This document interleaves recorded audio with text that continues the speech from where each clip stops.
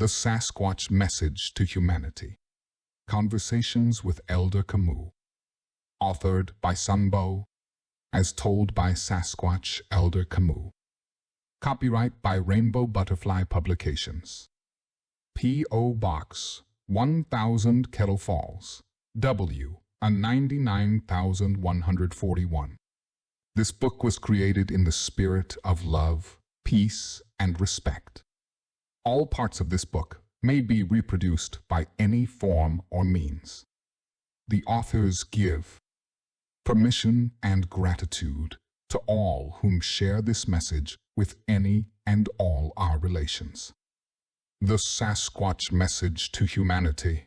Conversations with Elder Camus. Second edition. ISBN 9,798,635,473,603. Manuscript editors: Kelly Lapsaritis. Cover artwork and design by Aries Illustrations. www.arisillustrations.com. Printed in the United States of America. Related links: www.psychicsasquatch.com, www.scenixats.com. Preface: Kiwani Lapsaritis, MSMH, is a social scientist, holistic health consultant, author, researcher, lecturer, radio and TV guest, film consultant, and world authority on the Sasquatch phenomenon. His two published books are The Sasquatch People and Their Interdimensional Connection, 2011, and The Psychic Sasquatch and Their UFO Connection, 1998. Kiwani has 60 years of research and personal experience with the forest people and friendly extraterrestrials. To date, he has personally documented 369 percipients whom have also experienced the Sasquatch/ET/psychic connection. After discovering one of Camus' messages to SunBôw on a Facebook group post, Kelly Lapsaritis collaborated with SunBôw and published the Sasquatch Message to Humanity on both of Kiwani's websites, www.sasquatchpeople.com and www.psychicsasquatch.com, where all 50 chapters can still be read. After publishing these messages online, the comments and feedback were phenomenal, and many people requested a hard copy to carry around and share. We would like to thank everyone for their support of the Lapsaritis SunBôw and all ambassadors of the loving Sasquatch people.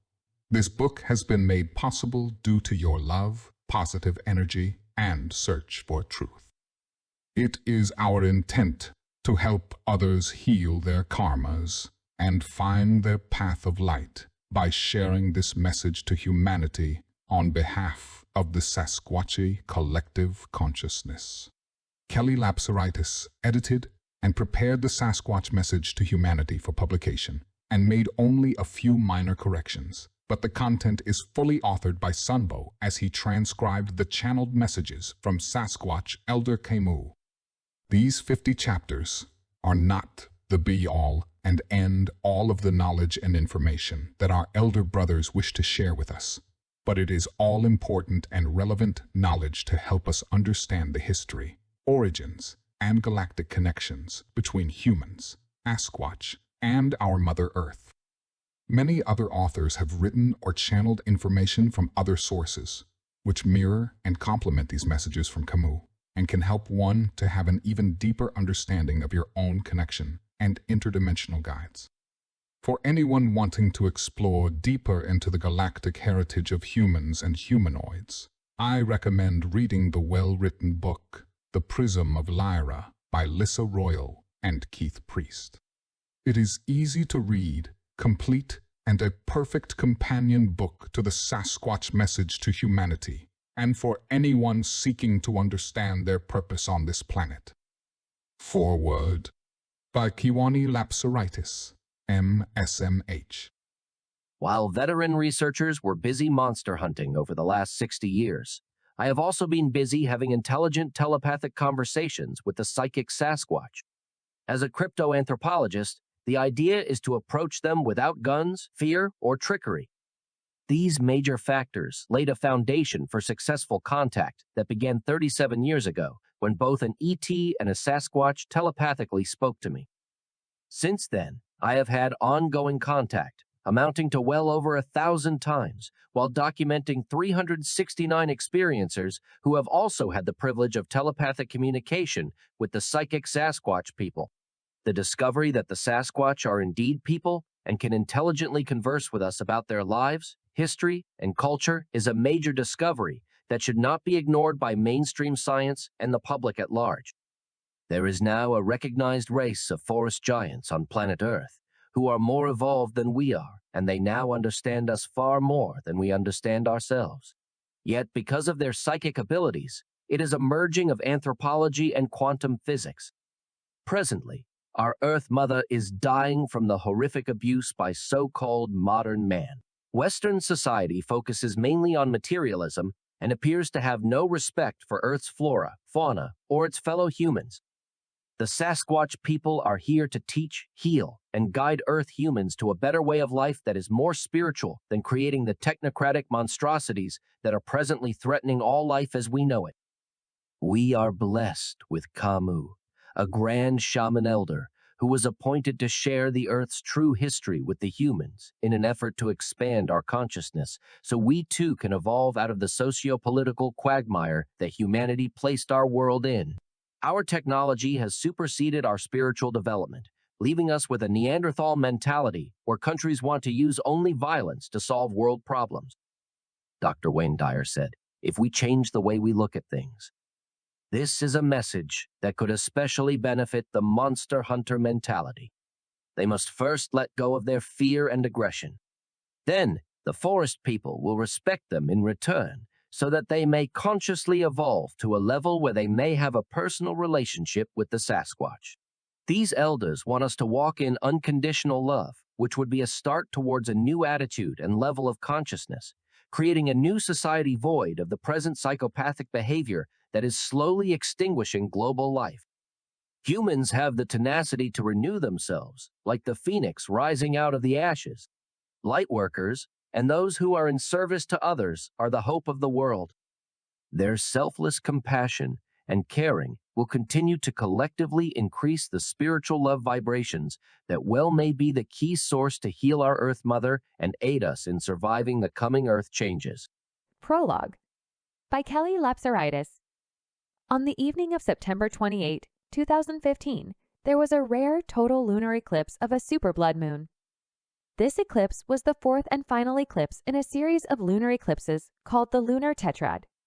These rare eclipses are known for causing energetic shifts and unexplained anomalies. This harvest moon was unique and phenomenal for many more reasons.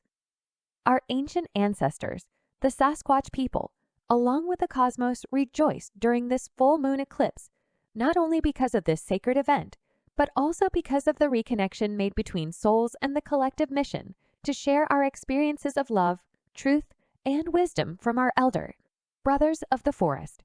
It is because that evening was the first time that I read a chapter from the Sasquatch Message to Humanity. It was chapter 7 to be exact, and from that moment on, an obvious shift had begun. I immediately recognized this passage as truth, and my own Sasquatch guides were surrounding me, and jumping for joy for this new reality and connection that I had made with the author, SunBôw, a spiritual brother whom I was destined to meet along my path.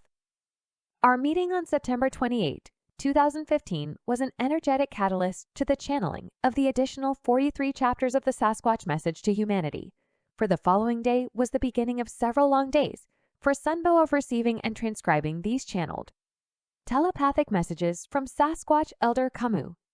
This reconnection created a flow that manifested into meeting and aligning with many more individuals from all over the world that know the Sasquatch people and their message of love. The Sasquatch people and the Council of Star Elders say that NOW is the time to share this information, and they are excited that more people are working together to save humanity and Mother Earth by raising our vibration to higher levels of consciousness. It is time to know our truth and to unite into peaceful interspecies relations, and once again sit with the Council of Star Elders. It is up to our humanity at this time to make the necessary changes, to collectively raise our vibration in an effort to avoid another mass extinction and destruction of our planet. It all starts by changing our thinking. Everyone likes the idea of saving the world, but if you try, the world will destroy you. However, if you change yourself, the world around you will change with you. It is okay to discard old belief systems that no longer serve you. Seek truth by going to the source within yourself. Dismiss fear and practice only love.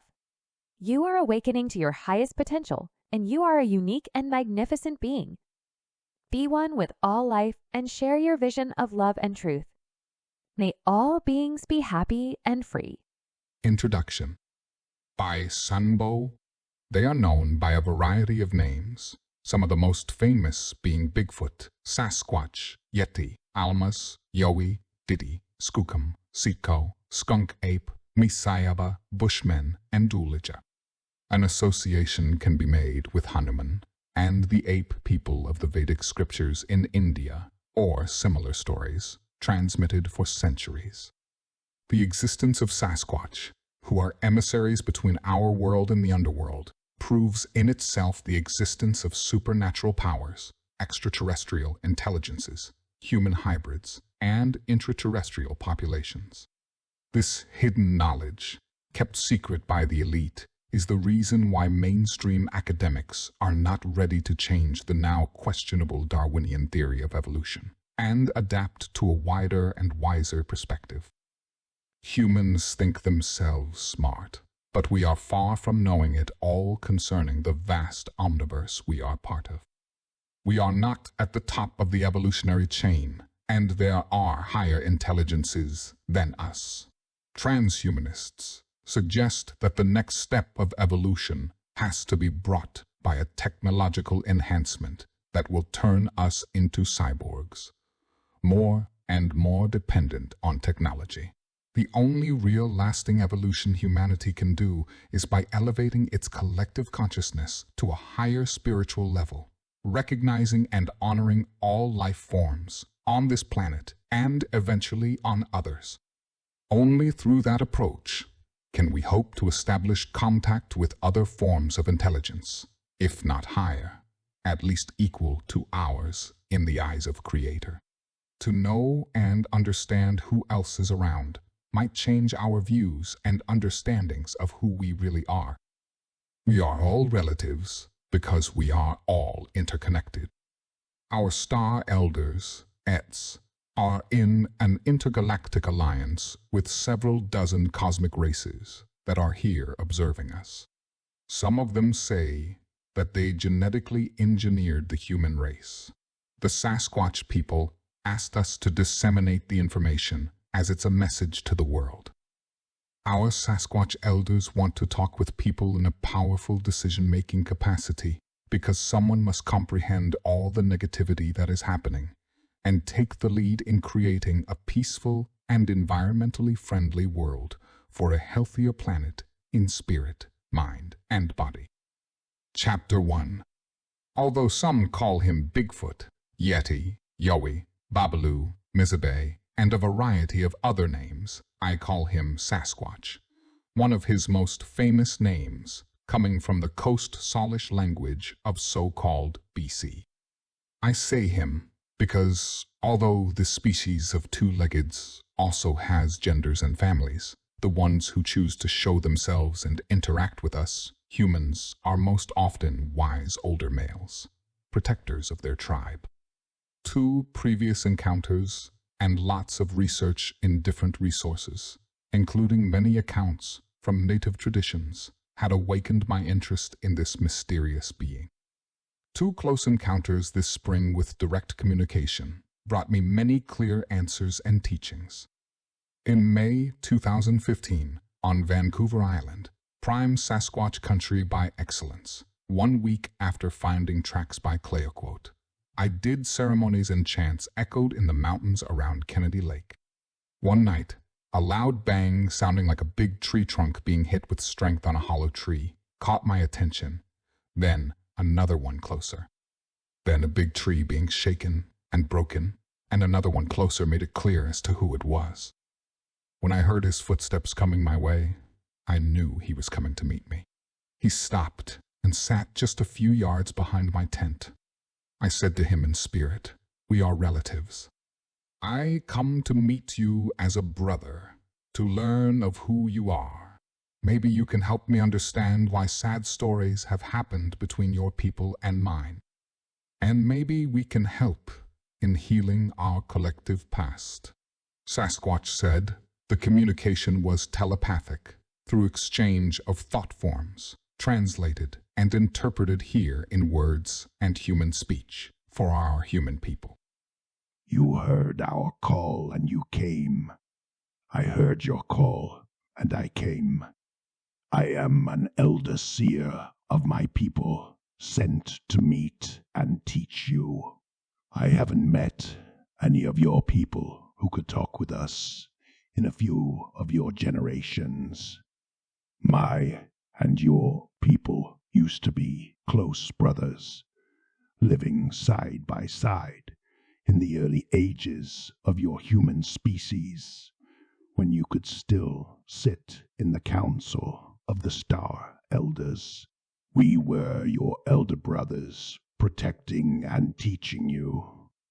We helped your species to learn, grow, and adapt this home planet where you were created, on which we had been living since long before your conception. Our people, like yours, were bioengineered by the Star Elders, but we were born many eons before you were. Our conceptors added to their alien genetics the DNA of the most evolved and adapted species of that era, a giant lemur now long extinct, just like they did to create your species much later, with the DNA of another evolved large primate that you called. This is why our genetics and yours are so closely related that our species can interbreed. This is also why your species and ours are the only two having spliced genes in this home planet. So we come from the same star seeds, making us relatives, but our earthly ancestors are different.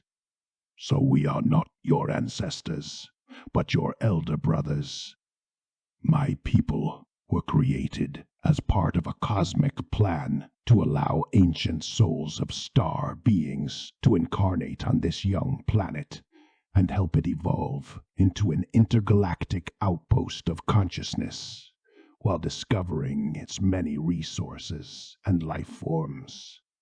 We were conceived to possess mighty physical strength and resistance, with thick skin and fur, to adapt to every possible environment and climate, from snow-capped summits to dense jungles, and be protected from mosquito and snake bites.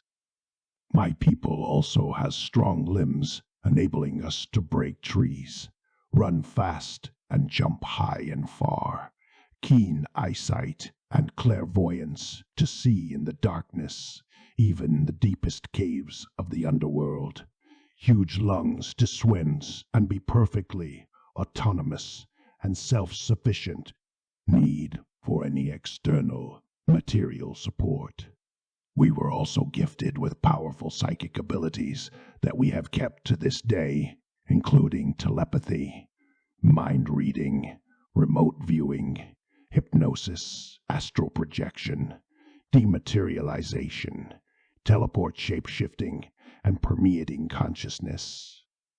This last ability allows us to impregnate an area and surround entities with our soul, so we might be perceived as interdimensional beings, but in reality, we are an incarnated species with highly developed psychic powers, like none other from this home planet. Your first ancestors, too, were created with those same psychic abilities, but your evolutionary course has largely depleted your gifts, as well as your longevity. We have kept our connection with the greater soul of our species, like most animals have, while our telepathic abilities allow the average individual among us to tap in and communicate from distances with any other one gifted with this faculty. So any one of us can know at any time how any other thinks and feels through telepathy. When one connects with our greater soul, the whole species can potentially know about it. But our individualities remain independent and free, so individual behaviors are not always representative of our greater soul species. Likewise, we can read minds and intentions of others.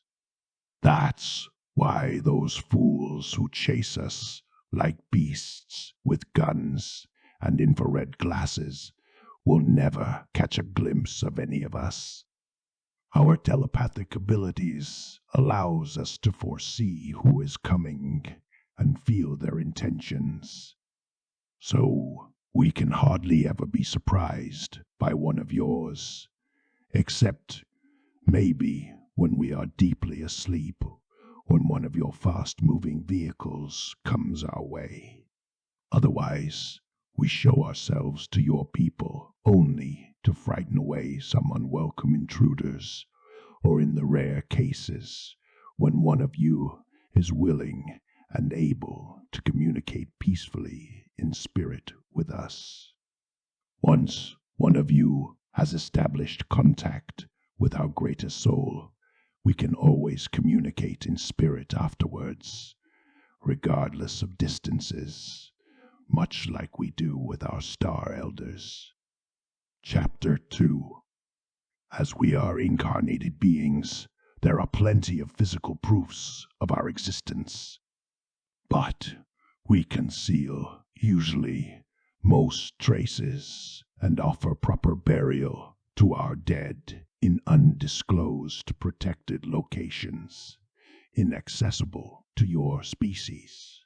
Some of your people go around hunting us, either to find or to cover up physical proofs of our existence, and they have succeeded in doing both. Being highly telepathic beings, when some of you identify tracks left by one of us, that one of and what their intention is. Likewise, when one of yours succeeds in taking pictures of one of ours and publishes them, we can hear the thoughts of those seeing it and feel the fears, hatred, and ridicule we are subjected to in the uncivilization enslaving your people. This hurts our soul. For this reason, we avoid cameras and having our DNA sampled. Material proofs of our existence can also threaten the safety of my people if used to track us by the powers serving the lower lords, including some of your people, knowingly or not. Our human allies are not concerned about proving our physical existence, since there will always be denial in the uncivilization of the lower lords, no matter how much evidence is provided to maintain the official program of the global control agenda through the false doctrine of speciesism, ideology of domination. Our human allies are concerned about our rehabilitation in your collective consciousness as your elder relatives and longtime allies, through the transmission of the ancient knowledge we have carried to this day that was largely forgotten by your people, so that we can once again, as before, work together in re-establishing the divine law and cosmic order on our home planet. Some of us still live thousands of years and see your earthly kingdoms come and go, like leaves on trees throughout the seasons, what your first ancestors could achieve when you were sitting with the immortals in the Star Council. But your people were later subdued under the control of the rebellious lower lords, and modified to be more easily submitted. You were bioengineered to be depending and vulnerable, needing external material support for your basic survival, like clothing, shoes, fire, shelter, tools, or weapons that my people doesn't need to roam wild and free in every kind of environment. This vulnerability keeps you afraid of blending with the wilderness through spiritual connection and bound to the material support offered by your uncivilization, which keeps you servile and submitted. You are given a larger frontal cortex and a more rational mind with the gift of articulated speech and languages, as part of a plan to transform this planet into a consciousness outpost meant for surveillance and protexter, since there were divisions in the heavens and wars among the stars. But you were conceived with a lower, flatter skull and deprived from the higher parts of the brain, seat of the 8th chakra, and of much of the spiritual abilities that your original ancestors had received. My people are the living proof of the stories of your origins carried in your ancient sacred scrolls and in the ancestral oral traditions of your tribal peoples. Our knowledge is what your people have forgotten about your true origins, nature, purpose, and destiny. This is why the lower powers that have taken over this earth are trying desperately to deny and cover up our existence, turning it into ridicule for the public keep ignoring the message we carry, while secretly waging a covert genocide against my people. It all started in the times when the civilization you know as Atlantis emerged as a new seat of powers for the Star Council on Earth, and the continents were divided between factions. Old Lemuria, our motherland, where my people, and much later yours, were first conceived and born, had developed into a planetary civilization with a network of colonies and outposts around the world, many of which have left remains that still can be seen today. After ages of peace and consciousness, the divisions in the heavens reached our planet, but the Star Council established here could keep it safe and united. Nevertheless, after some time, a faction of star people based in Atlantis fell into the temptation of power and greed and went away from the greater divine law and cosmic order that they were originally meant to maintain and protect on our young Earth.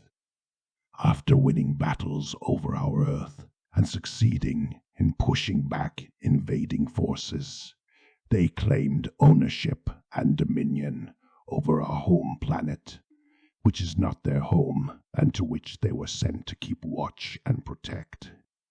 Their claim was denied by the Council of Star Elders, keeping the cosmic order, so the faction of lower principalities rebelled and banded with the invading forces they had been fighting against. They broke the covenant of the planetary watchers by manipulating genetics and breeding several experimental races of hybrids and slave species for their own interest and power, as opposed to the creation of my people and of yours that was approved by the higher council of star elders within a cosmic plan for soul consciousness and planetary evolution. These geneta done for selfish purposes by the lower principalities against the higher divine law and cosmic order.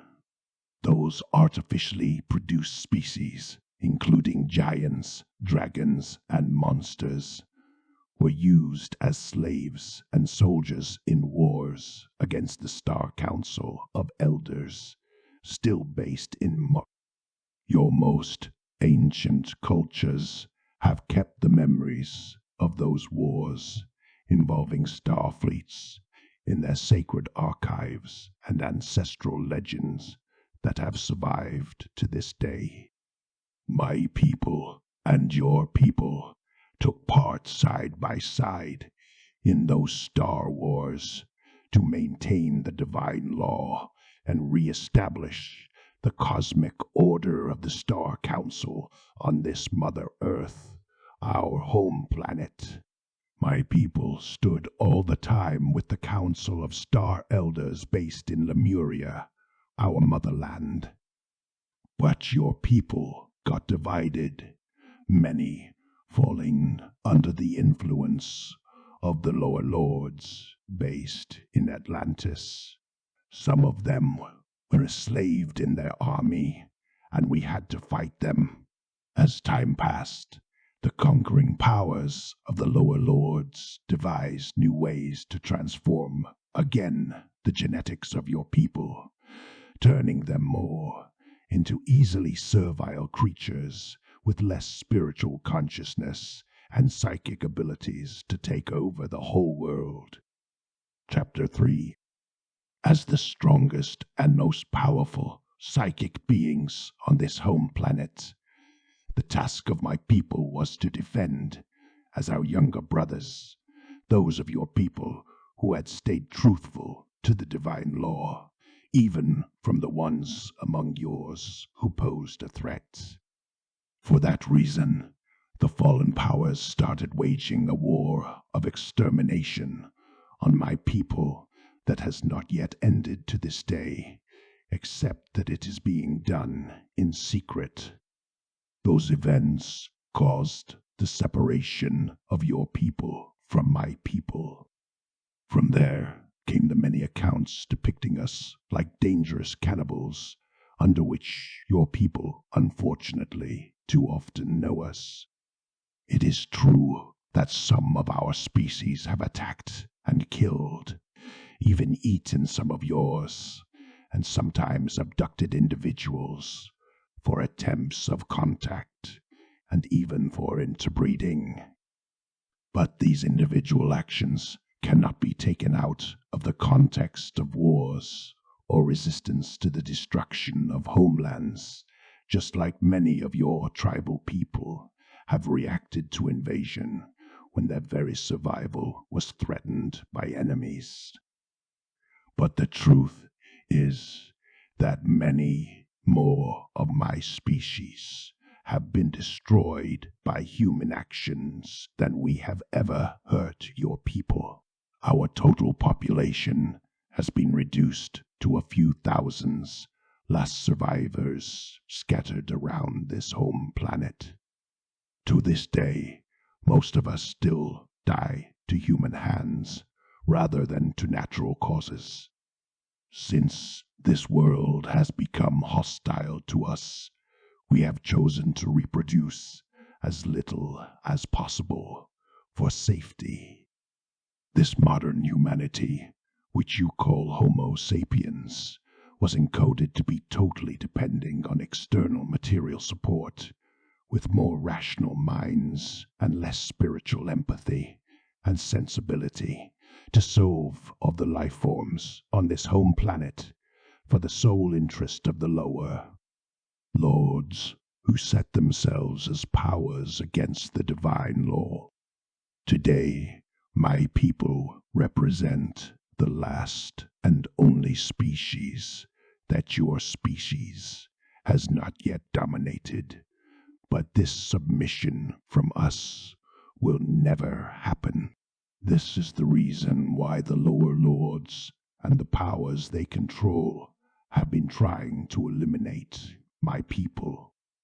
When the new Atlantean race conquered the world, they exterminated systematically not only all of my people that they could find, but also the largest part of your Lemurian ancestry, except for a few remote tribal populations. As this modified and reprogrammed humanity invaded all parts of the world, the last survivors of my people, in order to assure our survival, had to keep moving further away from the threat into the most remote wilderness and places can hardly reach, including the network of deep caves in the underworld with some of your Lemurian ancestors. But even there, we have been hunted down by the powers of the lower lords. Nowhere is left safe. Eventually, ages later, they succeeded in destroying the whole continent of Lemuria, mainly through geothermal explosions. So my people disappeared from your official stories, books, and collective memory. Tribal cultures that have kept living with the wilderness and maintained their spiritual abilities could still see us. But after time, even your tribal peoples slowly lost their psychic powers and their ability to commune with us, being entrapped with the whole planet in the power grid of the lower lords, except for a few seers who also ended up being rare. So the communication between my people and yours got almost completely lost in the last few of your generations. We are now known mainly through legends, often depicting the worst parts of our history and behaviors. Most of your people stopped believing in our existence, and we are usually met by fear from the ones who learn about us. Because of this separation, we have been forced to stay away from your people and must often play the card of frightening away unwelcomed intruders who are not ready to communicate with us for our own safety and survival. The new uncivilization that ruled your world had been banned from the Star Council, which left from our home planet until a later evolutionary leap. Those same powers serving the lower lords are still keeping this Earth enslaved today through a combination of means, including control of the information, mind programming, staged events, and a series of advanced technologies. They want you to forget how they took over the control of your home planet and destiny through illegitimate means and have kept your people enslaved, making you more and more depending on new technologies. They want you to forget the divine law and cosmic order that we have protected with our star ancestors, with whom we have kept in contact. As a proof of their dominion, the lower lords want you to keep destroying our home planet, which is not their home, and that they have invaded for their own selfish interests and powers. Since they have laid the basis and frames of your known civilizations and have set the stage for most major events influencing your collective consciousness and destiny to push forward their agenda of global control, all of your people have fallen under their material and psychic enslavement. Some extent and level, none has been left untouched by their detrimental influence. My people are seeking those among yours who are willing and able to help us in making peace again between elder and younger brothers, and in joining again together in our long-time common mission to free our home planet from the grid of the lords. Our common goal, which is also our ultimate responsibility and duty, is to realign our planetary soul and civilization with the divine law and cosmic order in order to take again righteously our place within the circle of the Star Council. Chapter 4. You must first start by finding back your connection through nature with the soul of our Mother Earth, which connects us all as relatives. On this path of conscious evolution, you must recover your spiritual gifts and psychic abilities that were encoded in your DNA through your ancestral starseeds. As your genetic memory and your soul memory awakenize us as elder relatives and allies, and cease to fear us, deny us the right to exist, chase us like beasts, or consider us as more primitive than your species. You will remember how we nurtured and protected your early ancestors, like our own younger brothers. You will realize how manipulated and controlled your people has been under the rule of the lower lords, and how what your uncivilization remembers of its history is but the last page rewritten and modified to make you forget about Yuri as part of a program to keep your people domesticated like pets and enslaved like livestock in an agenda for global control and tyranny. We know that some of your people have been freeing their souls from this ages-old bondage and are getting ready to stand on our side for the protection of the natural balance of environments from the destructive uncivilization of the lower lore and cosmic order of the Star Council on Earth. We wait for some of you to awaken to your spiritual abilities and reach out to connect with us to help us deliver to your people the message and ancient knowledge we have care kept through the ages concerning your origins, purpose, and destiny before it gets completely obliterated from your collective consciousness. We wait for enough of your people to act in togetherness and succeed in freeing the world from its ages-old bondage and curse to transform your collective karma and evolve into a planetary civilization based on peace and alignment with the divine law and cosmic order, rehabilitated in the Star Council with our eldest elders. We wish for some, like you, to come forward and speak for us to your people, to reawaken their collective memory, because your people is gifted with articulated speech and languages, but most of them have forgotten how to communicate through telepathy. There is nothing to prove about us, but our ancient living knowledge, carrying the same message as the Star Elders, is crucial to your next evolutionary quantum leap into a planetary civilization of peace within the divine law. When you reach that level of consciousness evolution, my people and yours will again be brothers, and our elders of the Star Council will return among us to reestablish the divine law of the cosmic order. But first, your people must remember that you are all brothers, born from the same ancient star seeds, and that you were created as caretakers and protectors of all life forms on our home planet, Mother Earth.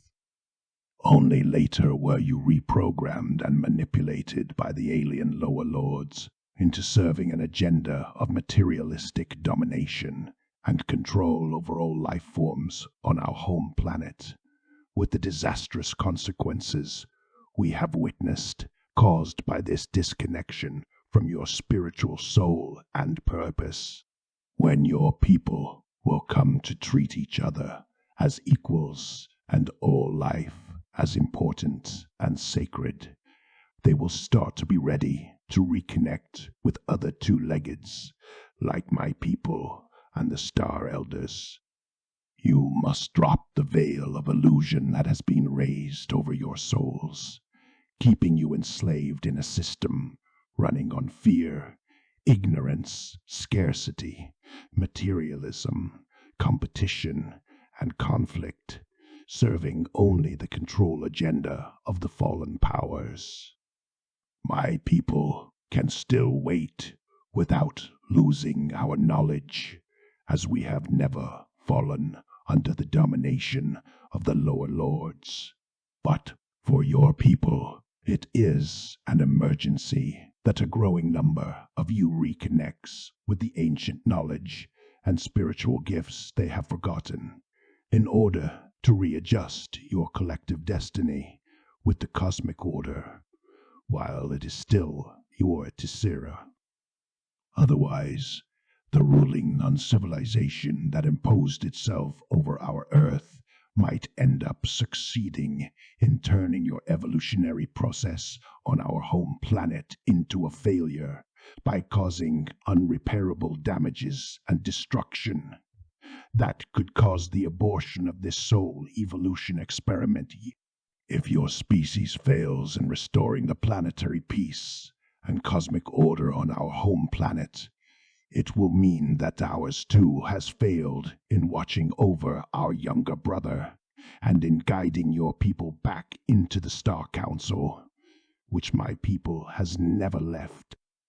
We see that there is hope, as many of your people are now opening up their consciousness and reconnecting with their ancient knowledge of the divine law and cosmic order originally brought on this home planet by the Council of Star Elders. But you must be aware that there are also many lies and deceptions put out by the lower lords, who try to be seen as the Star Elders and usurp the title of Earth Watchers, or Hakamim, while they have fallen due to pride, arrogance, greed for power, and they use this tactic to be perceived as saviors and gods, and carry on their agenda for global control through a centralized tyranny of their own that they try to masquerade as the Council of Star Elders. They have encapsulated our home planet inside a control grid, keeping away the influence of the Star Elders, protecting us through constant warfare, the very backbone of their uncivilization. They have invaded the underworld, where they conduct in secret their most detrimental and disruptive experiments for the evolution and balance of our home planet, including magnetic and genetic manipulations. The collective soul of your people has recognized increasingly the reality of their enslavement, but it must now act accordingly and change its ways and behaviors to free itself from this ages-old bondage. This is the last opportunity people can grasp to end the slavery and reestablish the cosmic order before the lower lords apply the next phase of their control agenda, which they are already mirroring to you, and modify once more your genetic spyborgs and artificial entities controlled by their technology. You might think that you still have years to go before being faced with this artificial remodeling, but one of your generations is only a short time for our people, as well as for the lower lords.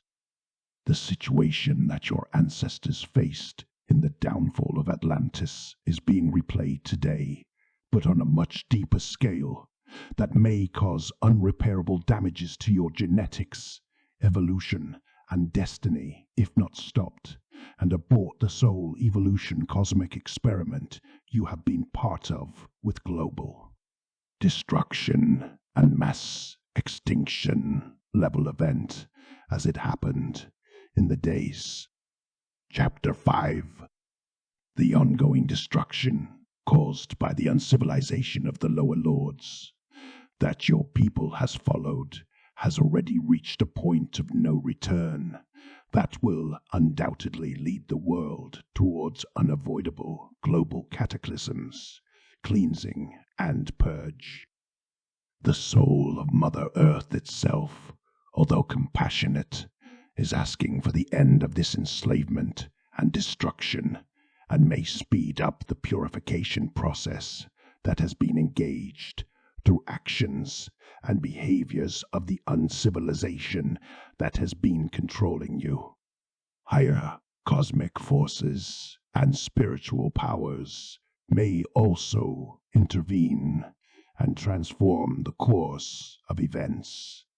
But it is your responsibility and duty to make sure that the ancient spiritual knowledge of your soul evolutionary process remains alive and is passed on to the generations of the future ages, so that they can remember the long road their ancestors have traveled since the origins up to where they will stand.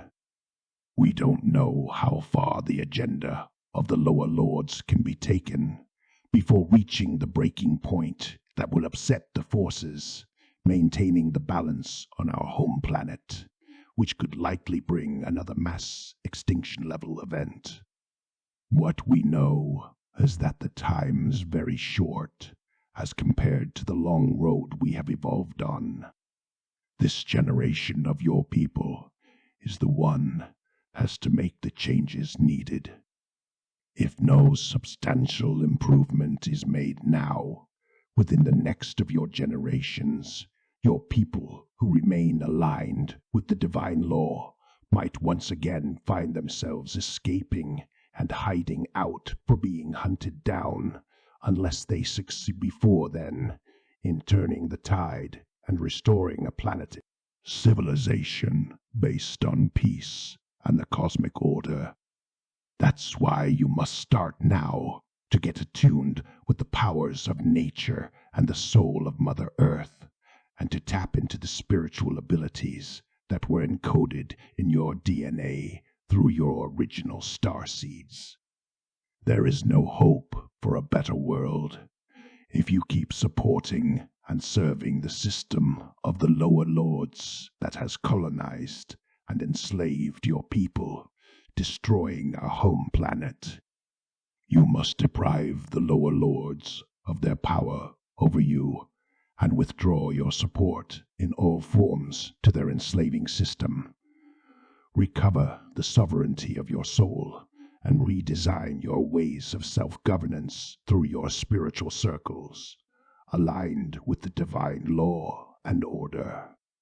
You must develop and adopt ways of ecological lifestyles and self-sustenance that are harmless for your environments and other life forms. Your planetary conscious civilization is growing like a garden out of many different star seeds that are united in purpose and will connect when ready into a greater unified force. We are here to assist you in this process of returning to the original balance of the cosmic law and reconnect with the Star Elders to free our home planet of its ages-old enslavement by the control grid of the lower lords and the powers serving them. But we cannot accomplish this shift of consciousness for you, since our people has never submitted to their fallen rule and domination. It is your collective mission and responsibility to find your own balance and heal your own karmas.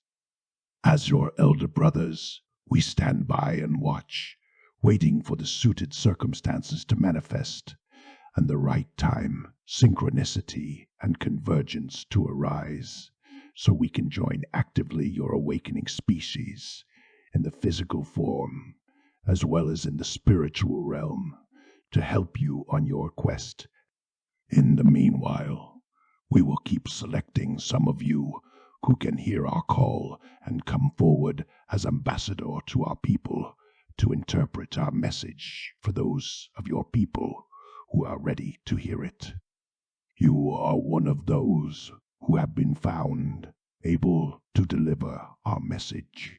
Now that your soul has reached ours, you will feel our presence with you in spirit, and we will maintain telepathic communications.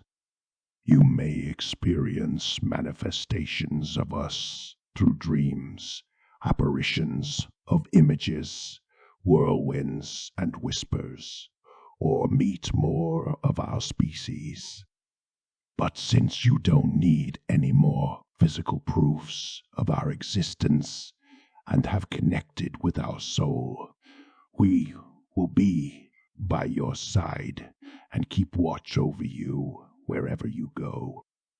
This is the original connection we had with your early ancestors that we wish to re-establish with your people again, once they have recovered their spiritual abilities and knowledge, and recognized us as their elder relatives and allies in maintaining the divine law on our home planet.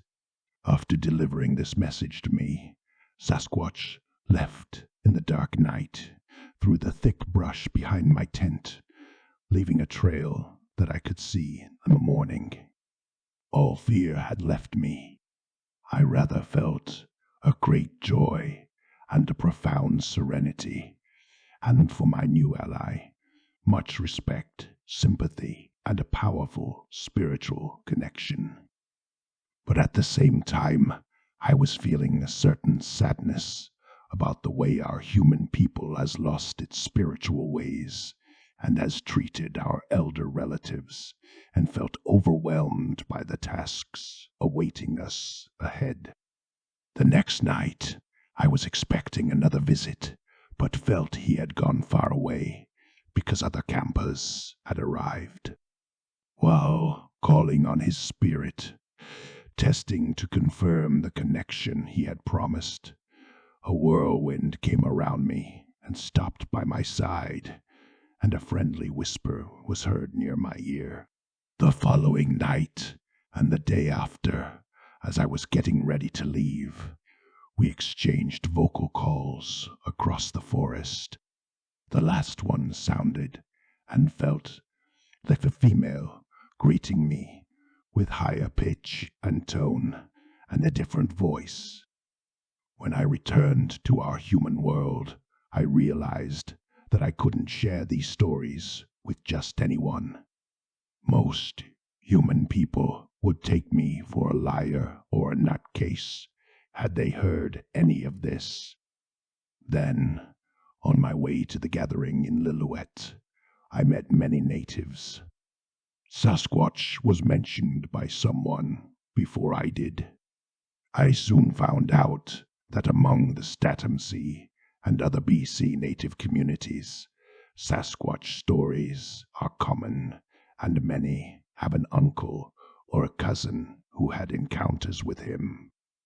At the indigenous gathering, everyone I shared with about my Sasquatch encounters was open and interested.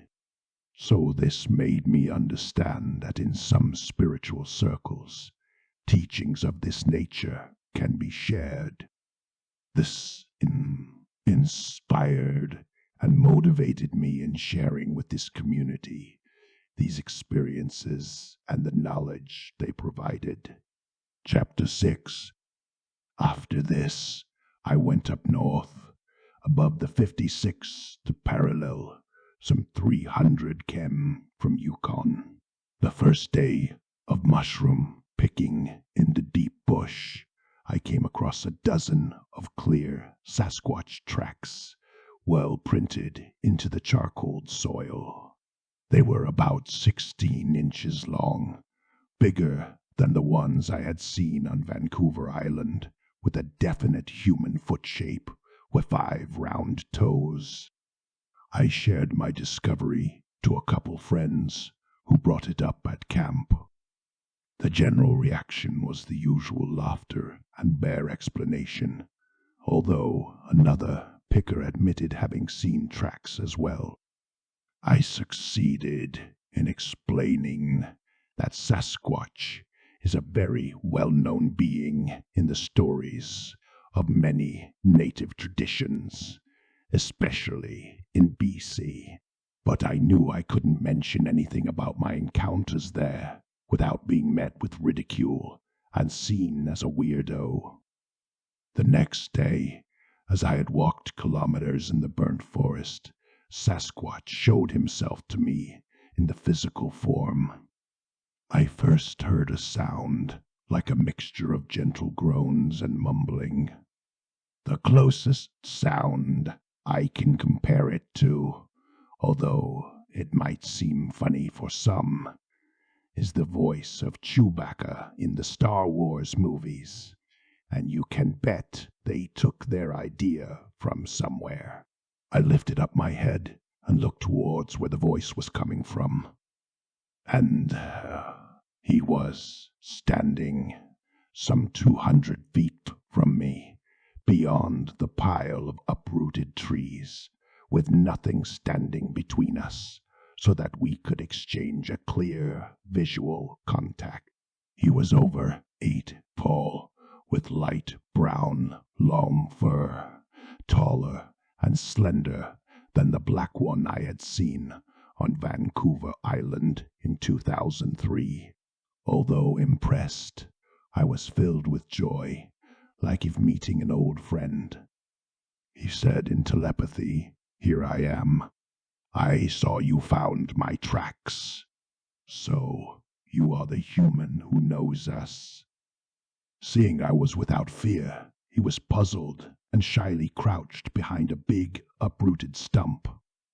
I could see his face between the roots, observing me with curiosity, a sentient face coming from ancient ages, made of intelligence and sensibility, profound wisdom and deep instincts, strangely human and wild.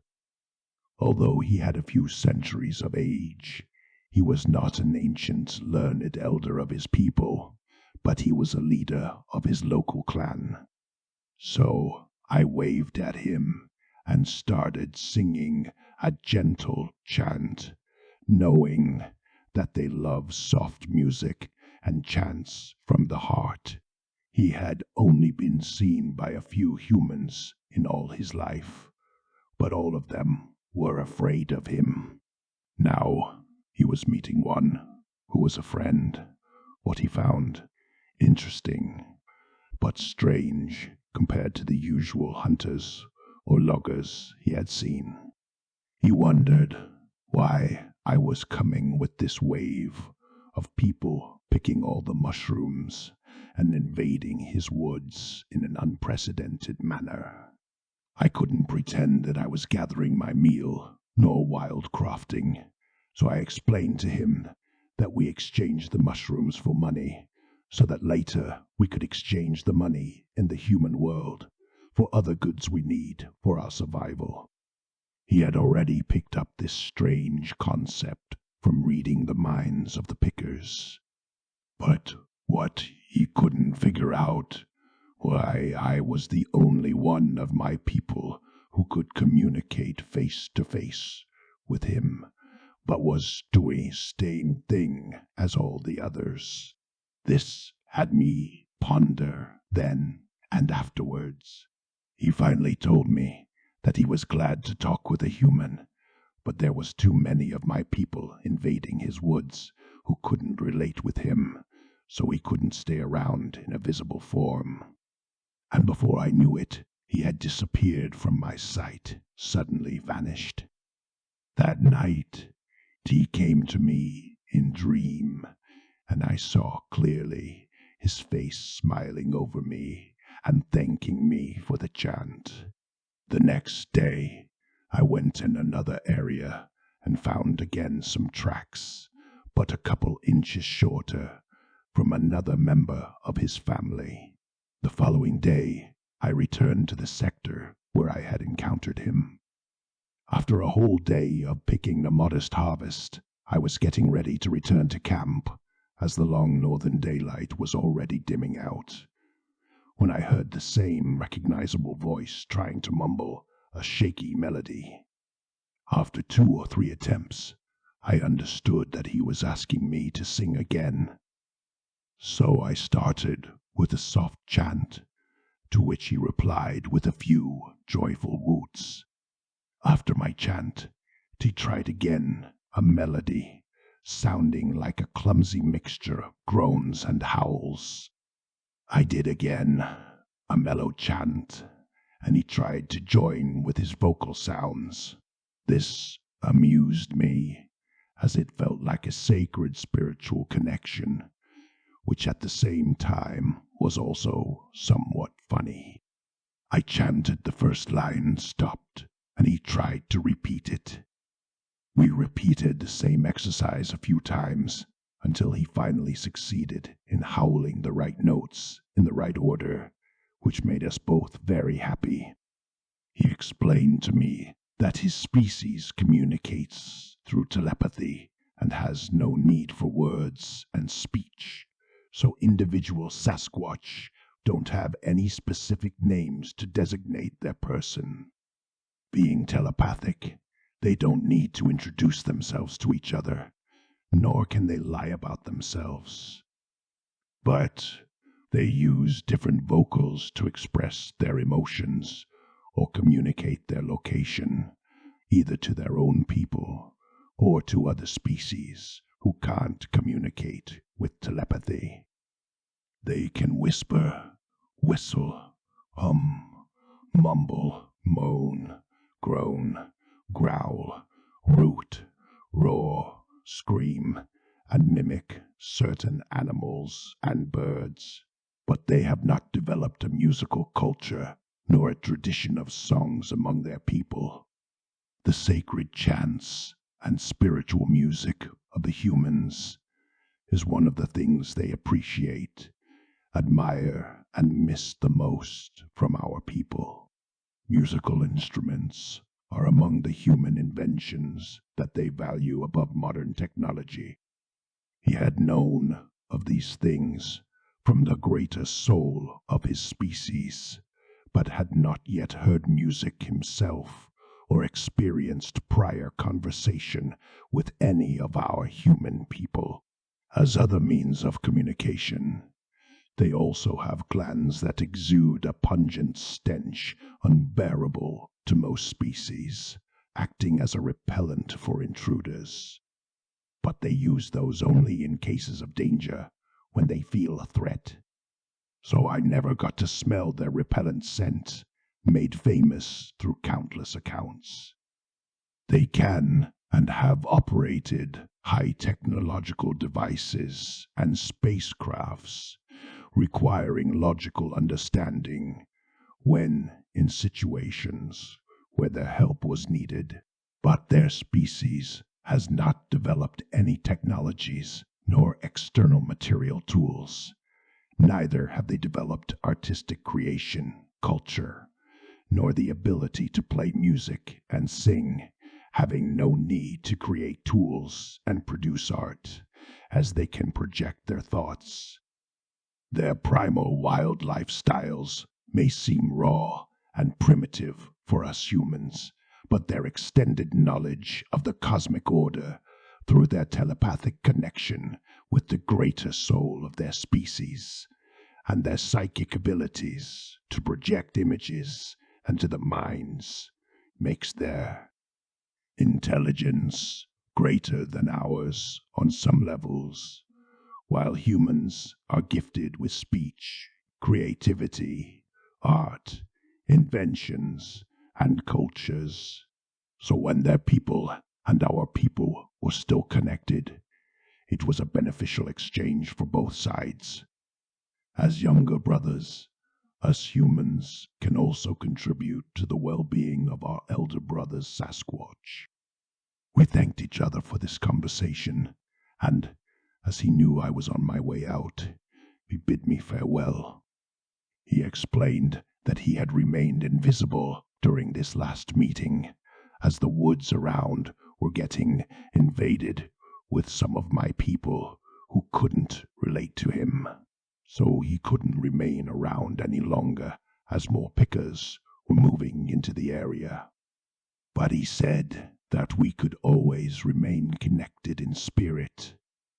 Now that we were friends, he would recommend me, through telepathy, to the greater soul of the species.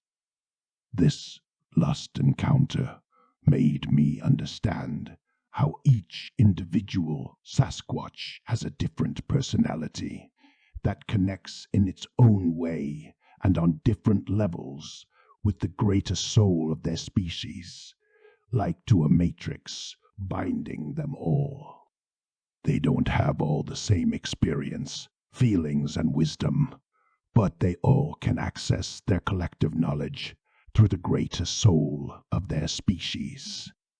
It is comparable somehow to us humans tapping into the internet to share news or learn what happens elsewhere, except that when Sasquatch connects with their mother soul, they can't lie or hide any intentions from their people. Their medicine is that of transparency and honesty. So, this Sasquatch could see and know right away of my previous encounters, but he was more interested in communicating for the first time with a human on a friendly level than in teaching me about their history that had been previously transmitted to me. The information that he shared with me about their people was adding various new elements to what I had already been taught concerning their personalities, emotions, and perceptions of the human species. It also instructed me on their love of spiritual music as one way to communicate, apart from telepathy. If you run into Sasquatch someday, do not deny, hide, or fear. Open your consciousness to the message their soul carries. And if you find nothing better to do, sing a loving spiritual chant from your heart. Our family of conscious two-leggeds and intelligent earthlings is far much wider, wiser, stronger, and more ancient than it is generally believed in our young remodified cultures. We have some allies on this home planet, as well as in the heavens, who are willing to help and waiting for us to reconnect with our spiritual knowledge to bring the changes needed in our healing process and restore the cosmic order. May all beings in all the worlds be free and happy. May we be united. We are all relatives. Chapter 7. Now that you have seen, heard, and felt more evidences of our existence than you can report, you know who we are and how we are connected. On the same level, because you have interacted peacefully with some of ours, the greater soul of our species now knows you and is connected to you. The message of my people is not one of the mind, but one of the soul, inspired by the heart. We do not play on words, nor elaborate, sophisticated rhetorics to express ourselves, but project directly the images of our thoughts into the soul who are ready to communicate in this way. The greatest intelligence is the intelligence of the heart, seat of the soul, and strongest source of magnetism in our beings. It allows telepathic communications on the etheric level, as well as astral projection and real empathy. Through the heart, we can feel what other beings feel and know natural compassion. Telepathic connection is not through the mind, but through the soul. Touching the collective soul with consciousness has more powerful effects than reaching the collective mind with ideas. It leaves better results for the evolution. The soul feels through the heart and can sense what other beings feel, animals, plants, stones, or other forms of life. Every sentient being can communicate this way and understand one another in a telepathic way without recourse to articulated speech, any wordings or formulas, except when the mind clouds the perceptions, limiting consciousness to a calculable, tangible expression. My people, like the animals, have kept this universal ability to communicate through the soul that most of your people have lost, partially or completely. We have not developed complicated grammar or syntax rules, nor a large diversity of vocabulary or spoken languages, nor devised anything of technological complexity like your people have in their ever-changing creative evolution. But we have kept our natural ability to hear the souls of all living beings and of our home planet, Mother Earth.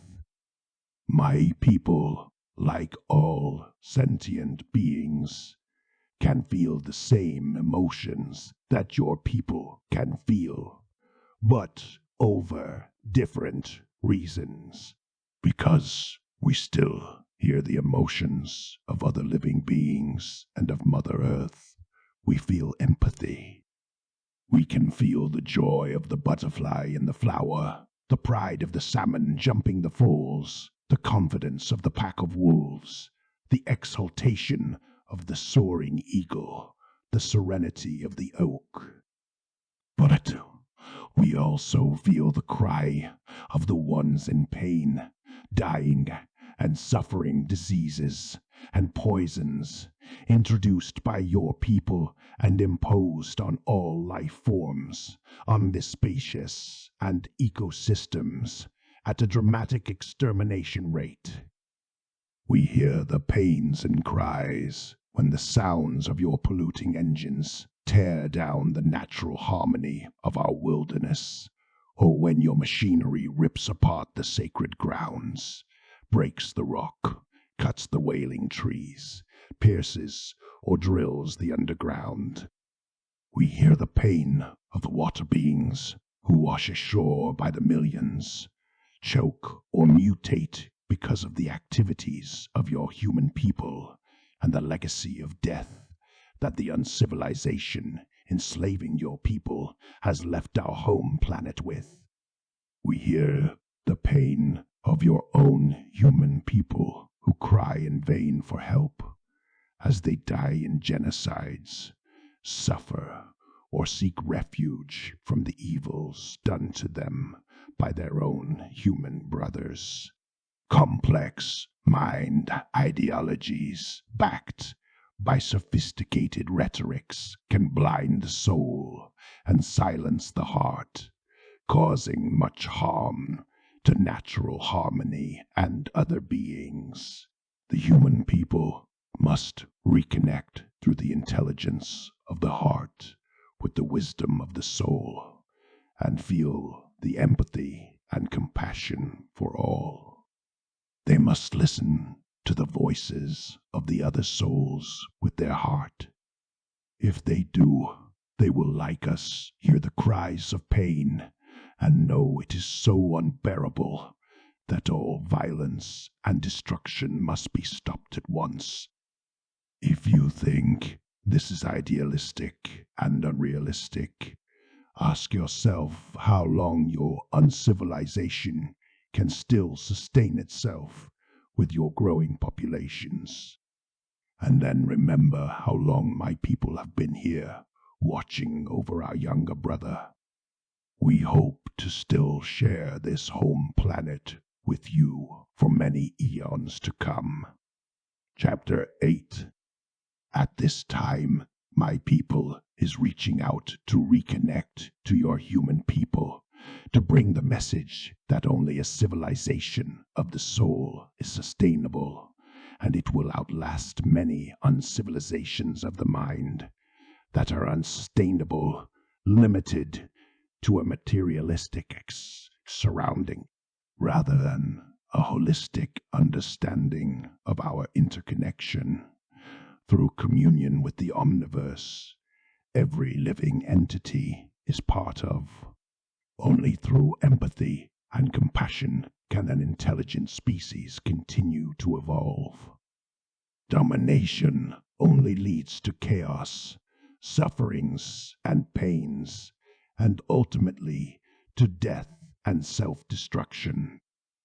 This last season, we have witnessed vast areas of our last pristine homelands being burnt to ashes across the western mountains and the northern forests of this continent you call North America.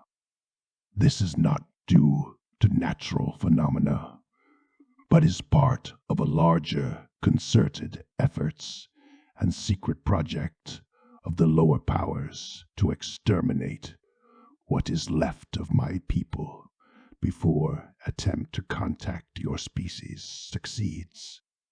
You now discover that many of your human people have been contacted by us to deliver our message, and you will hear more and more about us through those who have opened their soul to ours, because the urgency for our message to be heard and remembered by your human people is critical. You now need to change your consciousness to higher levels of understanding, tune the mind with the heart, and reconnect with your individual soul first, to be able to commune with the greater soul of your species and other souls, not through thinking, but through feeling, in order to divine essence, your ancient wisdom, encoded in the star seeds of your DNA, can re-emerge this way from the depth of your soul, because your soul can remember about your long evolution, what your mind doesn't. That is why the lower lords have kept you in your minds, to disconnect you from your souls, with the results that your societies have gradually lost connection and empathy towards other forms of life, and even from your own kin, which is the cause of most of all problems we now know on this home planet, and it is the reason why they have waged a secret war on my people since the downfall of Atlantis. My people have always been part, closely or from afar, of the history of your people, since we have assisted and watched over your conception and growth with our star elders. Many of your ancient sacred scriptures and ancestral legends speak of us, as well as evidences of our presence in your most ancient sacred sites. But since the downfall of Atlantis, when the lower lords conducted detrimental experiments on the genetics of our home planet, including on some of your and some of my people, your collective memory has lost contact with us, while the secret genocide continues in the shadows. The story of creation, written in one of your most ancient book, known as the Pold of the Maya, sky gods, as they are called, created different races of people before yours. The last one beast is known to them. But my people was created long before yours and evolved for many eons with our star elders before assisting your birth as our younger relatives. And yet, my people was not the first one to live here.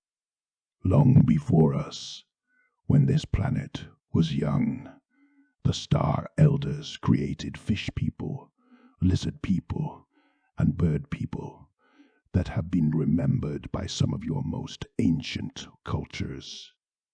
We are all distant relatives in the great chain of life, but my people and your people are more closely related, sharing much of the same DNA code. Chapter 9.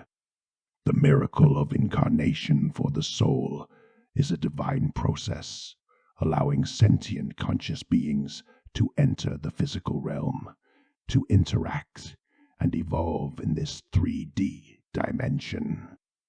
Within the body, the soul remains an interdimensional entity, able to communicate through telepathy on the 5-dimensional level, unless the individual consciousness gets disconnected from the soul or deeper self by the mind's limitations, being trapped in the material realm and losing its interconnectedness with every other living souls.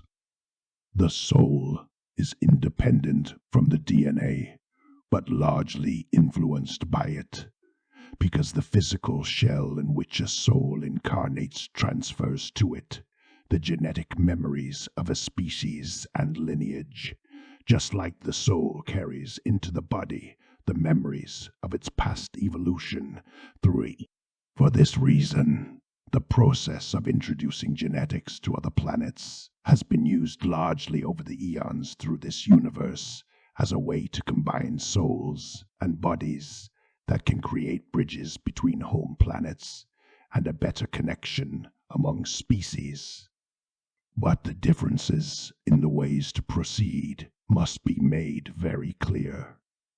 The incarnation of the soul is meant to happen as a natural process through which the soul reincarnates and evolves into higher levels of consciousness if the physical incarnations provided are used wisely. The long-term purpose of incarnations is the evolution of the individual soul and ultimately of the greater soul and universal consciousness. So, the way the incarnation process is conducted matters very importantly, as it defines the general evolution of a species and of its influence on its home planet. As we are all connected, the evolution of a species influences all the others on any home planet and in the universe at large. This is why the Star Elders are as concerned as we are about this Earth. Your human people, having lost a large part of their soul, connection, and spiritual understanding, are influencing in catastrophic ways every other life forms on this home planet and intelligent species in this universe. You have lost as well in general the spiritual knowledge needed surrounding the process of the soul incarnation, and reproduce most of the time without conscious participation into the soul's incarnation. The spiritual way to take part consciously in the natural process of the soul incarnation was taught to your first ancestors by the Star Elders in the days of the Lemurian dawn, and practiced for the first ages of your existence. It is attained through highly spiritual tantric practices beyond what your actual cultures have kept, involving long meditations until reaching higher levels of perceptions and energies. In this conscious ritual, the conceptors are taught about, and by the soul, they will help incarnating and learn their connection and common mission, welcoming only the best possible karmic candidate.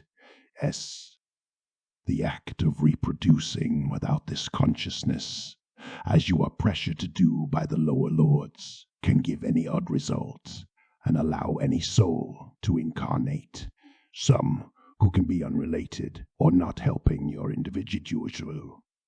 This explains the reason why of all species, only yours seems to overpopulate and take over every other's.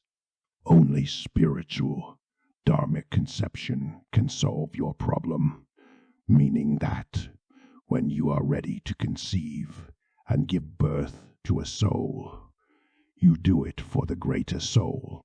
Chapter 10. There are also ways to interfere artificially and influence the process of the soul incarnation.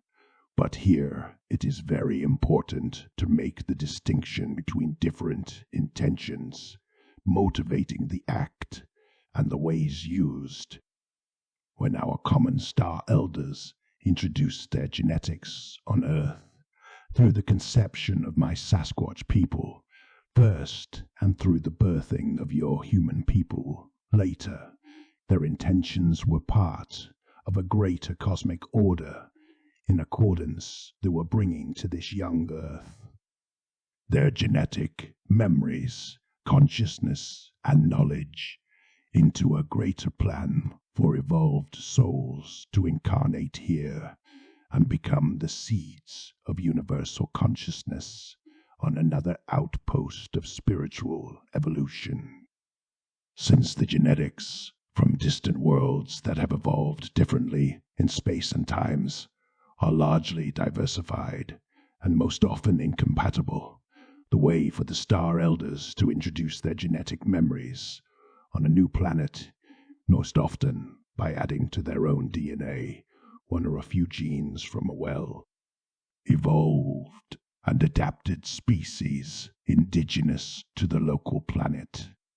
This whole process is conducted in a highly spiritual way, including assistance and cooperation with the soul invited and welcomed to incarnate. It is very important here to make a clear distinction between this dharmic evolutionary process for the souls and worlds meant to spread life consciousness throughout the universe and to create spiritual connections at a universal scale, from its opposite practices, the unacceptable, detrimental, selfish, and evil ways with which genetic manipulations and hybridizations have been conducted by the rebel lower lords since the downfall of Atlantis, including on my people and on your people. These experiments have not stopped to this day, but are being done in the deepest secret by your modern uncivilization. Those secret programs have created too many kinds of GMO hybrids to name them, often monsters, to allow troubled souls from lower realms to enter the physical dimension of this home planet and interfere with its evolution. For this reason, some today wearing even bodies of our Sasquatch people are not really us, nor connected with our greater soul, other than through the genetic memory of our stolen DNA. This is also why we are reluctant to leave DNA prints behind us, not for them to be misused. It started back in the days of the downfall of Atlantis, when the lower lords, with the help of the lizard people, started cloning their own DNA to allow more souls of the lower realms under their control to enter our physical plane. Since all genetic memory has its limits, adding different DNA or mixing them creates multiple possibilities of outcomes, but with the intentions of control of the lower powers, the results are very harmful and detrimental to the long-term evolution of the consciousness on our planet. Chapter 11. The story of my people has not only been connected to the history of your people, but also to the destiny of our home planet. When the genetically modified Atlantean race you call Homo sapiens took over our home planet and chased our people and your Lemurian ancestry into the deepest wilderness, the ancient knowledge of our star elders and of my people was erased gradually from your memories. In the sacred books of your most ancient surviving civilization, dating from before the Ice Ages in a country you call India.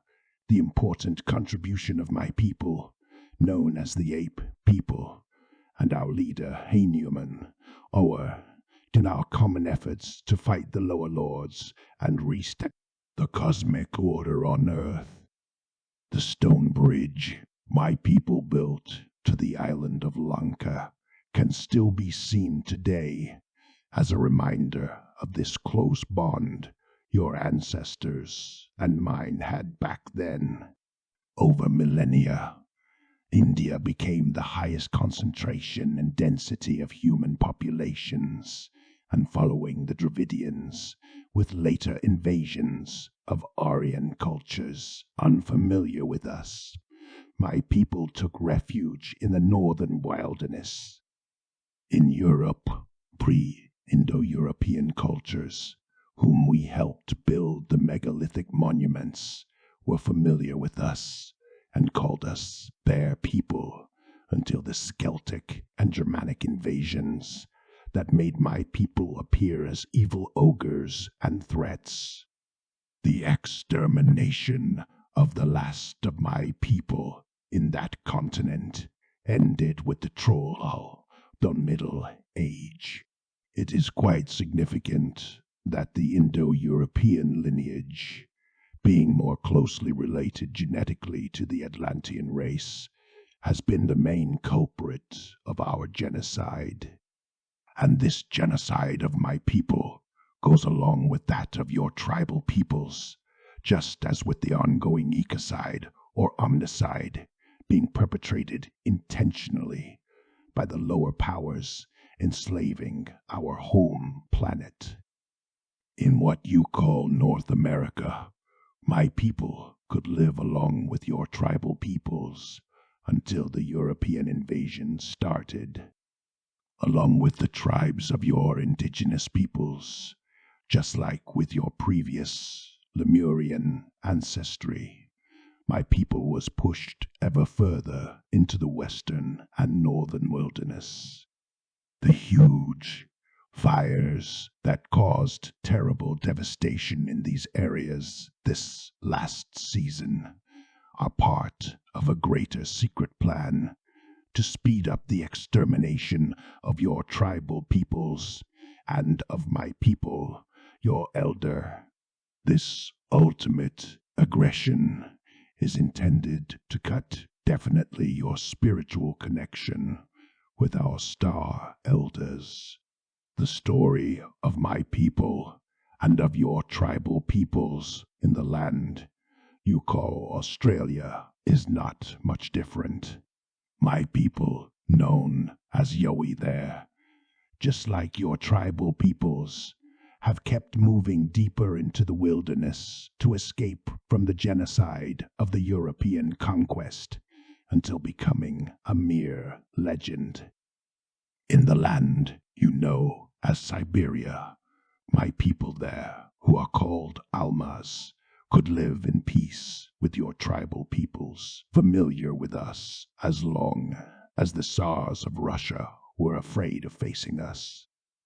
It changed a century ago when the Soviets, determined to conquer the lands we shared with your tribal peoples, decided to capture some of my people to conduct secret experiments with the means they then had, starting with artificial insemination. Many hybrids were created from these secret programs, some of which walk on our Earth today, but without the necessary spiritual knowledge and dharmic intentions.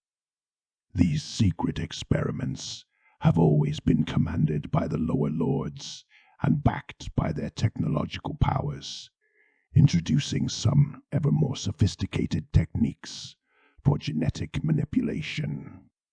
As Siberia was being conquered, some of my people fled to the land called Tibet, where we still could live in peace with the local populations and communicate with some of their shamans until the empire you call China conquered our last stronghold on the lands across the ocean. The same tragic fate that met my people and your tribal cultures in other lands also hit tragically and painfully with genocide and torture those in Tibet who had kept their spiritual connection with our star elders. Chapter 12. And recently, your people have seen, like mine, the intensified, fastening destruction of our last habitat and stronghold, as well as for many of your tribal peoples, the western mountainous regions and the northern forested regions of this continent you call North America. But my people is seeing the devastation with our own eyes and feeling the trail of death deep in our soul with sadness and the understanding of the deeper meaning and significance of the tragic crisis in this ongoing omnicide. This is part of a bigger agenda to control this whole planet, as on other continents. The conquest of my people by the lower lords means the control of every other being living on this home planet, and usually coincide with the control of your last tribal peoples in any given region. Secret experiments forced on some of my people and some of your people have also been done on this continent since decades at an ever-increasing rate, to such a large scale that deep underground military bases were built for them. As you have noticed, the tribal peoples of the northern and western regions of this continent are still familiar with my people, and some interact sometimes, as they still honor us in their ancient cultures. This last of our strongholds and natural habitats, where we can roam free, relatively safe, while keeping contact with some of your people to keep sharing our ancient wisdom, is now under severe threat. This threat of a planetary scale is loudly denounced by the warnings of your tribal peoples living there. There are also among the last of your tribal peoples who have maintained sovereignty over their lands because the invading powers of the uncivilization of the lower lords have just reached those remote wilderness areas as a few of your generation. So the ancient wisdom has survived there strongly.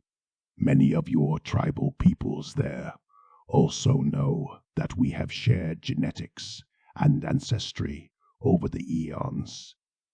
We must now tell you about our own practice of hybridization that has happened on several occasions over the course of eons, but distant apart in space and time.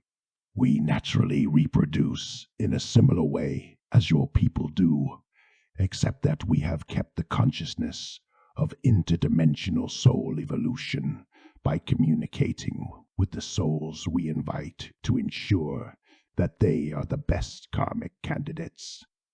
We also reproduce much more sparsely and rarely, even less in these hostile times for our people, compared proportionally with your own fast reproduction rate and much shorter lifespan than ours. In our time scale, a few offspring cover many of your generations.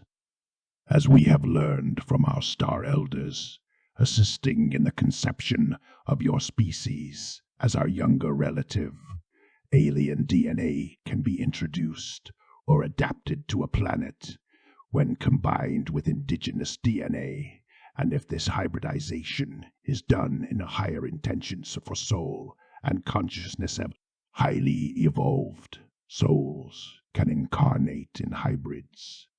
But my people, although we understand the process for having taken part in it, has not maintained nor possessed any technological means to intervene artificially in the course of the incarnation of souls, as it was not our mission nor destiny to conceive new creatures, but the work of the selected Star Elders.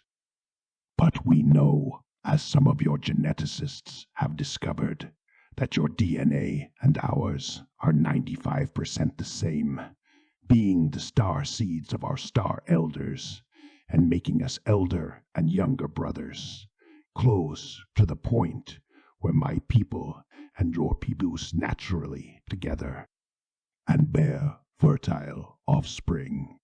If the concept of interspecies hybridization is still too overwhelming for your modern uncivilization to accept it, the ancient stories of your tribal peoples are filled with accounts of interbreeding between my people and yours, and many lineages have been proud to count us among their ancestral memories. Chapter 13. There are several reasons why we very rarely but sometimes select one of yours to interbreed hybrids. Most often, it is one of your women who is asked to carry a hybrid that will host a highly evolved soul, who will either live among your people to help them with their psychic gifts in their healing process of recovering their soul memory, or among my people as interprets and ambassadors. Continuous connection. Your human people and my Sasquatch people have always had, even without the knowledge of the majority of yours. In some other cases, even more rare and less occurring in recent times, one of your men is selected to provide his lineage to my people in order to keep our different genetics compatible and evolving in parallel development. Having suffered from genocide for ages, the genetic pool of my people has been dramatically depleted and reduced to extreme consanguinity. You must understand that the process of consciously interbreeding hybrids to incarnate highly evolved souls has nothing to do with mating, as your people now defines it. It is a spiritual experience on the interdimensional levels that does not require physical intercourse nor regular gestation, as in your normal, natural pregnancies. The connection is made on the soul level beyond your actual knowledge. Your geneticists have discovered with amazement that we normally select human genetic additions to our own DNA from small, tribal, and remote populations, very distant from each other.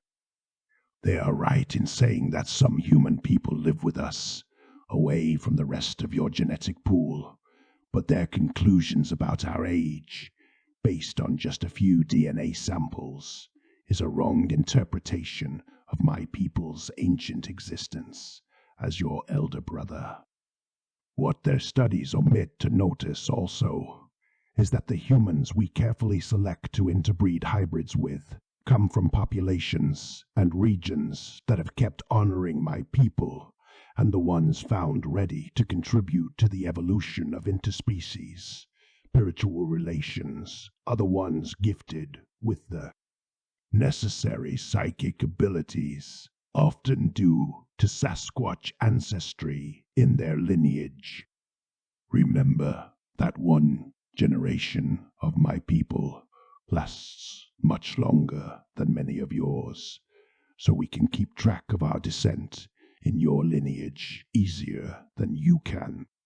We care for our descent and watch over its future evolution at least as much as we do for our younger brother on a longer scale than your people. You will find out as you hear the messages of the ones we have selected to speak for us to your human people, that they all agree on the same truths. Many of the humans we selected to bring out our message are in fact carrying our DNA from previous hybridization in their ancestry. Remember that your own great-great-grandfather and his twin brother were found as young orphans in the wilderness of the Northwest Territories and adopted by native trappers from further south, chosen to raise them. There is much more we want to share with your people, our beloved younger brother, that will require time and space to transmit through our telepathic channels. What we want to emphasize overall is the need for your human people to reconnect with the wisdom of your soul and realign the intelligence of your heart, reactivate your genetic star seeds and soul memories, recover your psychic abilities, and evolve collectively into a higher consciousness, a civilization of the soul. We ask for your help and cooperation in re-establishing the natural cosmic order on this home planet and in Brinbury's spiritual civilization of the soul, respecting the rights of all living creatures. Such a shift of consciousness in the human soul is desperately needed on this dear home planet your people and mine share with many other life forms for the well-being of all living souls and for the continuity of this great spiritual evolution process you have been part of with all life on Earth. Chapter 14. Since the time and circumstances allow you to still be available for a little longer, but not nuts, we ask you to continue to transmit the message of my Sasquatch people to your human people as the next auspicious opportunity to do so might mile in your time scale, and the best time is now. Due to the actual urgency of our message to reach the greater soul of your people, we now have to answer a fundamental question that many of your people must be asking themselves about us. We do acknowledge the existence and understand the presence of a universal creator spirit, whom some of you may call God, as the unique source and essence of all energy and consciousness in the omniverse in all dimensional levels that are ever diversifying into a greater variety of individual entities and forms of life during the course of the eternally ongoing process of creation and evolution. This original source, from whom everything is born, is a creative and cohesive eternal omnipresence, consciously creating and maintaining worlds and entities through omnipotent loving in all its countless parts and creatures, while transcendent realms, being the omniscient universal consciousness holding all possibilities of dimensions and knowledge. This supreme divine original being and the universal oneness born from it are universal truths and principles that all spiritually evolved souls can sense and understand at large throughout the whole omniverse. Beyond a simple concept, it's a reality that your latest scientific discoveries in the fields of paranormal phenomenon, astrophysics, and quantum physics are starting to grasp in your evolution towards a greater understanding and consciousness of the omniverse we live in. Confer metaphysical and spiritual wisdom.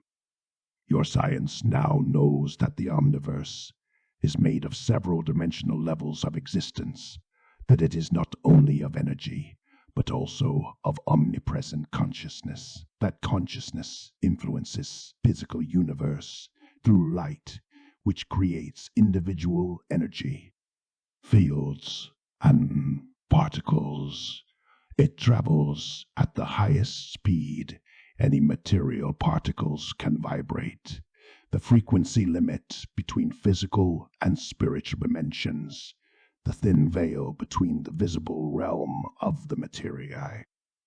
All temporal, space-time, and the unseen realm of the ethereal, eternal time-space. But since your mind took over to disconnect you from your soul, your people has the tendency to rationalize the divine and conceive the one you call God with anthropomorphic features and attributes, a humanized figure with human-like emotions and behaviors, as a God made. This is without considering how other intelligent species throughout the omniverse, some much more ancient and evolved than your human people, are perceiving and relating to this great divine spirit. Ants, birds, and trees do not see your human people as gods, but rather as relatives with more evolved abilities, whose actions could either be beneficial for them, but most often detrimental in our times. Likewise, other intelligent species incarnated in different forms than yours, either humanoids, as you call the two-leggeds, as if their shapes were exclusively human, or of other shapes and dimensions, do not all conceive and understand the greatest ends in the same way as your species, nor do they envision this eternal, almighty spirit creator with any human aspects. Chapter 15. As your mind has disconnected you over time from your soul, trapping you in the material 3D realm, under the pressure of the uncivilization enslaving our home planet, you have separated spiritual and scientific wisdom, making both incomplete, the two extreme opposites being even more further away from any truth. Within this frame of your limited spiritual and scientific knowledge, some on one end describe the creation of the universe as a single and definitive act of God, who is pure consciousness that happened in a more or less distant past without any continuous evolutionary process involved. This simplistic explanation of the vast, complex omniverse we are a small part of, and of our role in it, often offers for all to the one universal creator source, without any further evolutionary steps or process of interdimensional ascending consciousness. The souls instructed this way lack the necessary understanding and motivation to continue consciously their spiritual evolution on this physical plane, as well as in higher dimensional planes in the afterlife. On the other end, some explain away the universe as a strictly material random phenomenon run by mechanist rules, or more recently, at the light of your newest discoveries, like a multi-dimensional evolutionary process in which consciousness manifests and intelligence occurs by unpredictable accidents due to favorable chemical environment, without any understanding of coherence and purpose of a greater divine order or spiritual consciousness evolutionary process of the reincarnating souls. These ideologies provide no causal explanation for the existence of soul and evolving consciousness. Both of these extremist views that you oppose as creationism and evolutionism are extremely limited and taking your mind away from the universal truth, balanced between those two extremes. Please. The creation is universally recognized as a divine action, which involves an everlasting evolutionary process in the manifestation of different forms of life and consciousness. Creation is not limited to a previous finite event. It also includes the continuous participation of conscious, intelligent co-creating. Your first ancestors were instructed by our star elders and possessed this spiritual understanding with the psychic abilities it provides. Since the downfall of Atlantis, as your human people have been gradually disconnecting from their soul and from other forms of life, including from my people, your people kept contact with interdimensional beings like my people and our star elders gifted with psychic abilities, often inherited from some of our DNA in their genes. In the ancient cultures of your tribal peoples, those individuals known as seers, visionaries, or shamans have greatly contributed in maintaining the connection between your people and mine, and with our star elders.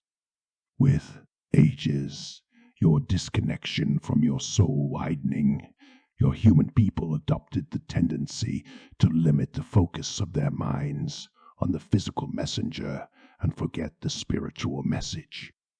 Soon, you needed intermediates and interpreters between you and the spiritual essence of the omniverse and of your own soul. Ceremonial sites, ritual objects, and an organized clergy or priests and monks became mediators between your controlled minds and the spiritual intelligence and mystic powers of the world. Your collective consciousness quickly became acquainted with the need for other souls to perform your spiritual duties and take responsibility for your own soul evolution.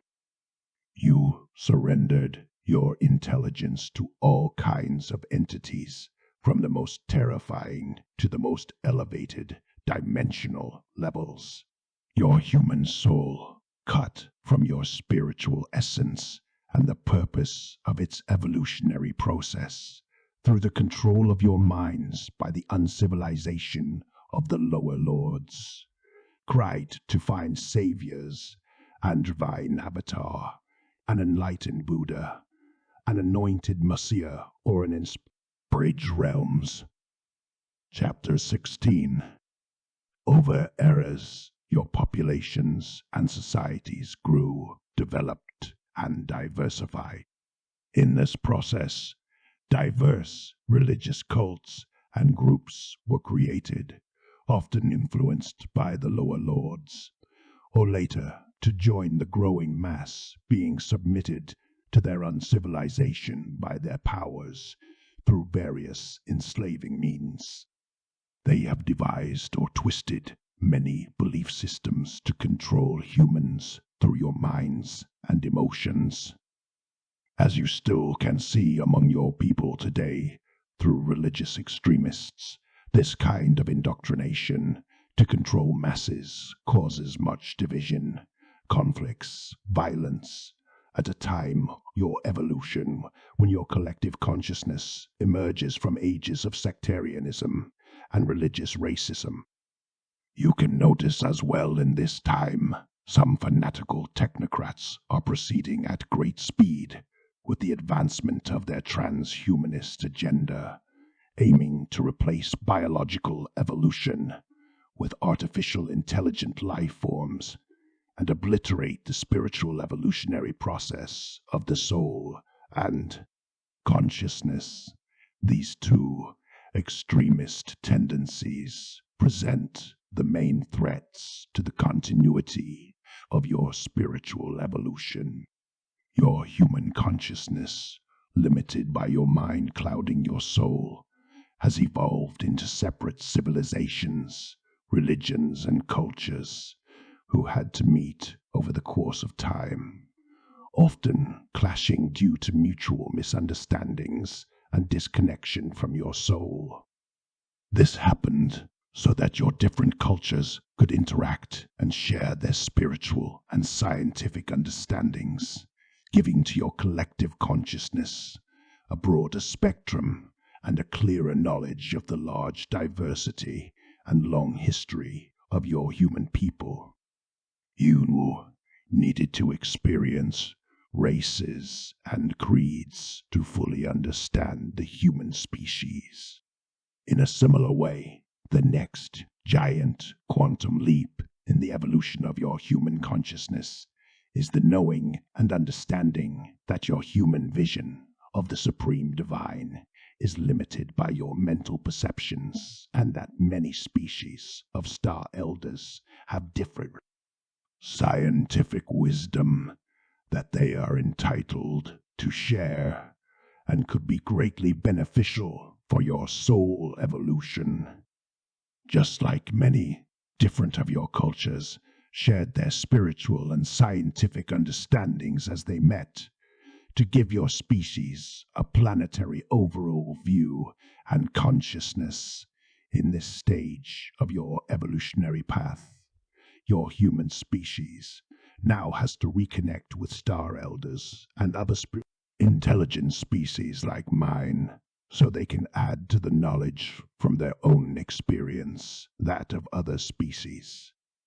Seeing the omniverse through the perspective of my people has already broadened the spectrum of your perceptions and upgraded your spiritual understanding of the greater evolution process of your soul.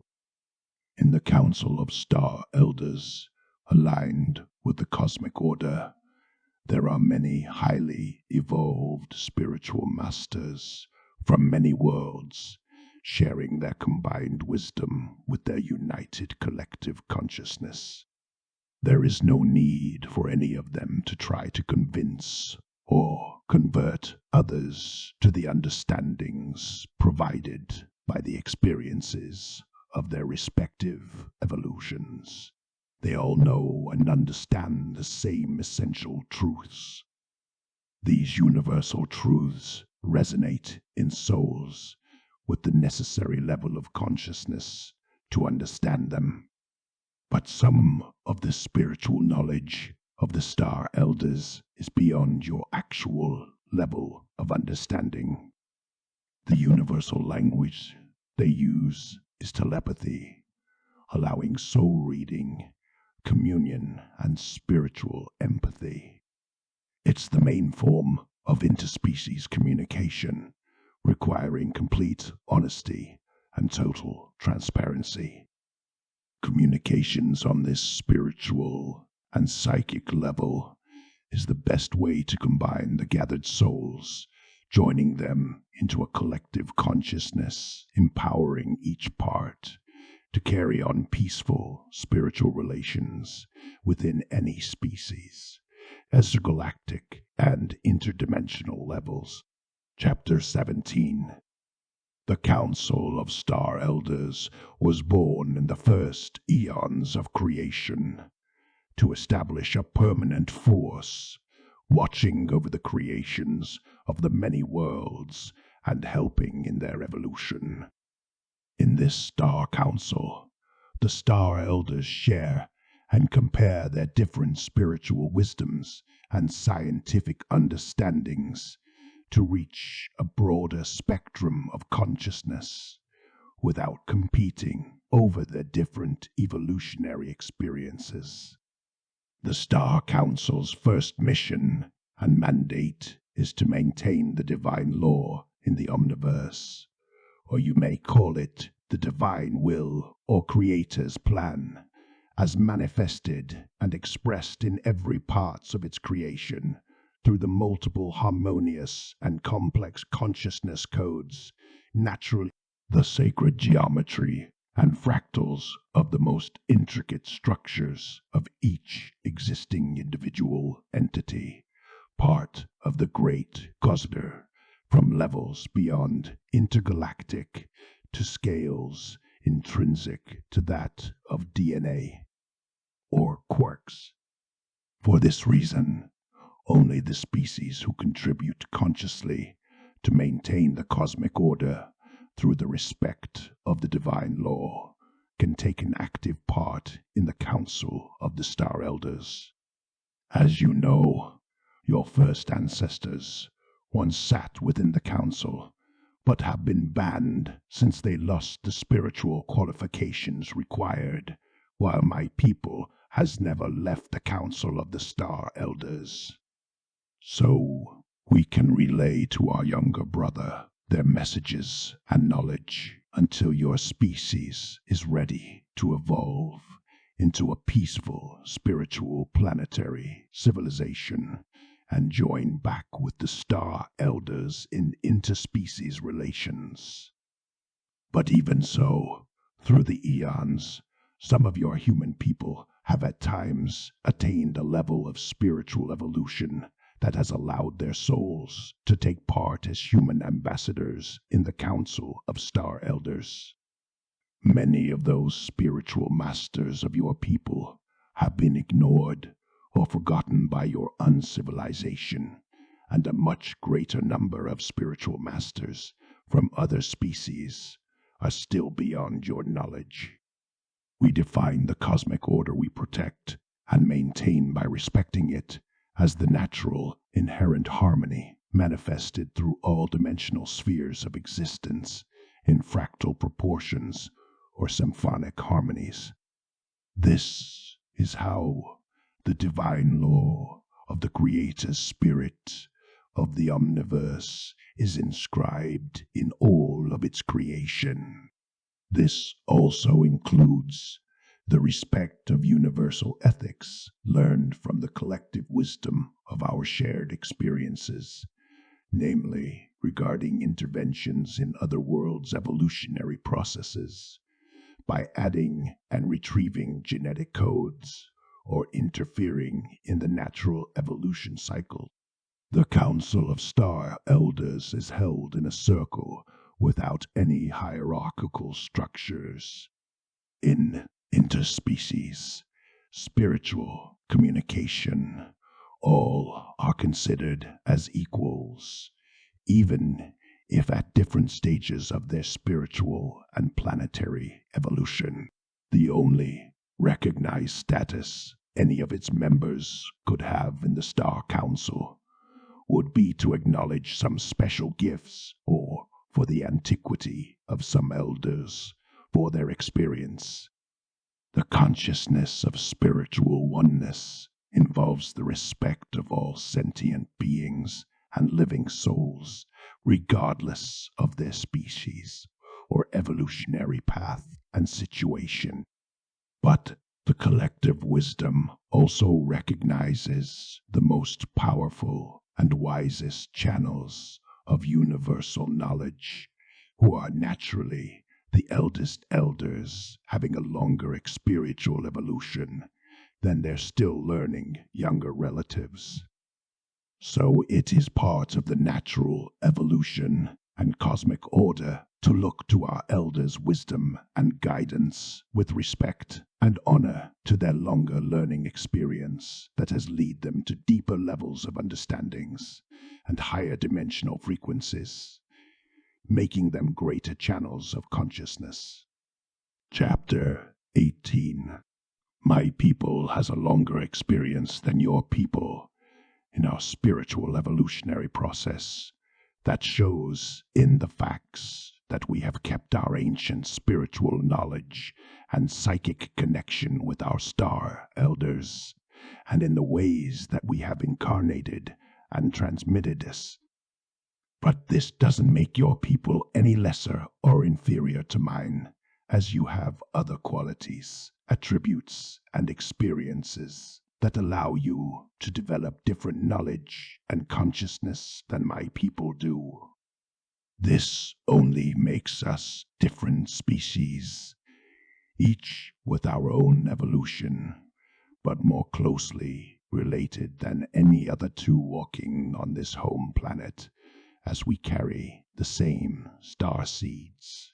We are your immediate elder. We are all equal souls in the Council of the Star Elders, yet the naturally higher levels of spiritual understandings that the eldest elders have attained along their longer evolutionary course, becoming powerful channels of utility to preside over the Star Council. This transmission of spiritual knowledge and lineage from the elder species and souls to the younger stimulates the spiritual soul evolution on younger worlds, helping to maintain the cosmic order. Those eldest elders are transcendent immortals who can manifest on interdimensional levels and be the clearest channels of the universal consciousness or of divine entities in higher realms than theirs, who have never become mortals nor lost their direct connection with the One. They travel through time, space, faster than the speed of light, beyond every physical or spiritual limitation.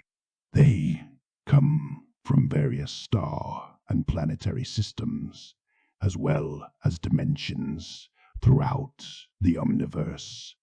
The Star Elders, with a shorter evolution span, though much longer than that of your people or mine, are often assigned to dharmic missions to continue their spiritual evolution by helping younger worlds.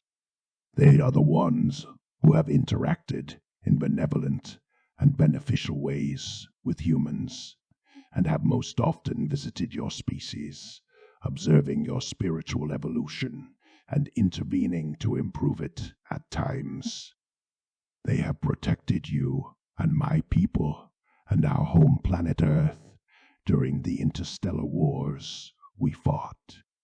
They have always reached to your soul and genetic memory to keep contact, but increasingly in your recent history, as they witness the critical situation of this omnicide that your scientists call the Anthropocene extinction, admitting it is caused by the lice of your human species.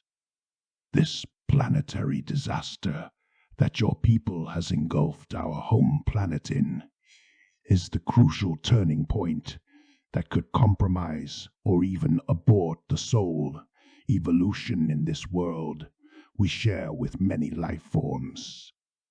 Unless your collective consciousness returns to a peaceful, spiritual civilization of the soul, you might become one more on a long list of extinct species that have either destroyed themselves or their planet. Those failed soul evolution experiments and world extinctions happen more often than we can tell you. For these reasons, our Star Elders and my people, your elder brother, are concerned about your soul. Your spiritual evolutionary process, although of shorter existence than ours or theirs, is of the greatest significance for us, as it is for them, having assisted to it since its very beginning, your conception. It is also of capital importance for all other life forms on this home planet, whose destiny is closely tied to yours and often depends on its outcome. Inter-species peaceful spiritual relations start with the other life forms incarnating consciousness in your very immediate environments on your home planet. They are always present for any of you. Animals, plants, and stones are also conscious, sentient peoples, understanding naturally soul, telepathy, psychic gift, with which your seers have kept relating to them. Chapter 19. In the cosmic order preserved by the Star Council, eldest elders lead elders, teaching younger souls. Following the wisdom and guidance of our Star Elders, a hybrid species, like both of our peoples are. But, as mentioned earlier, my people, who is your elder, and helped in the process of your hybridization and spiritual evolution, are not the first species of intelligent hybrids that have lived upon this earth. My species, and yours afterwards, were part of the results of a longer, greater interplanetary process of interspecies relations over the course of eons of spiritual evolution of the consciousness and souls through multiple of the most varied incarnations. Before introducing to you other species of hybrids, we must make something known very clearly. In interspecies, peaceful, spiritual communications, all souls and species are considered as equal, and there is no judgment of the other's evolutionary levels. This is very important to know before addressing the different types of hybrids, as we simply describe without judgment what we have learned from our star elders and observed about the ones we know. The course of the evolution path they chose to follow, or the dimensional levels they know, is not criteria by which to judge them, but rather, regardless of their spiritual choices or levels of consciousness, to comprehend the bigger picture of the omniverse we are part of. Only with empathy and compassion can we contribute to the dharmic process of soul karmic healing. With the spiritual consciousness necessary to sit with the council of star elders and take part in the dharmic evolution of the soul, no form of fear, intolerance, prejudice, or hatred can be admitted, for this reason, spurious, the greatest cosmic order, the species like yours, disqualified from sitting in the Star Council, are constantly invited to join back. No matter how deep is the gravity of your planetary and evolutionary situations, you are continuously instructed on how to raise your consciousness, heal your collective karmas, evolve through dharmic practices, and solve the many problems encountered or caused by you along your evolutionary course. You are always given the opportunity to shift your consciousness to higher levels of spiritual growth. Every souls and species are always offered this possibility for evolving, learning, healing, and growing. Souls are independent of the species genetics in which they incarnate, so no species is evenly evolved. Although each species shares among its own kind some ancestral memories and karmas, they are mere karmic links and general traits to describe any species' soul and its diversity of individual entities. No species can be summarized to a few traits of characters, or only a few of their possibilities of specimens. So when we address those who have chosen different paths from the cosmic order, even the ones who dress themselves as our enemies, whom we have had to fight against for maintaining the divine law, like the lower lords who control the uncivilization they have implanted on this earth to enslave all life, it is without any fear nor hatred, but only with loving compassion and hope for their spiritual healing. The understanding of their existence and doings, so intimately tied with your evolution, is necessary to help you in the healing process of your ancestral karmas and collective problems met in your destiny. In the cosmic order, protected by the Star Council, interspecies, peaceful spiritual communications and relations are encouraged as a way to accelerate the karmic healing and the dharmic spiritual evolution. Species and souls with higher levels of consciousness and spiritual wisdom are thus asked to teach the younger species and souls and supervise their evolutionary process through space-time and eons. Chapter 20. So it is with soul empathy and spiritual consciousness of oneness that we will now describe the main species of hybrids that we know best, for they have been our elder brothers, living on this home planet, having a much longer experience of evolution than my people, and this does not make them higher nor superior in any way to my own species of hybrids, nor to yours.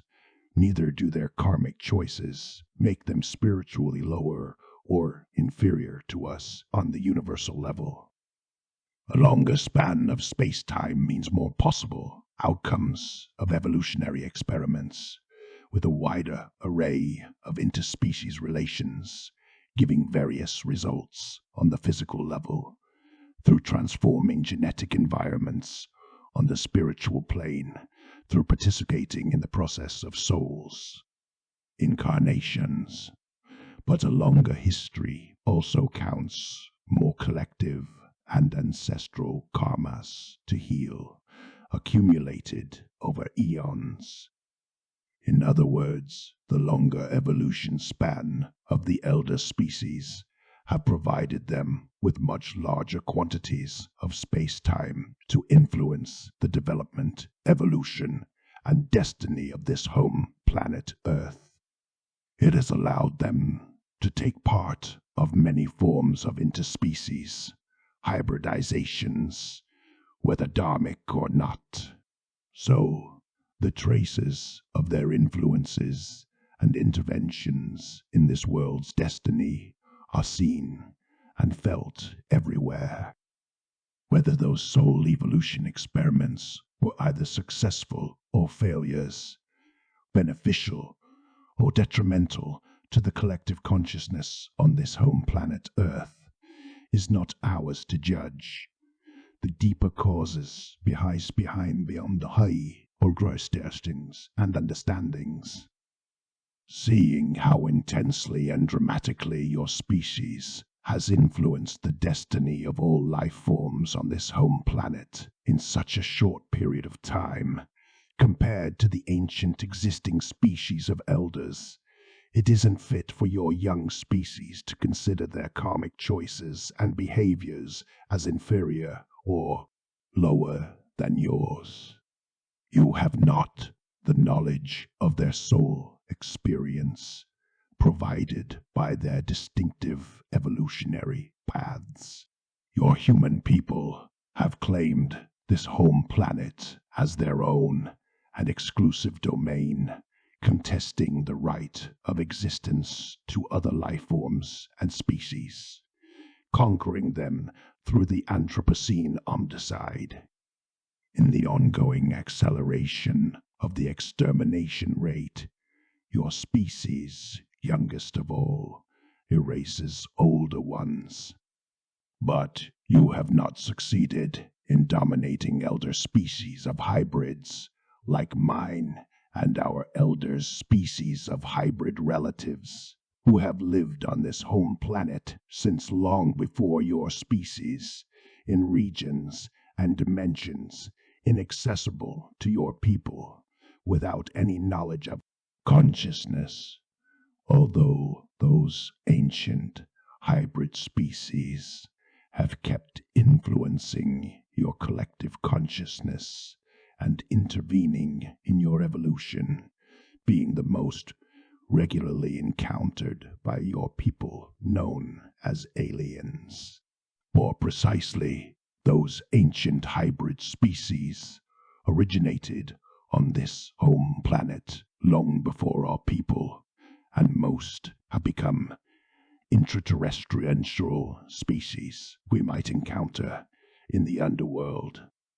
Hence, when we refer to the lower lords and powers, it is not on a hierarchic scale, but on an energetic scale, describing the heavier density of the dimensional levels in which they exist most of the times. The cosmic order is maintained and restored through the dharmic practices of the Star Elders Council, always offering possible solutions for healing individual and collective karmic bonds, debts, and errors. So, the following enumeration and ulterior description of the ancient species of hybrids that have lived since before us on this home planet is for the purpose of better understanding and healing your soul karmas. These previous species of hybrids were in chronological succession: the fish people, the ant people, the lizard people, the bird people, my Sasquatch people, and finally your human people. Every one of these generic names refers to a wider class of species, including its different forms over the course of their evolution through a genetic diversity of races and subspecies of hybrids.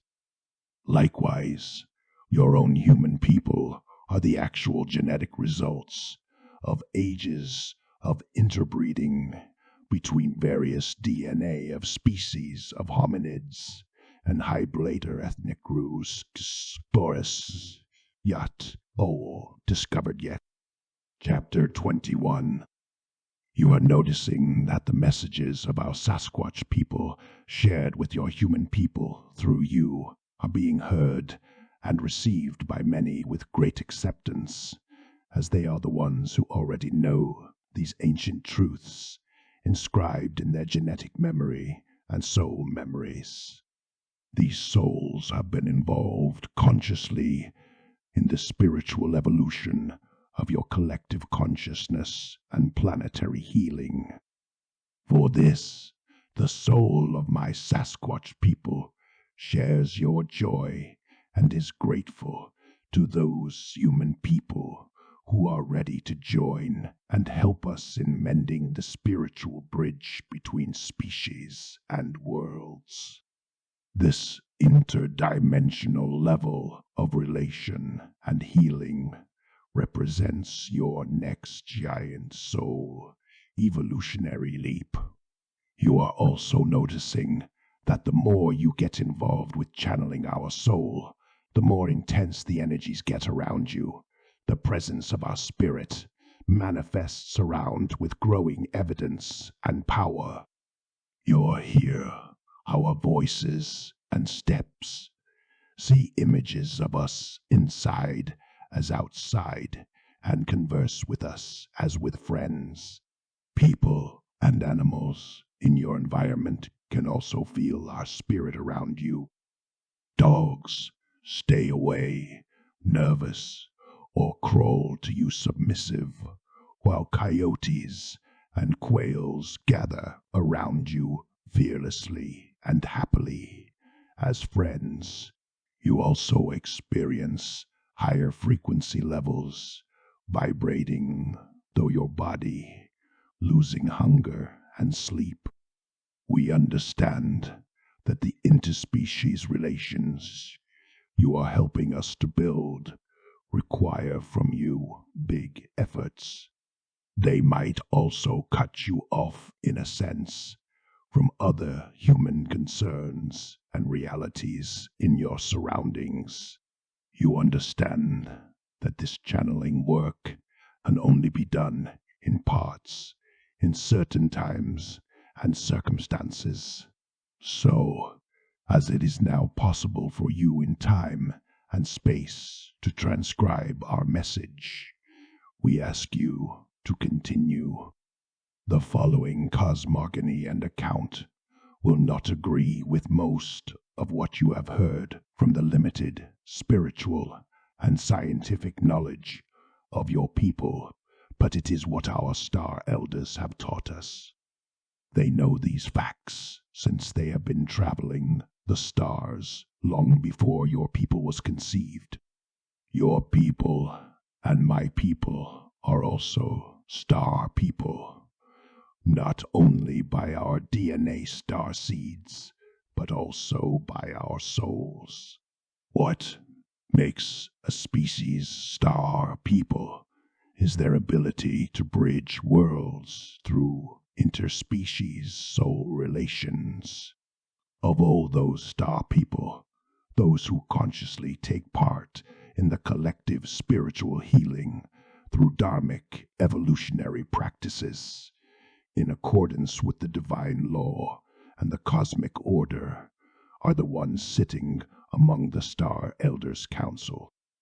As you know, your human people was part of the council, but have lost in general your ability to take part in interspecies, interdimensional, and intergalactic affairs. Apart from a few rare individuals, our Star Elders' Council and its wisdom was forgotten from your collective consciousness, and we are here to help you repair the bridge and join back the Star Council. To solve the environmental and social crisis on this home planet, your species needs to go beyond your actual limited human scientific and spiritual level of understanding into a universal consciousness. Your anthropocentrist vision of the universe brought the actual Anthropocene extinction omnicide. But the solutions to your problems are simple and obvious for highly spiritually evolved elder species. In many instances, they have known and healed bigger problems and karmas than what Earth knows. Their longer experience and greater wisdom are always made available to help you grow and heal. These co-creators have assisted the omniversal creator in the eternal process of creation in evolution. They have watched over the making of worlds and species, and often contributed to their development. This is why, when we refer to our star elders, it is always with great reverence, respect, and honor. Chapter 22. As Mother Earth was being born, her soul was carrying within her womb the souls of her children. She was born from the Father Sun, who acted as a stargate, providing passage for substance and souls. This is how most planets are created, to allow sentient life to incarnate and consciousness to evolve. From their original ethereal entity and energetic reservoir of plasma, their soul and bodies manifest. During the first gaseous form of Mother Earth, conditions were unsuitable for life to incarnate, so consciousness manifested only on the astral level. At that time of primordial chaos, cosmic order yet existed. The many souls of the entities, children of Mother Earth, developed individual consciousness. They evolved, diversified, and interacted long before this home planet was ready for them to incarnate. As the Earth densified her own incarnation, turning the energetic potential of its gaseous form into a gravitational mass, started the liquid phase of her evolution, when her surface became covered with a thick hot soup of water, and molecules constantly stirred around the primordial sea, mother of all life. These conditions permitted the incarnation of sentient souls into biological bodies of various forms. Star elders from a more ancient neighboring galaxy you know as Andromeda, visiting this Earth, found an auspicious environment to introduce their genetic memory to contribute to soul evolution. The genetic material native to this home planet at the time was essentially from classes of water beings. So, with their DNA star seeds, they created the ones generally referred to as fish people or mere people. At that first stage of intergalactic interspecies relation, the environment on this newly born home planet was still primal and elementary, and the young souls incarnating here were still in the process of developing a species consciousness by first distinguishing themselves from the soul of their mother. The first fish people were fundamentally living on the astral 4D level and could materialize at times. This allowed them to take many different shapes of water beings combined with their star genetics.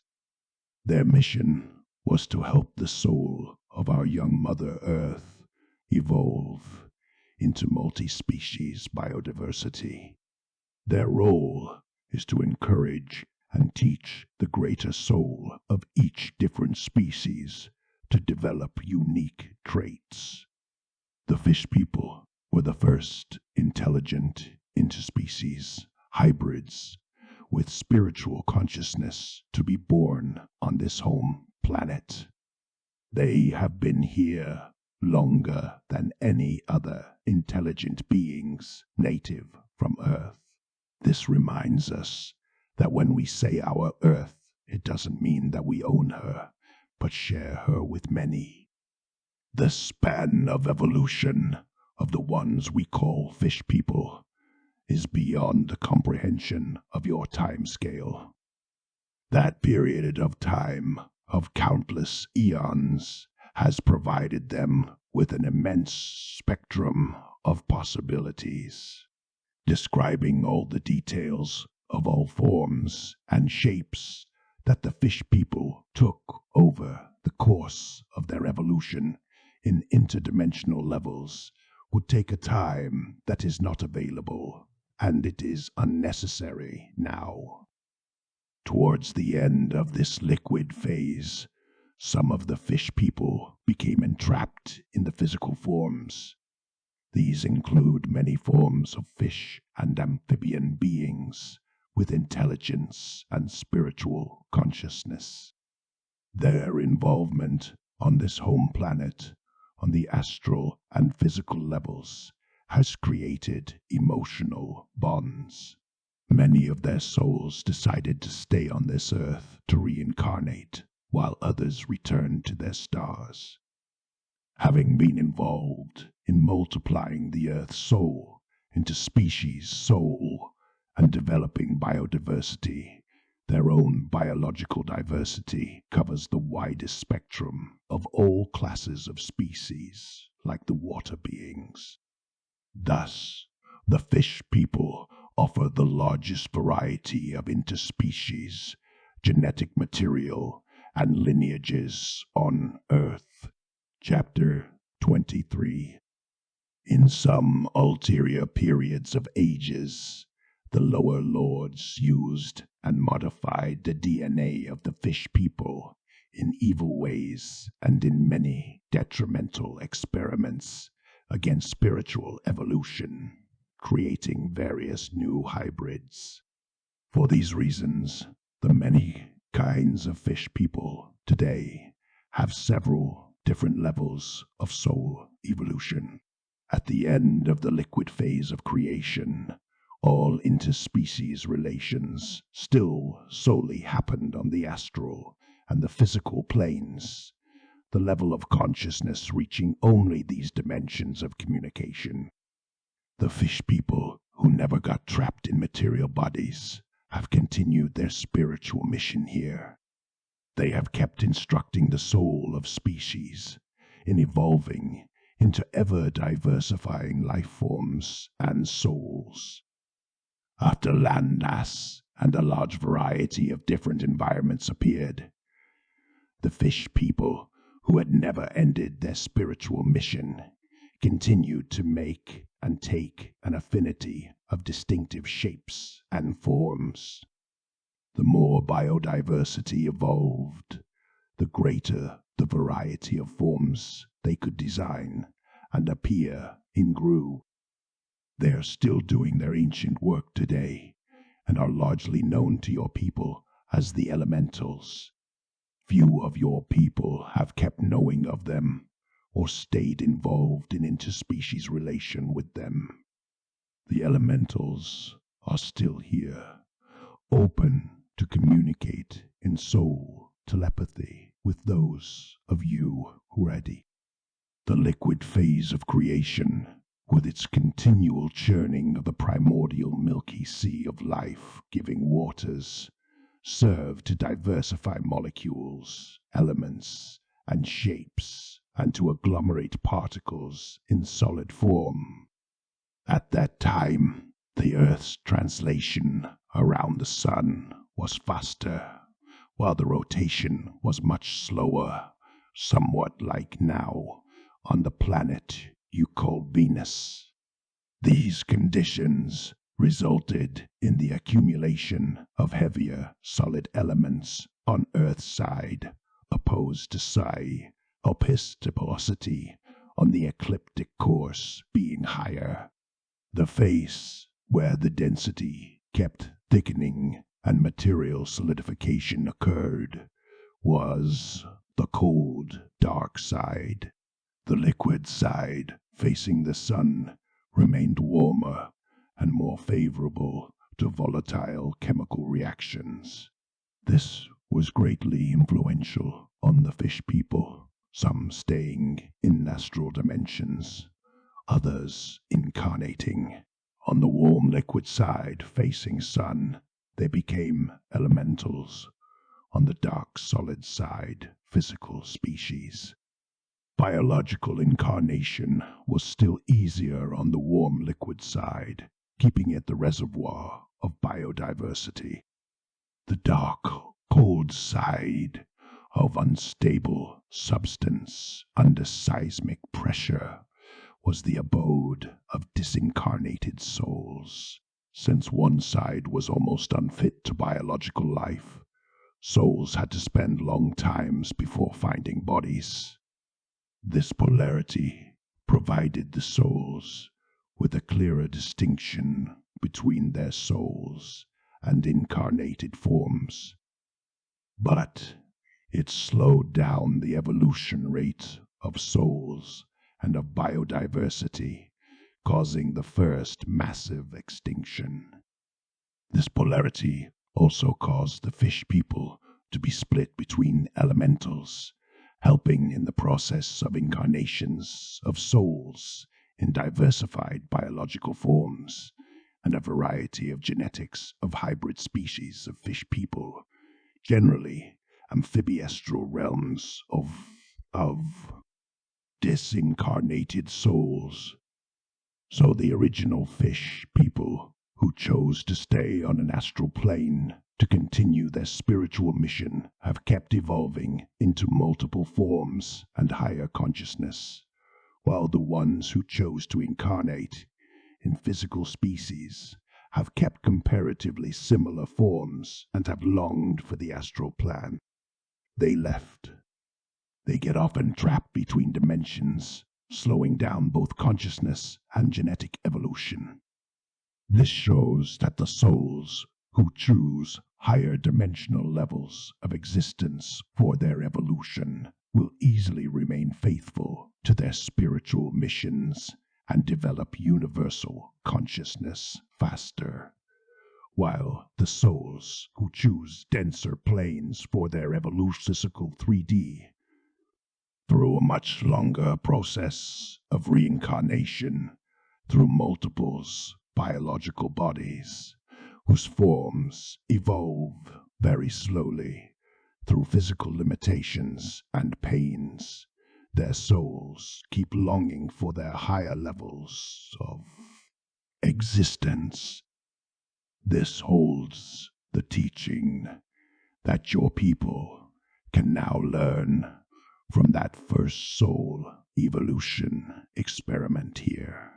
The liquid phase of creation is inscribed in the soul of Mother Earth and the souls of all her children, who all incarnate in bodies made mostly of water, as water is memories and life in its molecule. It was the longest phase of biological evolution on Earth, during which consciousness evolved slowly. Chapter 24. Over eons, the aggregated particles grew into an immense single solid land mass you call Pangaea. It took a time over your comprehension for it to form and emerge from the primal chaotic sea of life. This self-birthing process helped our Mother Earth's individual consciousness to take form in her soul. The miracle of living creation and consciousness evolution is always assisted by myriads of spiritual entities, the birthing and evolution of planets and their soul being why our eldest elders. This new environment started the solid phase of creation, favorable to further biodiversity and soul evolution experiments. Star elders came from a neighboring galaxy, which you know as Orion's Nebula. They represented a confederation of sisters planets from different stars systems in that ancient galaxy. They found the young Earth an auspicious ground to plant their DNA star seeds and genetic memories. For eons, in the early solid phase of creation, the landmass was an unstable, chaotic turmoil made of lava flows, quicksand, and spontaneous chasms under continuous seismic pressure and volcanic activity. Only bacteria, algae, and fungi could grasp hold on the emerged land and survive the volcanic gases. The Star Elders started by introducing some species of microbiological life and blue-green algae from their star systems that could accelerate the process of creating an atmosphere and suitable ecosystems. This first step of their intergalactic intervention brought alien species that have kept evolving on Earth.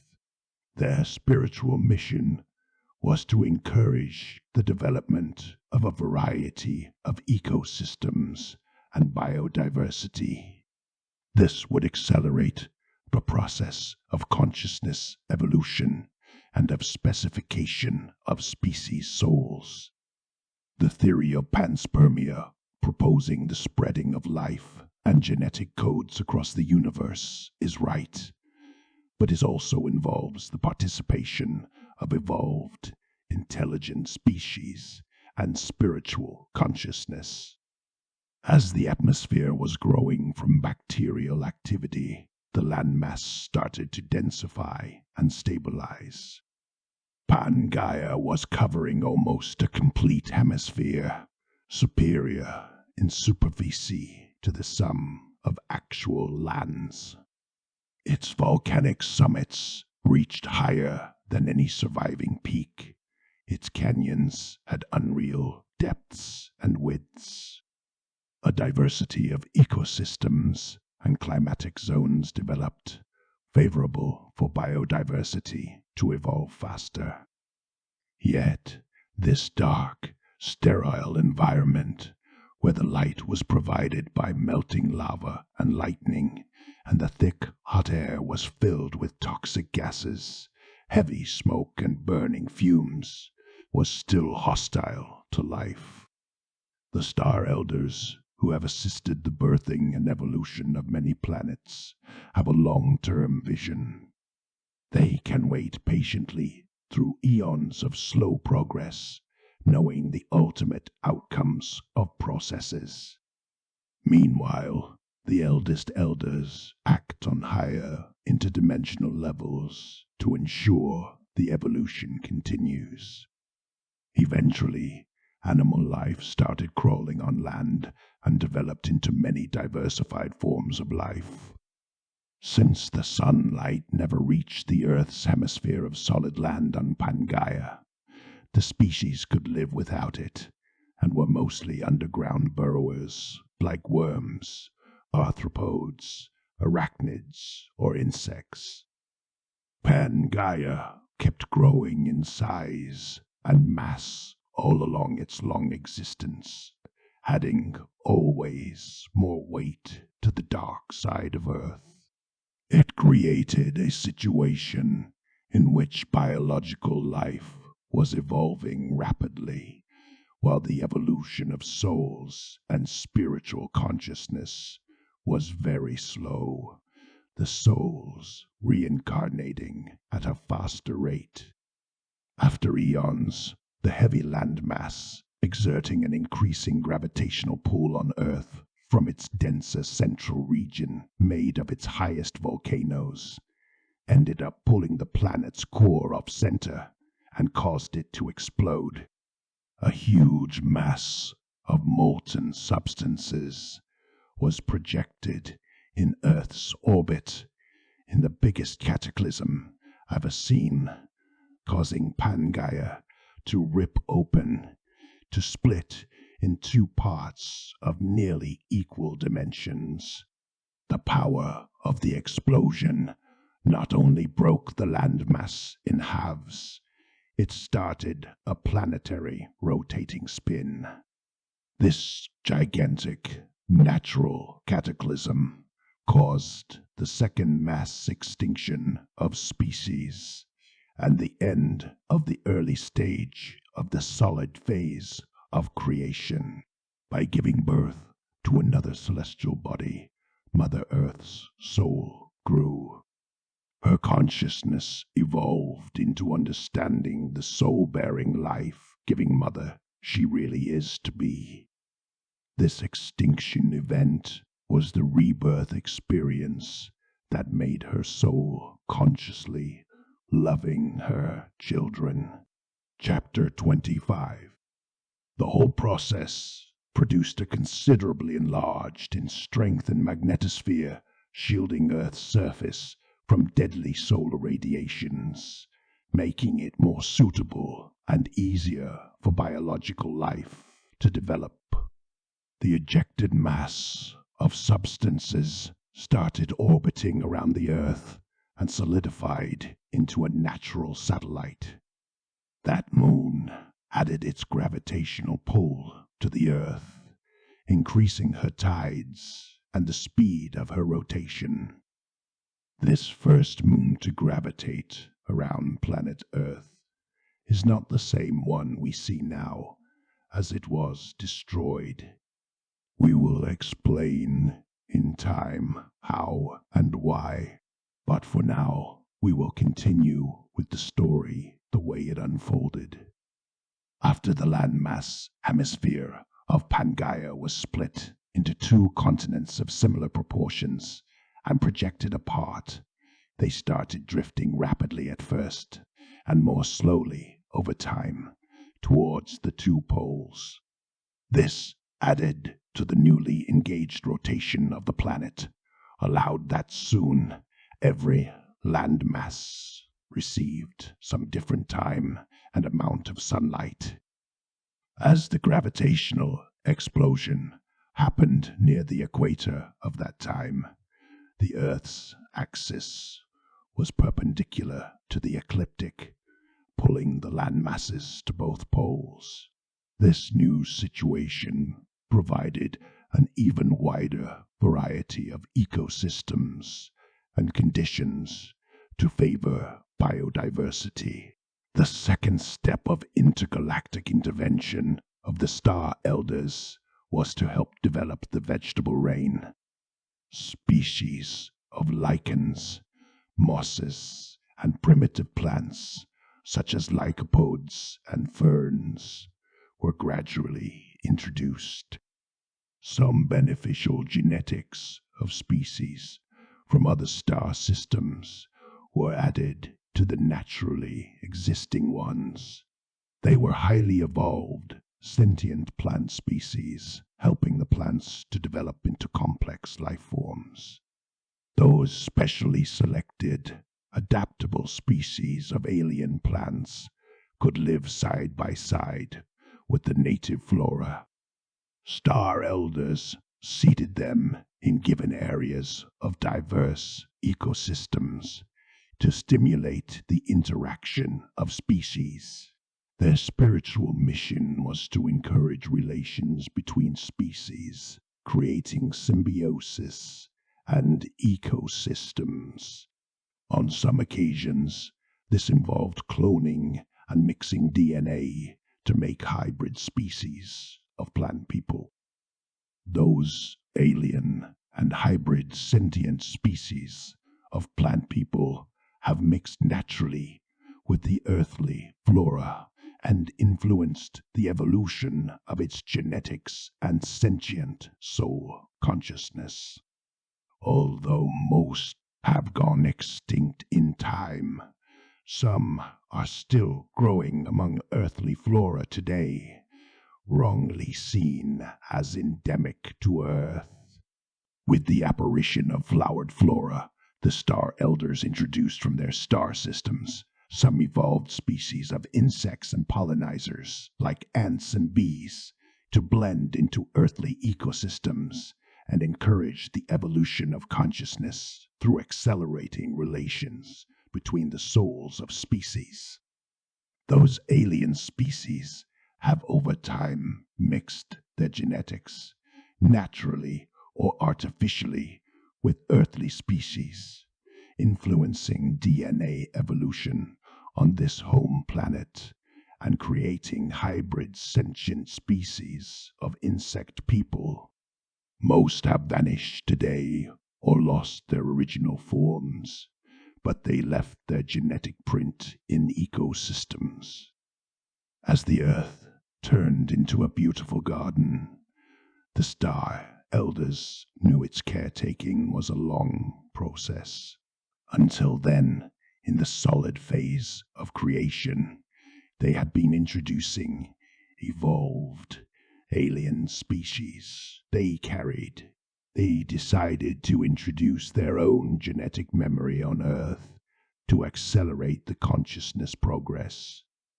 The most evolved earthly genetic material at that time came from the multi-legged species, evolved over a longer period from the dark and dense underworld of Pangaea before the dawn rose on lands. They were highly adaptable and resistant to the hardest conditions and offered a large variety of DNA. Since their level of consciousness was primary on the evolution scale, the star elders used the DNA of evolved ants they had imported from their planets that was more compatible with their alien genetics and that had very well adapted to almost all earthly ecosystems.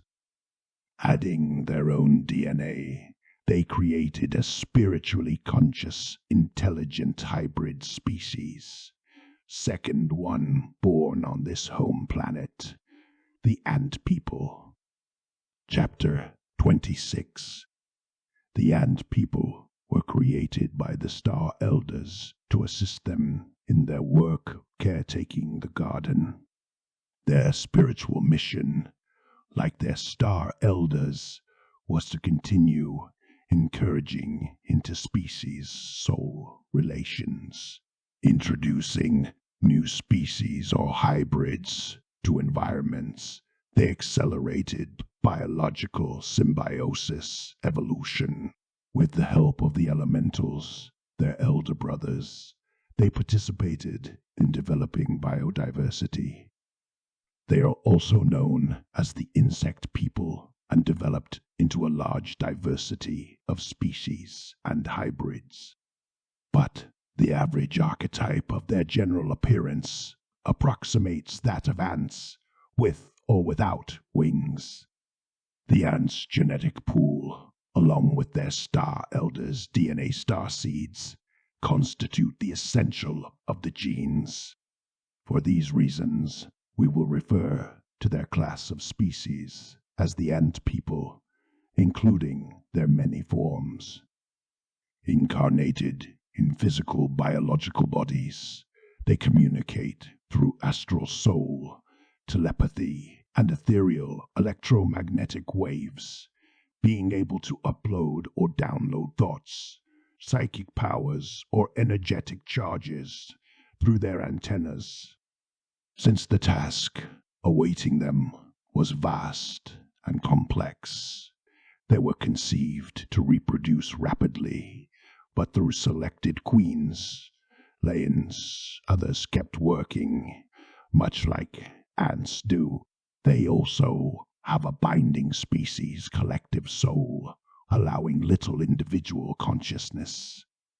Their astral sensory ability, basis of individual emotional response and empathy, diminished over time. The two main land masses, having their centers at the poles, received more sunlight and heat around their edges closer to the tropics, so biological life developed faster in the coastal regions than inland. The two continents may be called, respectively, Borea and Ostra, to distinguish them from each other. Their weight balanced the Earth axis and gravitational mass, providing two independent environments.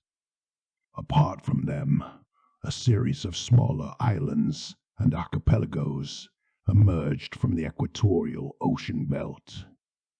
The ant people, carrying DNA of borrowers, constructed an extensive network of caves and passages. In this underworld, they cultivated a genetic bank of DNA and devised species and hybrids to spread. They would then release these at the Earth's surface or in specific caves systems to let them multiply. Much of their underground network still exists today and was successively occupied by other species. For many eons, the ant people continued interacting with the ecosystems for their development into more highly diversified environments and evolved and life forms, cultivating the garden of organic life. They proceeded by first seeding spores of special fungi and certain insects they bred, like ants do. When these selected species had done their evolutionary work in transforming the ecosystems, other naturally developed species resulting from the newly created conditions took over the environments. The long-term mandate of the ant people included likewise to leave the earth to the earthly species once they had completed their mission of ecosystems diversification and interspecies soul symbiosis. Over eons, they evolved into different species and started mixing other DNA to their own genetics. They created this way many species of intelligent hybrids of insect people, but gradually lost the soul connection and forgot the meaning of this spiritual reincarnation process and of the dharmic evolution. After warnings and calls to realign them with the cosmic order, they were banned from Star Council.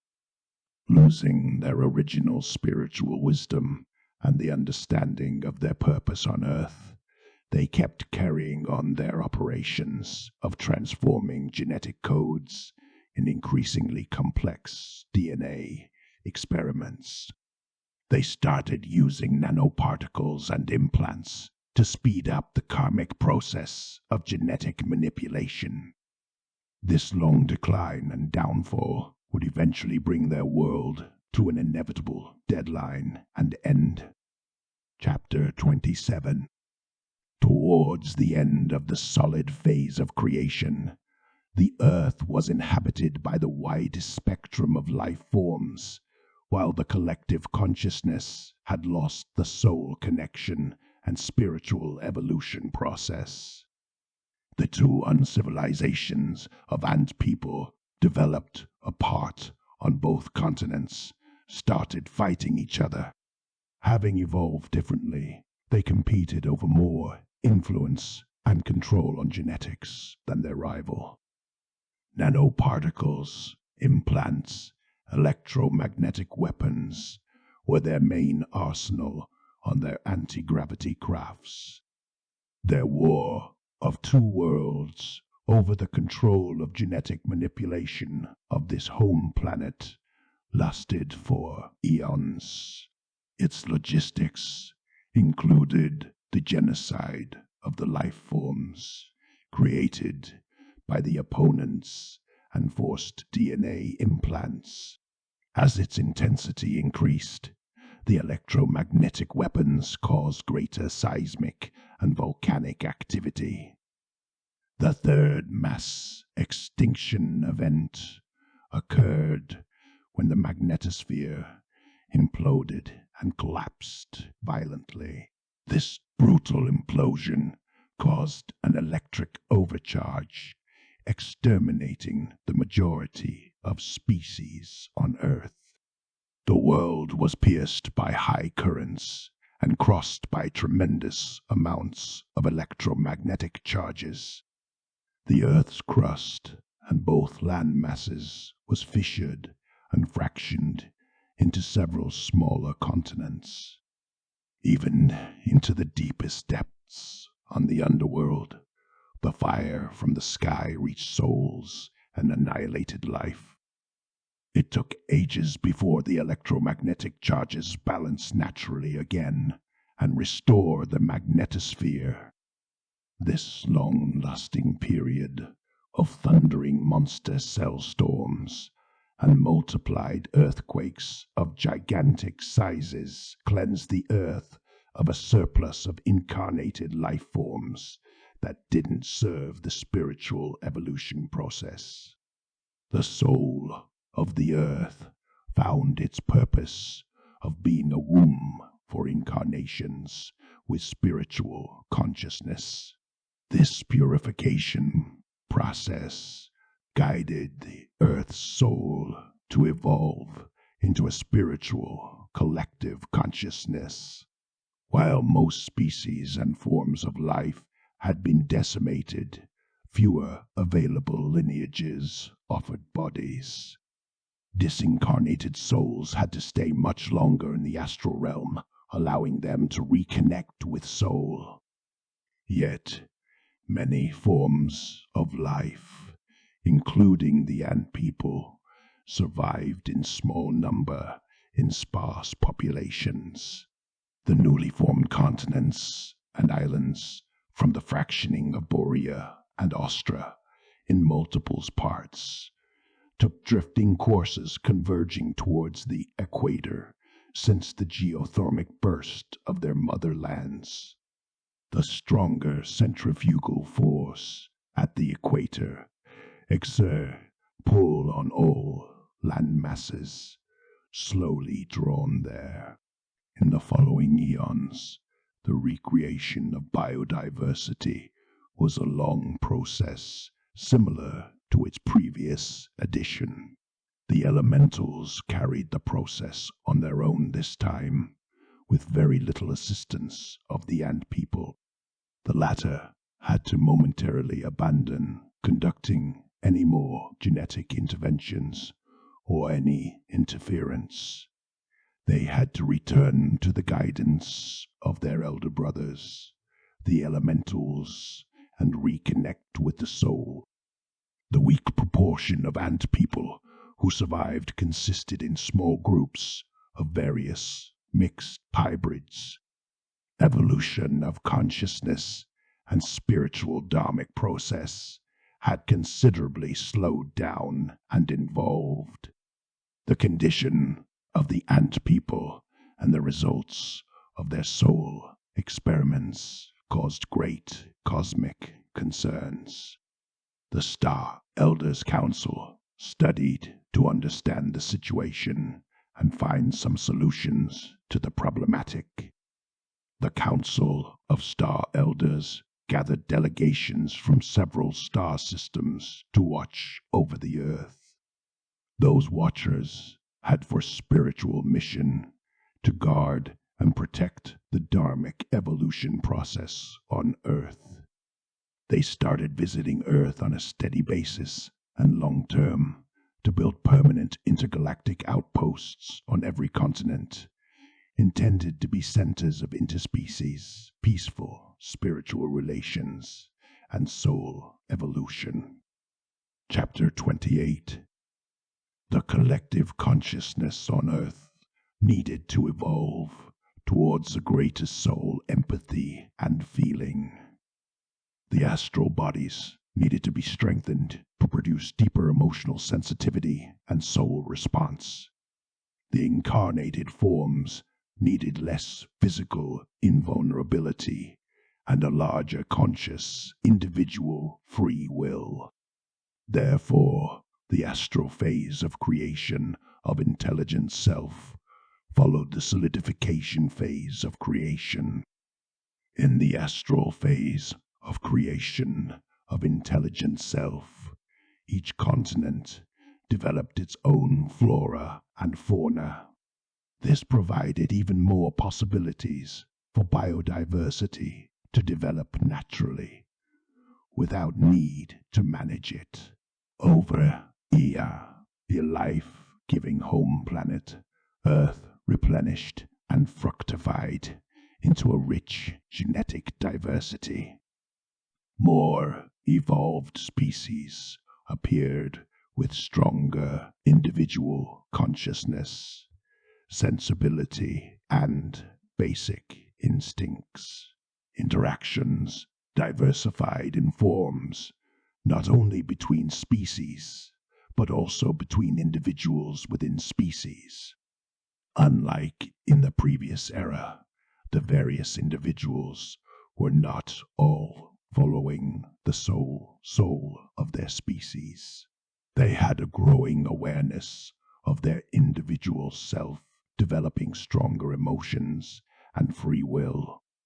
The Council of Star Elders invested in the construction of intergalactic consciousness outposts on Earth, found on the young virgin, newly reformed Earth, a fertile ground for the implantation of crystals. These highly evolved sentient entities of the mineral kingdom can store memories and energy charges.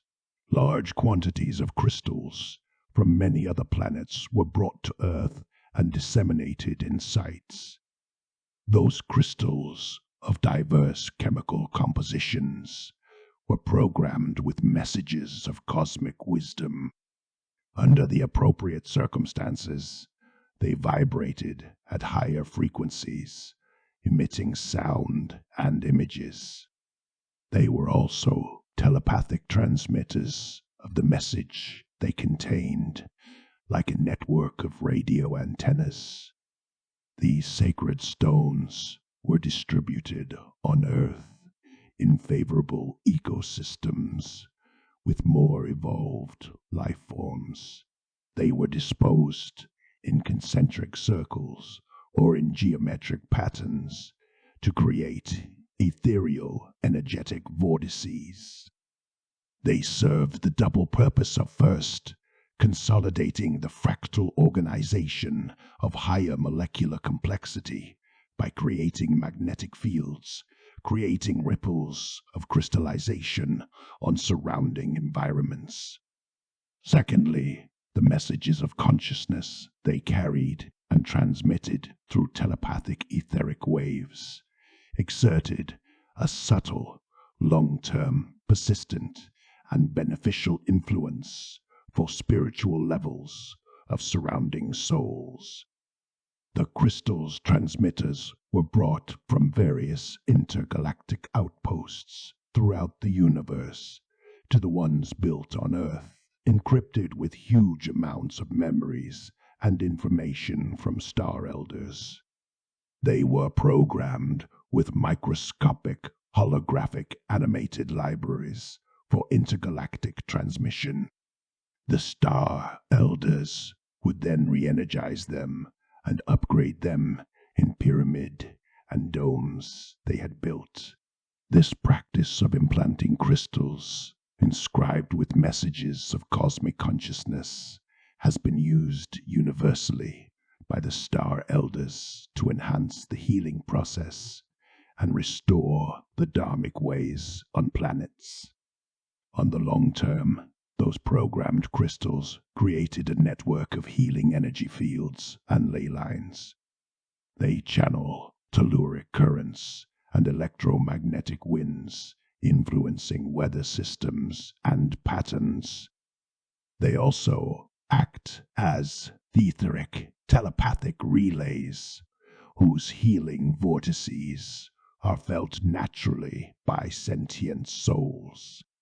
After eons of dharmic healing, the Star Council of Elders was established on Earth in an intergalactic civilization, with many highly developed outposts on all continents, counting complex architectural achievements, including entire mountains shaped or carved with humanoid or animal features, networks of cyclopean megalopolis with gigantic pyramids and monuments of megalithic proportions, geometric towers, underground cities, and crystal-domed temples. Some still remain to this day. Chapter 29.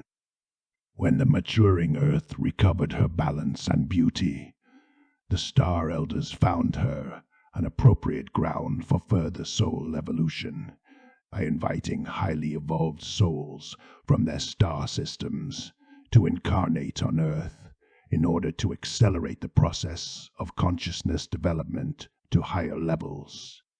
The original intention of following the evolutionary dharmic process remained the essential guideline. Within the intergalactic outposts established on Earth, a series of various time-space passages were created through interdimensional stargates, bridging Earth through wormholes with several planets.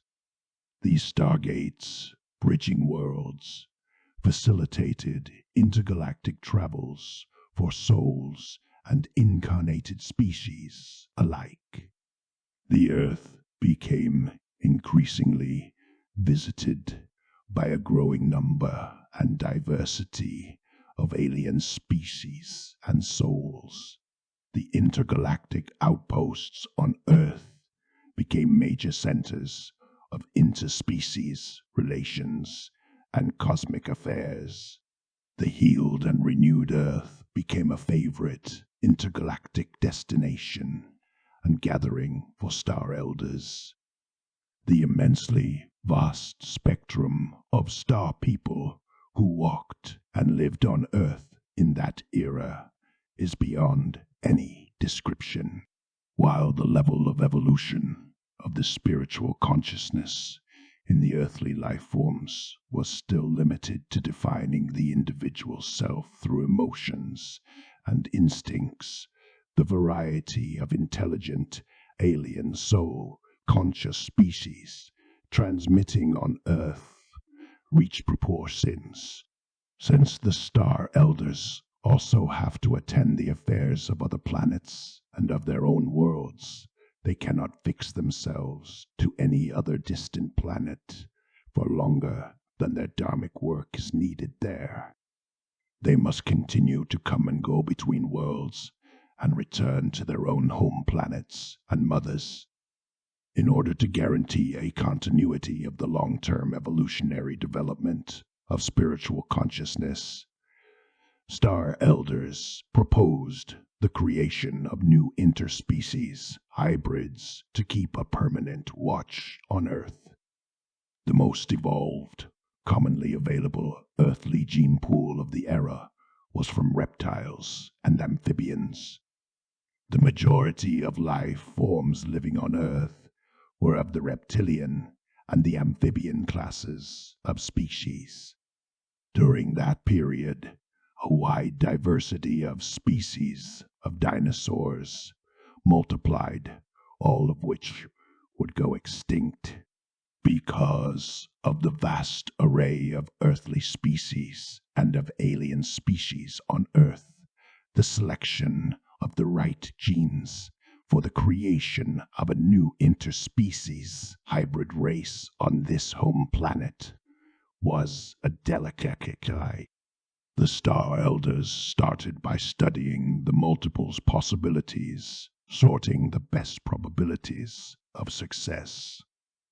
Their research on the earthly species genetics paralleled detailed examination of the diverse pools of souls to determine the best candidates for incarnating on this home planet in the next hybrid species. This first stage of their intergalactic intervention, with the intention of creating another interspecies hybrid on Earth, took millions of years, testing the patience of species with shorter evolution span and longevity, many of which needed multiple incarnations to keep following with this evolution process. This caused species from younger star systems to campaign for the use of their own DNA for hybrids, their request being based on specific species interests rather than on the greater order was denied. Many eons passed until the Star Elders had completed their genetic mapping and soul examinations.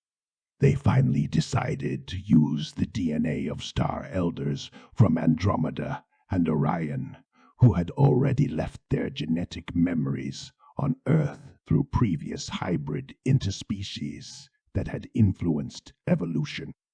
The decision was accepted unanimously, but unwillingly, by the faction that had expressed discontent. So, from its very beginning, the creation of the lizard people was cause of dissent in the Star Council. Chapter 30. The lizard people are also called snake people, but since they most often have limbs and hands, we will refer to them as lizard people. This class of hybrid interspecies also counts numerous categories. The first ones were created by the Star Elders Council to contribute to the dharmic evolution of soul. The souls selected as best candidates to incarnate into lizard people were the ones coming from older worlds that had survived previous mass extinction and severe spiritual evolutionary regression.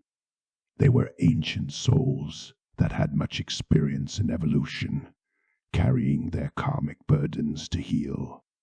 For many eons, souls selected from several star systems incarnated on Earth through lizard people.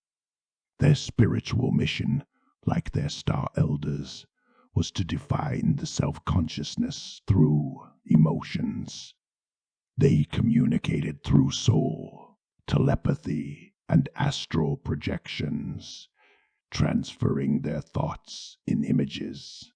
They could activate holographic vortices and shape-shift matter with their impressive psychic powers.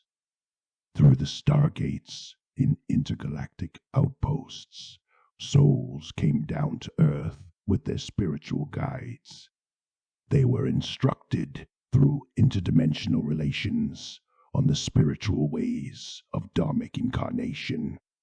These intelligent, evolved souls understood through the whole process that they had come to Earth to incarnate and take part consciously in the long-term spiritual evolution of After eons of this continuous process, the Earth hosted a civilization of diversified lizard people. Their large diversity of forms was due to the various origins of the souls and of earthly genetic pool. Earth's soul and collective consciousness had considerably risen in higher frequency and awareness. Through the activated crystal vortices and the pyramid temples, the incarnating souls were instructed. Seeing the diversified array of lizard people, the star people, who had been refused to use their DNA for their creation, rebelled against the council and proceeded in modifying the lizard people in secret. They started abducting specimens and taking them into deep underground bases in the underworld. They developed large laboratories and colonies in the ancient caves, once dug out by the ant people. As they kept descending deeper into the underworld, they encountered survivors of the ant people. They abducted them too, to use their DNA and create more reptilian and insectoid modified hybrids. The ant people responded by breaking their covenant and restarting engineering new hybrid species. This started a long war between the rebellious faction of star people creating reptilian hybrids and the elder ant people, which extended through different stages and levels through the ages until this day. Through the multiple reptilian and insectoid hybrids created on both sides, too many to know them all, the numerous types of hybrids became hard to distinguish or classify, serving as genetic infiltrators. The Star Elders Council was, of course, well aware of the situation, and after extensive negotiations, they banned the ant people again and the lizard people under the control of the rebellious star people. They could not interrupt the harmful activities going on in the depths of the well-protected underworld. They could just continue to be watchers over the earth and its spiritual and soul evolutionary process. The ones we refer to as the lower lords were star elders who fell to the selfish karmic power hunger. Their scientific and spiritual knowledge surpasses yours by far, but they have misused them to control. We call them lower lords for the lower astral levels they have produced in the depth of the underworld. At the end of the astral phase of creation of the self and individual consciousness through emotional development, the earth had experienced all possibilities contained within the whole astral spectrum. Chapter 31. Before we continue with our message, we must do a reality check. If you have followed our message this far, you are most likely part of those who recognize this information as resonating with the inner truth of their soul memory and genetic memories. The information we are transmitting to you is already encrypted in your DNA star seeds, as well in your ancient souls, allowing you to recover your forgotten memories and forsakentage. This why our message finds resonance in your soul. But a greater number of your human people still sees our message as mere fantasy. They are not yet ready to reconnect with their ancient DNA star seeds, genetic memory, or their souls cannot recognize realities they have not yet known or understood. This is easy to understand, knowing that the lower lords modified your genetics and have systematically erased every ancient teachings and physical remains standing as proofs of your long spiritual evolution since the days your first ancestors. This long-term eradication of all traces of your ancient spiritual evolution, including the dharmic process of sacred soul incarnation practiced by your first ancestors, allowed younger, less evolved souls to incarnate among your human species. Their souls may have not lived in the dawn of your people, not being familiar with the ancient realities we described to you, but they nevertheless incarnated to evolve through your species, carrying your DNA star seeds' genetic memories, helping them in the process. The souls transmigrate through many forms, and they evolve on the long term independently from the genetics of their incarnations, but the genetic memories they carry influence their individual karma. Every species, including your young human people, are made of several genetic interbreeding between species and hybrids over the course of eons, and each one of them provides physical bodies for souls to incarnate and continue their spiritual evolution process. The souls incarnating in any given species, unless they are consciously invited and welcomed before conception, may come from any dimensions.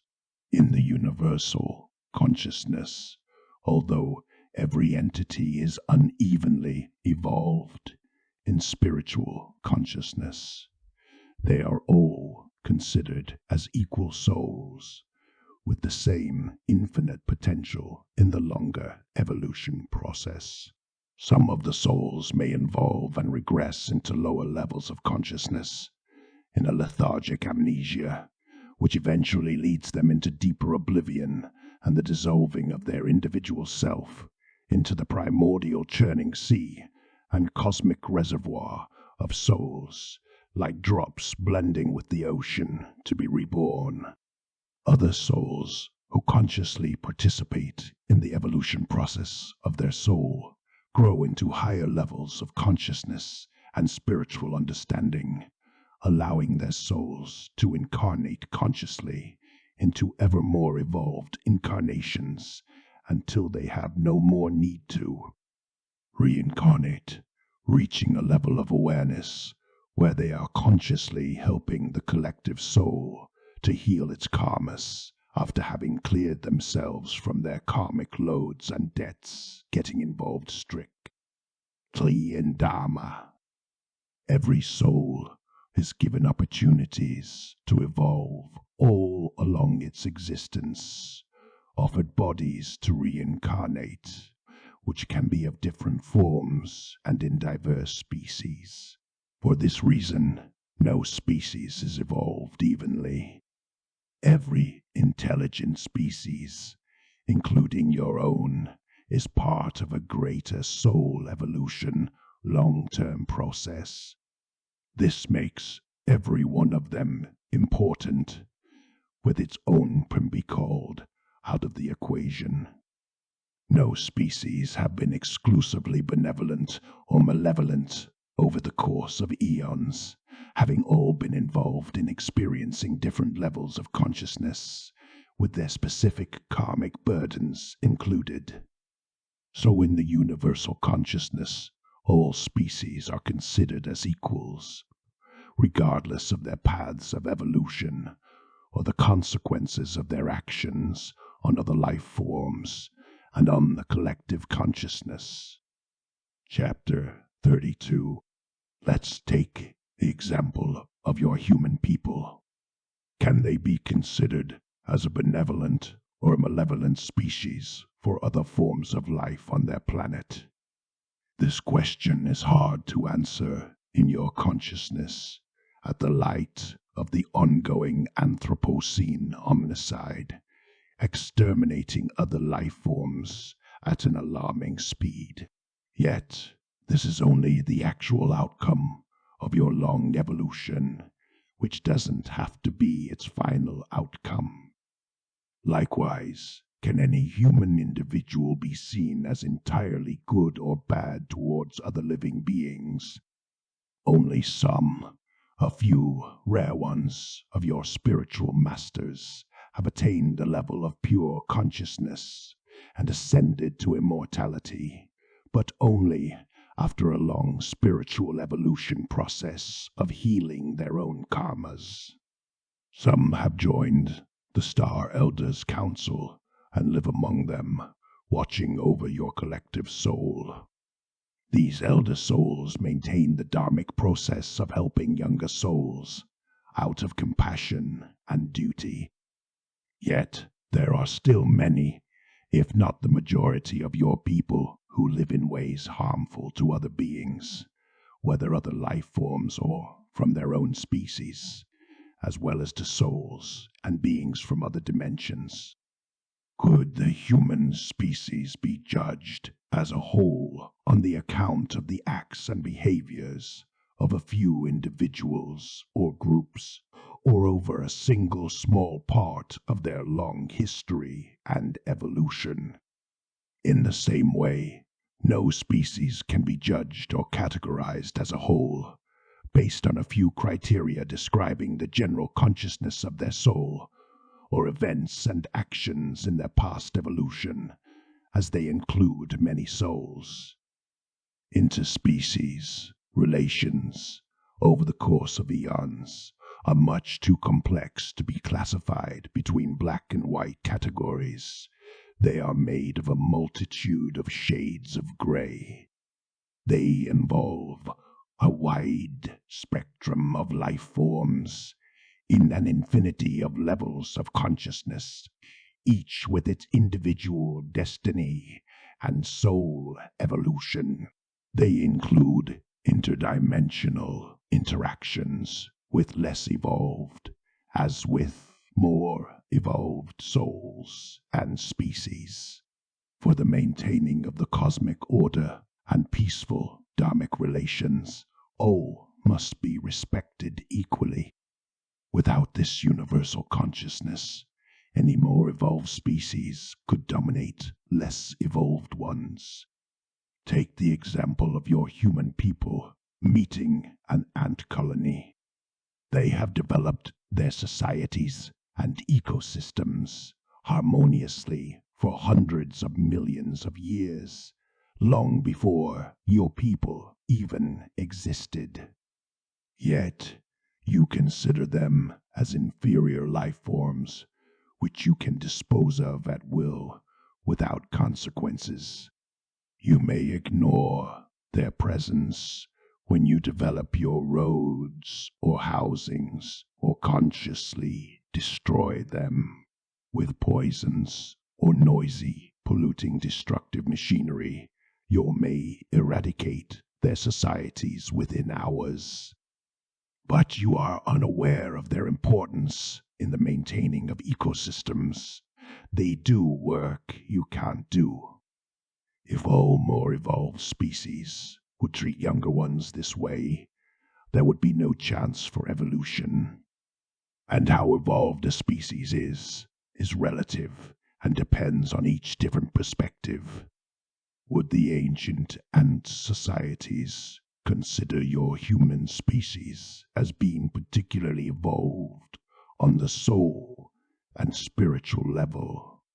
Likewise, can the ants judge the human people and understand the reasons of their collective reality, levels of consciousness, and karmic burden?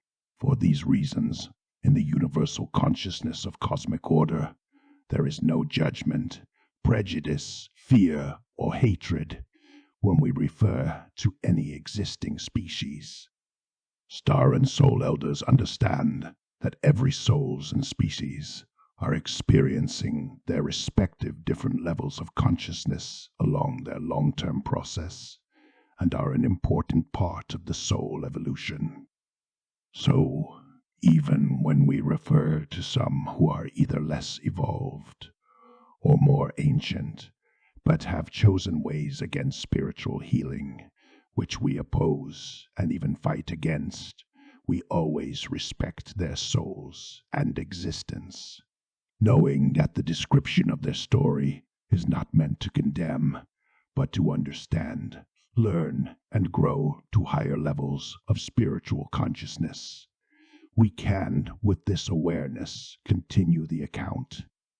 Chapter 33. Interspecies relations form the basis and the essential grounds for the evolution of the soul, collective spiritual consciousness. They start on every planet, within every ecosystem and given environment. This is why higher levels of consciousness have helped develop biodiversity and abundance of life. Souls must incarnate in order to develop higher consciousness through a diversity of experiences and forms, allowing them to learn the spiritual understanding of existence. Therefore, biological life is required. Your science counts up to 8.5 million of different species on this home planet Earth, and this approximates around 10 to 15% of all earthly life forms. Transposing this beyond earthly proportions, we can barely comprehend the infinite possibilities of species and interspecies relations. Among intelligent species with spiritual consciousness that can achieve interstellar travel, the numbers drop significantly to a small fraction of all existing life forms, yet they are numerous beyond our limited knowledge, considering that the longer a species has evolved, the greater the diversity of subspecies and hybrids that have sprouted from them is, so the larger the spectrum of interspecies relations they have experienced becomes. Adding to this, the length and duration of those interactions gives an even wider array of possible interspecies relations with different evolutions and outcomes. To put this in your human perspective, imagine young children with their grandparents. Although the children's soul may be ancient, their experience of the actual human reality is learned from the elders. The children may be coming for a great mission and even to teach their people, but they first must learn from the experience of their elders in order to adapt to their new incarnations and environments. On a broader scale, let's look through the perspective of my Sasquatch people, who are your elders.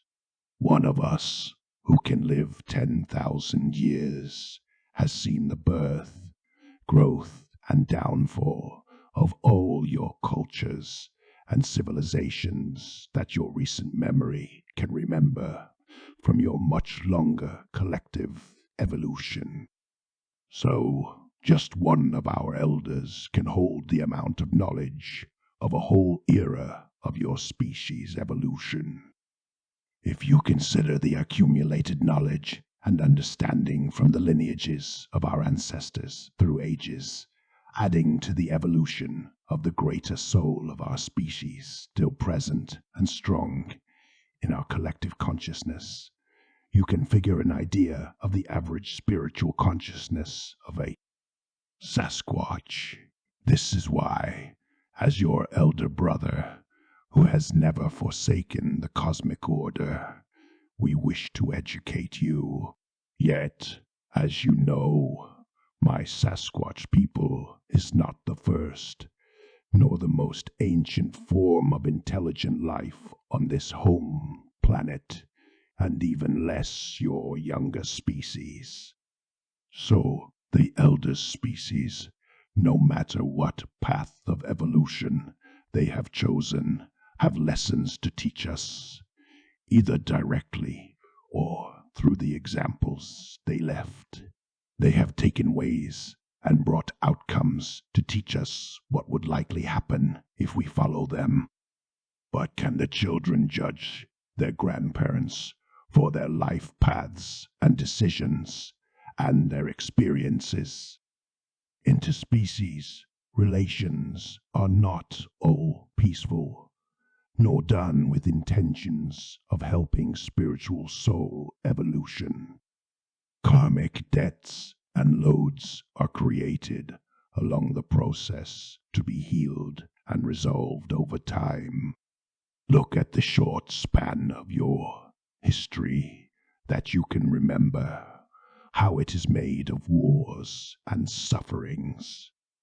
Wars were not everywhere all the time, but there has never been much time without a war somewhere. Your grandparents and ancestors have done terrible crimes over the course of their evolution, but does this make the children guilty or bad? Hasn't there been a long-term evolution of your collective soul? Likewise, the elder species, whom carry heavier karmic burdens, are also in their evolution process. Chapter 34. Beyond the simple categories of species or hybrids, there are many collective karmic groups of souls. Within a single species like yours, there are races, lineages, ethnicities, cultures, and various societies.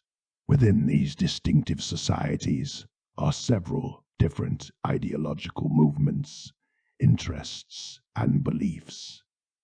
It would be unsuited to summarize your entire species into a few general observations to define you. We cannot consider the whole human species as racist, cruel, criminals, slaverers, religious fanatics, cold-hearted killers, or abusers, although many of them behave in those detrimental, malevolent ways. We cannot even simplify a whole racial, cultural, or religious group as only benevolent or malevolent. The same principle applies to all species and hybrids on this planet and throughout all the omniverse. The life evolution process involves karmic failures as well as growth, made of struggles and conflicts. Not only your human history is made of wars, but that of most planets in their early phase of evolution. You are barely emerging from ages of tribalism, racism, and religious integrism into a greater collective human consciousness, understanding now that the skin color, beliefs, and origins don't make the soul. It would be unfit for your young species to judge elder species for the wars and karmas they carried. The star elders in the council are the ones who have kept collaborating into interspecies, peaceful and spiritual relations to maintain the cosmic order. Yet, some were disqualified and expulsed from it. Among them are the ones we refer to as the lower lords. They were star elders who had reached immortality, but decided to regress into egotistic consciousness to impose control and possess power. They are also known as Eliod, the cast-out gods, fallen angels, demon lords, devils, and dark masters. Their high level of scientific and spiritual understanding provided them with immense psychic powers. They came from several star systems and a large variety of species, not being restrained to any species. Over the eons, they gathered 1/3 of all worlds under their control, including this planet Earth. The ones who came on Earth in the early phases of her development were from a rebellious group of over 200 planets that had been developed and colonized by reptoid species of draconians. They are called draconians not only because of their sizes and appearances, but also for their origins, based in a star system you know as Draco. Since they colonized and controlled many planets in several star systems, the species and powers under their control cannot all be called draconians, hence the term lower lords we use. They evolved from reptoid genetics and kept using them to devise many hybrids. The term reptoid refers to reptile-like classes of animals, generally with scales or armored, that have developed from alien environments of distant planets, so they can't be called reptiles for this reason. When the reptoid lower lords, under the control of the draconians, engineered hybrids on Earth from reptile genetics, they devised the class of hybrids known as reptilians to bypass and control the lizard people, also reptilian hybrids who were Starker elders in a higher soul evolution process. At this point, you realize that the story of every species or hybrids is far more complex than it seems. Therefore, we can't generalize or judge any of them with our limited understanding of their vast reality. We can only try to understand their role and purpose in our collective spiritual evolution and healing. Every souls and entities are always offered the possibilities to change their ways, heal, and evolve, as long as their consciousness doesn't regress into eternal lethargy, which is spiritual death. In the Star Council of Elders, we always work on solutions for cosmic healing of all souls, including opponents. Chapter 35. The War of Hybrids started on this home planet, Earth, long before your human people was conceived. Its first struggle was when the fish people were split between incarnated and interdimensional beings. Some remained in their interdimensional elementals forms and kept faithful to their spiritual mission, while the ones who chose the long process of reincarnation evolved much slower, longing for their soul. It then grew to a larger destructive scale when the ant people fought amongst themselves between their polarized Borean and Austrian subspecies, bringing another mass extinction event and destroying the biodiversity they had been helping to develop over many eons. This was the first stage of the war. The war of hybrids took a much wider aspect and a longer-term scale after the lower lords got involved into it. Afterwards, since hundreds of millions of years, a large spectrum of hybrid species have been engineered and implanted on this home planet without intentions of spiritual soul evolution.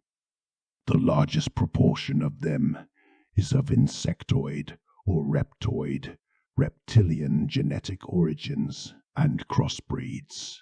Those hybrids wars have been waged until this day, and your people has been part of them secretly in recent times, with or without your collective knowledge, as you are the latest, youngest hybrid on Earth. For species who have evolved for hundreds of millions of years or longer, you are weak and ignorant. Some intelligent species, going away from the cosmic order, can take advantage of your limited soul. Species who have evolved into higher spiritual consciousness, like the Star Elders, watch over you. They send signs and guidance and speak to your soul, helping you to evolve into higher consciousness. You have noticed that we often refer to karma and dharma, two words from your most ancient surviving civilization, expressing accurately the universal principles of cause to effects and healing. Karma is the universal law which associates every cause to some effect, and every effect to some cause. It is not perceived as much in terms of good and evil as in terms of beneficial and detrimental effects. Although some things can be qualified as good or as evil from short perspective, their long-term effects always finds its meaning and purpose in the greater evolution soul process of spiritual consciousness. Dharma is the conscious participation in the evolutionary process of consciousness and incarnations. Not all Star Elders in the Council have achieved immortality, but all are actively involved in karma healing and in the dharmic process of soul evolution through interspecies, peaceful spiritual relations. So many hybrid and alien species are represented in the Council, often only as groups of their species. There are even at times some representatives of the lower lords who are convocated for negotiations. They are always offered the possibility to realign with the cosmic order, or to face the longer-term consequences of their choices, decisions, actions, and behaviors. When such negotiations fail, there are times when the Star Elders are forced to fight the lower lords to protect younger worlds and species. This is part of their spiritual mission and mandate as watchers of the planet's soul evolution process. Therefore, when the lower lords got involved in the wars of hybrids on this Earth, the situation escalated for many ages, forcing the Star Elders and their hybrid allies, like my Sasquatch people, and later your first ancestors, in fighting off the invading powers trying to possess and control creation. This is part of the long history of our planet that has kept unfolding until this day and age of your birth. It is inscribed in your genetic and soul memory to be remembered and for its lessons to be learned. Chapter 36. With any account you hear of events you have not directly witnessed or experienced, you can never be sure of its accuracy and details. What you can be sure of is that every reality described is possible. The long past events that have not involved directly your species' soul may be less relevant for you to know, but they can bring you a greater understanding, useful to your own soul's spiritual evolution. If you have listened to our message this far, you now understand that the evolution of intelligence and spiritual consciousness on this home planet, Earth, as in the whole omniverse, is far from being limited to the short history of your human people. You understand that the conception and creation of your people was part of a much longer soul evolution experiment process stretched over countless eons. You also understand by now that peaceful spiritual interspecies relations can only be conducted in a non-judgmental approach with the universal consciousness perspective of the equality of every soul.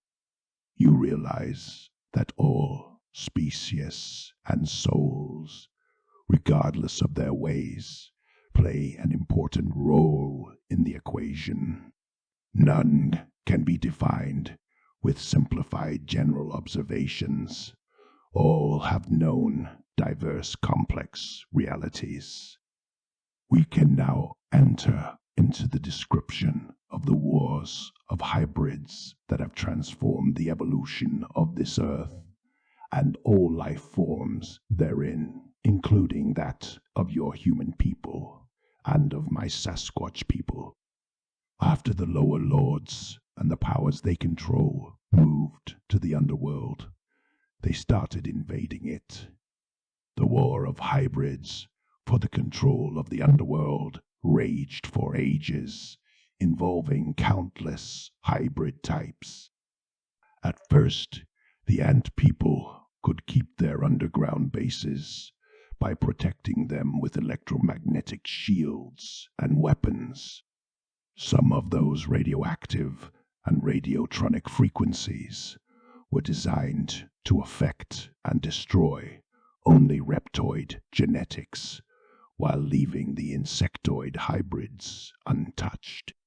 The first phase of the war between the insectoid and reptoid hybrids was thus spent in engineering a wide variety of hybrids, mixing reptoid and insectoid genetics on both sides. They were used as genetic infiltrators and spies. After ages, the reptoid lower lords devised hybrids that could enter through the protective shields and crack their codes, allowing them to deactivate them and launch a series of attacks deep within the ant people's underground tunnels, and DeMo's spraying highly toxic insecticide gases. This chemical aggression, which the insectoids couldn't repulse, forced the ant people to retreat ever deeper into the hidden parts of the underworld. Many of their laying queens were exterminated, so they rescued all the ones they could, hiding them in those deepest caves, and sealed their entrances. This massive insecticide aggression caused a major depopulation of the ant people and depleted their potential of natural reproduction. Since only a small proportion of their populations provides laying queens, these few individuals with reproductive abilities could lay millions of eggs in a single year. But the rest of the ant people consisted in sterile individuals who were conceived for work and defense. The destruction of many of their bases and the genocide of their laying queens brought the advantage in the clan of the lower lords and their reptoid hybrids. As they were losing ground and regions in the underworld at a fast speed, with their populations and reproductive rate being considerably weakened, the ant people asked for the help of the Star Elders Council, seated in the intergalactic bases on Earth. But the Star Elders replied that they could not intervene in a war between enemy species over the conquest of a territory. They would not interfere in the war of hybrids in the underworld, but would keep watching over life and consciousness on the surface of Earth and in the skies around and above. Chapter 37. Facing extermination, the ant people planned an escape to other environments. Since their anti-gravity, flying silvery discs were propelled by electromagnetic energy, they could not approximate the speed of light and travel to faraway planets with this limited technology. They could only travel at 10 or 15 times the speed of sound, making interplanetary journeys still mostly inaccessible to them. To salvage their last laying queens as their last resisting strongholds in the underworld were falling one by one under the control of the reptoids. They started building cities on and beneath the ocean floor. In this new environment, they were protected from the drones' attacks and chemical insecticide warfare. They'd developed those underwater cities independently from each other, without connecting tunnels, in order to avoid their invasion. Communication between their cities was kept through their flying fleet. This provided some safe refuges for the ant people during some time until the next wave of attacks. This time, the lower lords sent nuclear-type missiles to bomb the underwater cities of the ant people. As the previous insecticide tactic, the nuclear strikes brought much destruction and death on Earth. Since their underwater refugees were being destroyed and their last surviving laying queens annihilated, the ant people had to retreat even further and planned a massive exodus and colonization on the moon. Their fleet of silvery discs started doing shuttle between their dying underwater and underground cities towards the Earth's natural satellite, in the largest migration of an hybrid species on this home planet.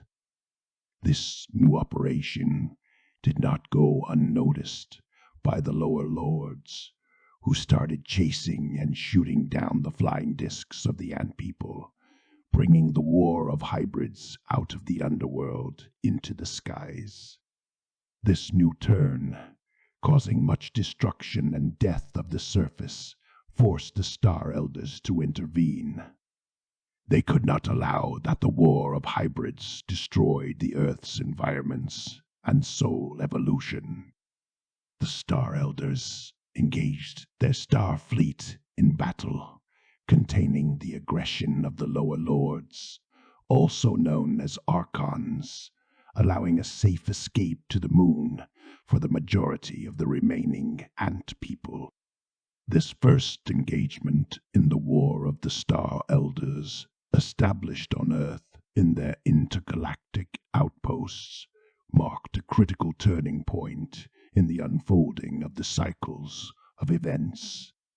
The ant people and the lower lords, or Archons, were convocated by the Star Elders Council to negotiate ceasefire, truce, and peace. Recognizing the conquest of the Archons and their reptoid hybrids over the underworld, it was ruled that they could reign over that domain, while the remaining ant people would be left to themselves on the moon and in the few surviving underwater and underground base still occupied. The Star Elders would keep their supremacy over the Earth's surface and skies, watching over soul evolution. This agreement provided a temporary peace for the biological and spiritual evolution to be carried on. During their colonization of the moon, the ant people did with their technological science what they knew best, burrowing deep underground colonies and engineering new classes of hybrids and unseen life forms. Since almost all their laying queens had been annihilated, their natural reproduction potential was very weak.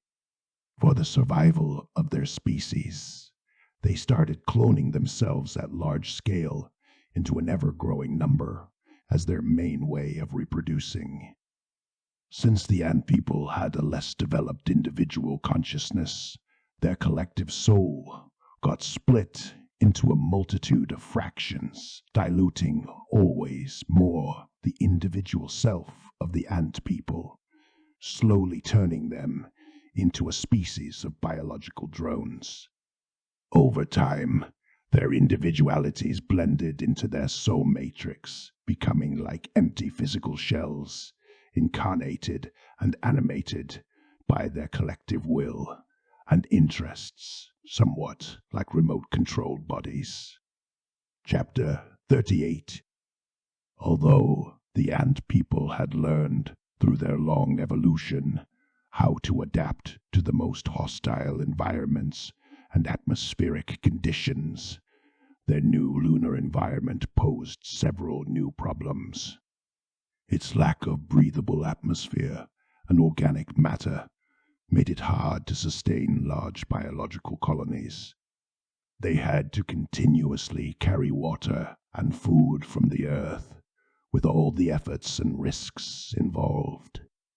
They were also gathering different DNA samples, since the moon couldn't provide any, and most of the collections they had stored in their DNA banks were from archaic insectoid, arthropod, and arachnid stock, with which they had engineered their earliest and most primitive experimental forms of hybrids.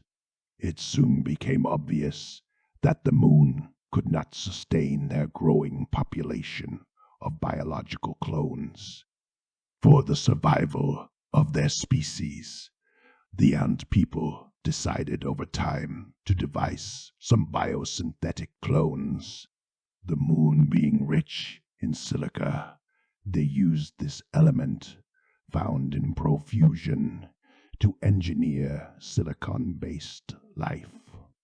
As they were digging ever deeper and hollowing the moon's center, they used its very dust to construct silicon-based biosynthetic clones, through which their collective soul multiplied into bodies.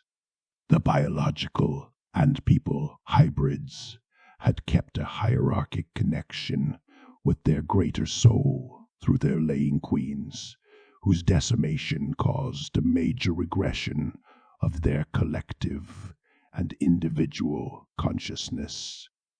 As the biosynthetic incarnation process of their soul took over the biological forms, their collective consciousness was gradually harnessed and stored into an artificial intelligence matrix.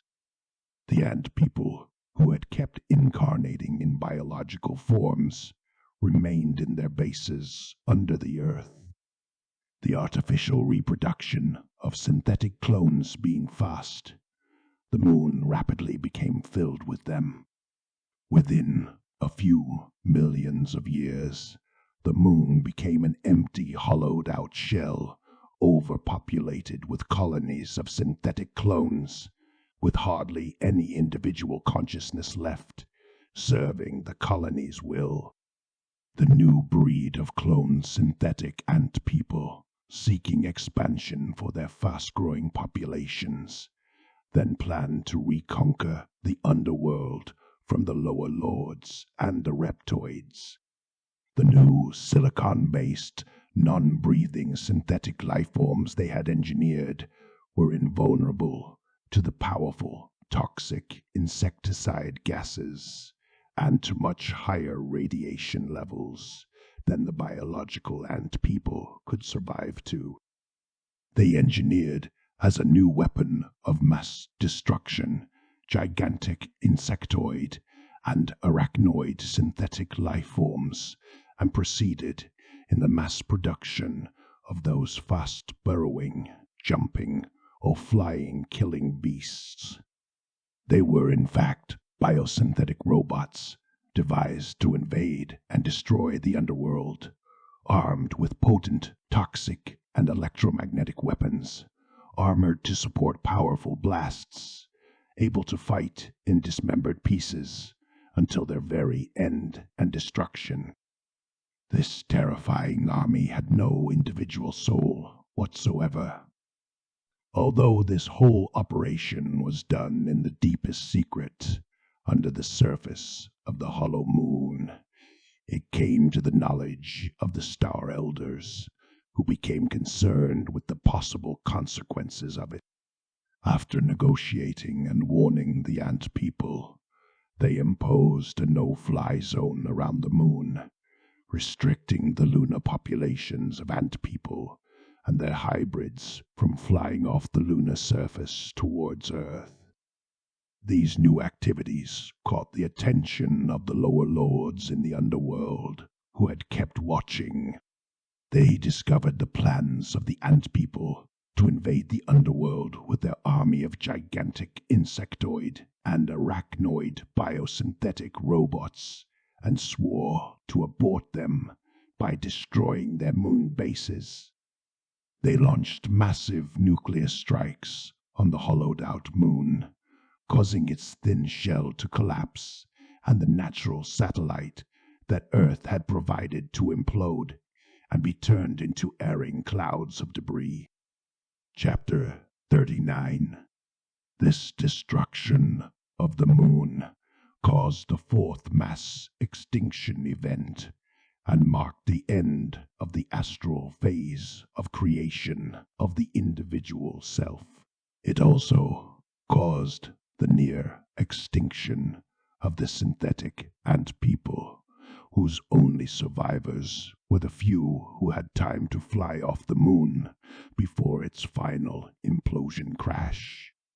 The rotation speed of the Earth was considerably slowed down, and with the dense shroud of debris increasing the atmospheric pressure to intense levels, filtering the sunlight, the temperatures dropped. The first global glaciation period started and extended over millions of years, forming polar ice caps. For the following ages, the surface of the Earth was darkened by the clouds of dust and debris, while meteorites showered and stones rained from the sky. Even with their protective magnetic shields, many of the intergalactic outposts of the Star Council suffered great damages and destruction, forcing the Star Elders to retreat into their subterranean quarters below their cities and centers, known as the Agartha. They took with them many of the forms of life and DNA codes on Earth, keeping them in safe care. On the surface, the densified atmosphere caused several species to evolve into developing wings to glide and later to fly. Theirs scales turned into feathers over long but accelerated genetic mutations. Thus, a new class of species gradually appeared over the course of time. Birds dominated Bamar. The war of hybrids had taken proportions, threatening all life and soul evolution on this planet Earth. As watchers of this world, the Star Elders could not maintain longer their position of non-intervention. The soul of Earth had been wounded and hurt gravely by her children over their differences of forms.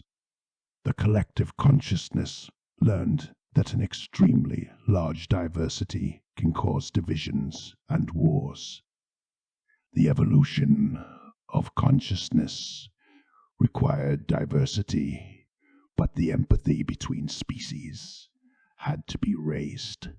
The next phase of the evolution of spiritual consciousness on Earth needed to aim towards a greater empathy and compassion of the soul.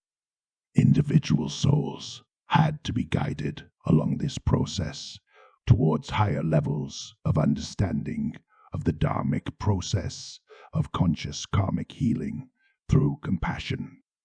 Hence, this started the etheric phase of creation of the compassionate soul with the introduction of a new hybrid on this home planet to participate in this vast spiritual mission. Thus, the bird people were conceived and born from various star seeds, including from Sirius, Arcturus, and other star systems.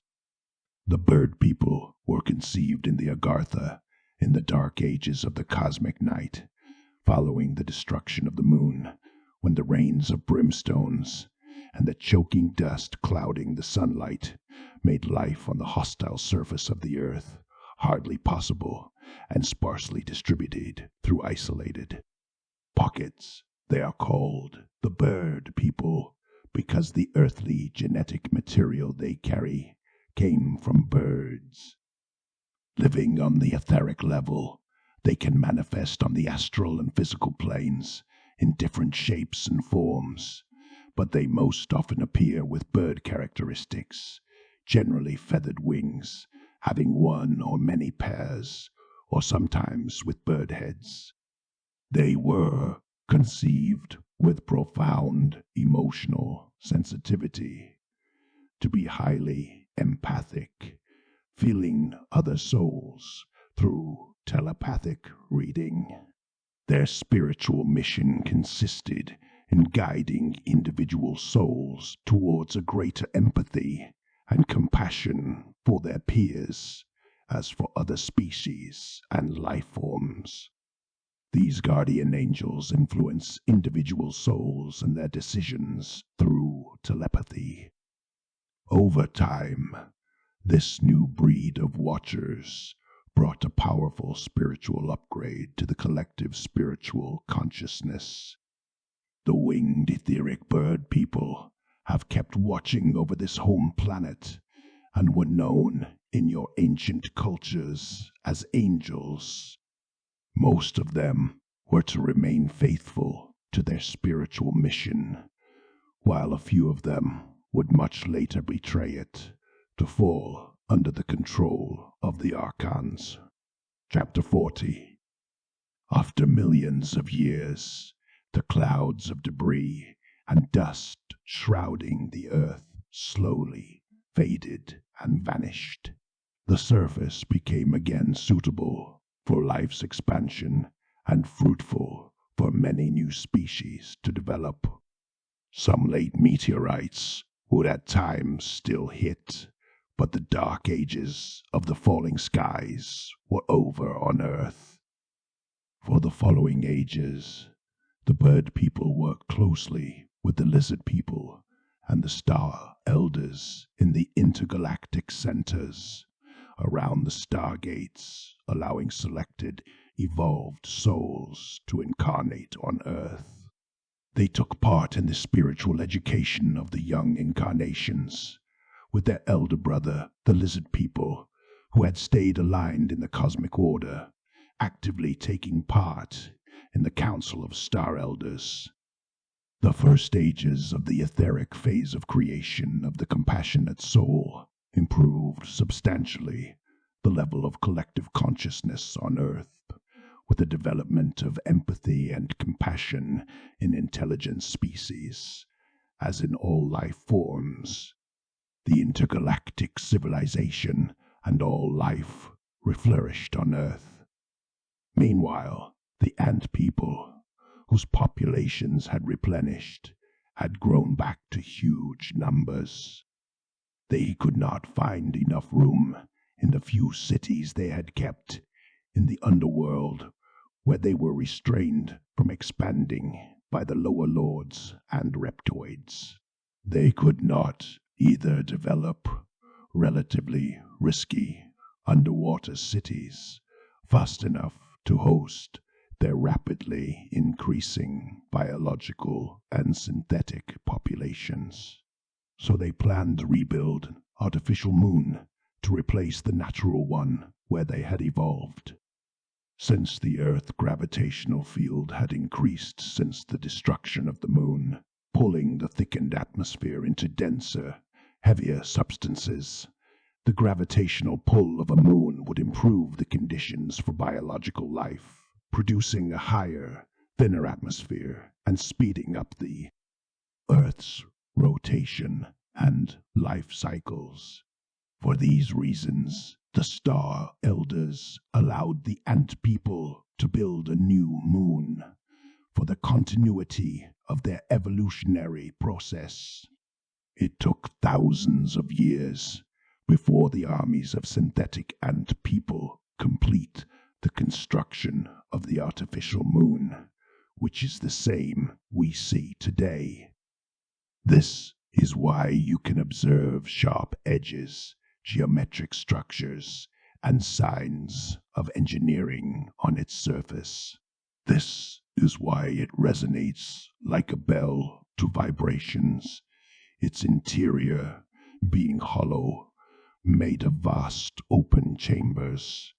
The condition given to the Ant People by the Star Elders Council for its construction was that they would never again produce threatening invasive species, nor plan another invasion anywhere on Earth. The Star Elders offered protection to the Ant People as long as they would observe this covenant. This new situation ensured a relative peace and a high rate and level of spiritual evolution for many following ages on Earth. The intergalactic outposts of the Star Elders were kept by the Lizard People and the Bird People. The latter also accompanied the growing populations of intelligent life as they spread across this home planet to populate every environment they could inhabit and develop. During that time, the lower lords in the underworld had lost their influence in interspecies affairs, their control being restricted to the populations of the many reptoid and insectoid hybrids they ruled. The basins of souls they had access to had been largely dissolved in too many bodies, whose individual selves allowed a limited possibility of interactions and decisional power. An army of biological robots. The lower lords, also called Archons, planned to gain control over the Stargates in order to bring reinforcement from powerful souls of various star systems under their control. This started the Wars of the Stargates, which got the Earth involved into an intergalactic conflict for millions of years to come.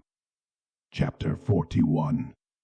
With all the millions of different, ever-transforming life forms on this home planet Earth, no limited mind could know or even imagine them all. If we were to learn about 200 new species every day, a century wouldn't be enough to cover all the species recorded by your limited science, amounting to a mere 10th portion of all existing species. This is without mentioning even more numerous species that used to live on Earth, but have vanished long ago, mostly through mass extinction events. If we transpose this reality to an intergalactic scale, with the myriads of planets bearing biological life, the vast diversity of life forms inhabiting this whole omniverse is beyond all mind comprehension. It is impossible to know or to describe all forms of life, and it would not be necessary nor useful. All those infinitely diversified life forms serve but one purpose: the evolution of soul consciousness. The short, lasting biological Incarnations are temporary vessels for the soul consciousness to evolve. They all are born, grow, age, and die within a short span of time, to be then recycled by other life forms. Over ages, species transform, diversify, appear, and go extinct, but all return to molecular stardust. From this universal perspective, physical life forms, species, and individual incarnations are just stepping stones for the soul to carry on its growing, learning, and healing journey through time-space towards higher levels of consciousness. Their multitude and multiple various forms matter little in the bigger picture. It is their end and the greater purpose of their existence that gives significance to the whole process of biological incarnation, which is meant for spiritual consciousness to raise higher. Just like there are some universal laws ruling the physical dimension, like for instance, a molecule of carbon or oxygen looks alike anywhere is the universe, there are likewise universal spiritual laws. On the lower scales of the evolutionary process, the most primitive life forms with little or no individual consciousness have their departing souls returning to the greater soul of their species, to be recycled by it, much like drops of water blending. When the souls develop an individual consciousness, they reincarnate in similar or in more intelligent and sensible life forms. When the individual soul's emotional experience reaches empathy and compassion, their consciousness starts to understand intelligence and the spiritual meaning of life.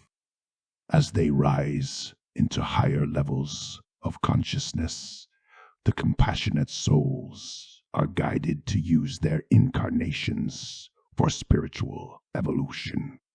Along that path, they eventually learn spiritual consciousness rises through healing karmic debts. On the highest levels of spiritual consciousness, reached by the most advanced souls and star elders, devoted to spiritual evolution of the soul, by healing and solving all karmas through the practice of Sanatana Dharma, or the virtuous way of sanctification of the soul. In this universal consciousness, all souls are evolving and always offered help, regardless of their path.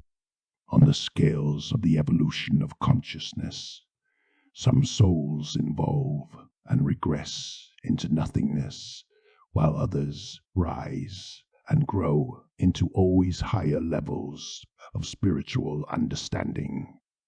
This ladder of the souls, or wheel of fortune, known as samsara, or the wheel of karmas, keeps the balance and movement flowing between the material and spiritual planes.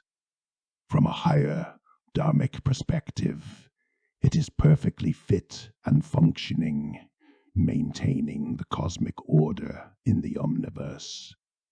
Expressing any fear, anger, judgment, or hatred towards any other living beings or species only adds more weight to the karmic burdens that need healing. The masters of Dharma are continuously helping souls to heal and evolve. This is how our eldest elders reach immortality and a state of holiness with universal consciousness. Chapter 4.2. In this perspective of eternity and universal consciousness, recalling the past events and the different species or hybrids involved serve but one purpose: the understanding of the evolution of consciousness. Intelligence and spiritual understanding have evolved on this home planet since long before your time. When the Ant people rebuilt the actual moon we see, they made it of similar proportions to the first natural moon that had been destroyed, but they devised it to be 400 times smaller than the sun and set it 400 times closer so that it would fit perfectly its diameter during eclipses. This coded message for any intelligence was to remember the Ant people as the first civilization on Earth. It explains why this perfect ratio is nowhere else to be found in our solar system, nor in any other. After having survived 3 mass extinction events, with each time the near disappearance of their lineage, the Ant people had learned about the fragility of life. They had learned, too, that overpopulating their environments caused a threat to themselves, so they slowed down their reproduction rate by much. They understood also that without the protection of the Star Elders, they would have been destroyed. Since they shared a common soul centered in their matrix, they could each be turned into emissaries. For these reasons, in spite of their artificial way of reproducing through biosynthetic clones during the etheric phase of creation of the compassionate soul, the Ant people's consciousness evolved and realigned with the cosmic order, respecting their covenant of planning no invasion, more building. Weapons of mass destruction. For the 3rd time, the Ant people were readmitted in the Star Elders Council, who always offer new opportunities for any species or souls to readjust their behaviors.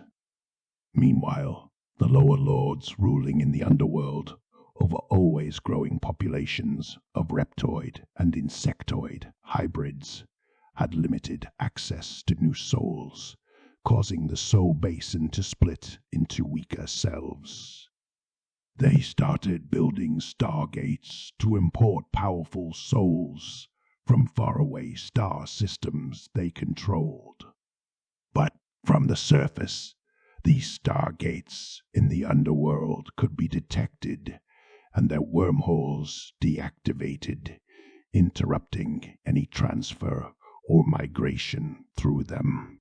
The Star Elders Council could not let any additional forces join the armies of the lower lords in the underworld, nor let them use stargates, since the Archon lower lords did not have the numbers nor the powers to match that of the Star Council. They realized quickly, after a few vain and failed attempts to conquer some intergalactic ousts, that they could not confront the Star Elders in a direct fight. So they flew to the next planets in our solar system, Mars and the planet that was later turned into the asteroid belt, and they established bases there. There was water and life on an elementary level on those planets. They built stargates to import souls. Thus started the War of Stargates, which spread through our solar system and involved many galaxies. The Earth was itself part of a much larger battlefield in an intergalactic war fought by the Archons and their powers for the domination of several star systems. The Star Elders also established outposts on Mars to prevent the lower lords from dominating that living planet. But on the next planet, known as Malkuth, Maldek, Balion, or by different other names, the Archon lower lords kept their domination. The escalation stretched over millions of years, as more and more entities from other dimensions were incarnating on those 2 planets of our solar system through the stargates of the lower lords. The fights between patrolling starships and intruders became more frequent and more violent as the Archon lower lords were building powerful star fleets on their newly conquered planets, planning the conquest of the Earth. The War of Stargates reached its climax with the aborted invasion of our Earth. Chapter 43. Meanwhile, on Earth, the intergalactic civilization had developed and inhabited all parts of the globe. The lizard people and the bird people were the caretakers of the highest civilization ever on Earth. They had domesticated many species of large dinosaurs that they could ride and fly on, or harness and use in construction or agricultural large-scale works. The spiritual centers where the Star Elders visited were used for the education of the populations and the maintaining of the cosmic order through developing higher levels of consciousness and healing energies with sacred vortices and ceremonies. After some millions of years of planning, preparations, and training through guerrilla warfare, the lower lords' massive invading army from Apollyon to Earth, with at its head a gigantic artificial moon serving as mothership. The Star Council prepared to face the forces and protect Earth. The first attack consisted in nuclear strikes against the moon in an attempt to destroy once more the nevralgic home base of the ant people. But remembering the previous destruction of their moon home base, they had conceived their new satellite with reinforced structures able to resist several blasts until the Star Council flees, protecting the moon and all life on Earth.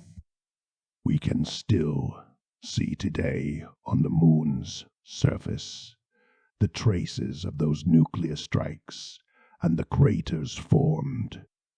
The mothership artificial moon of the Archons was bigger in size, and its surface made exclusively of metals, as opposed to the ant people's moon, which they coated with thick layers of silica dust or soil.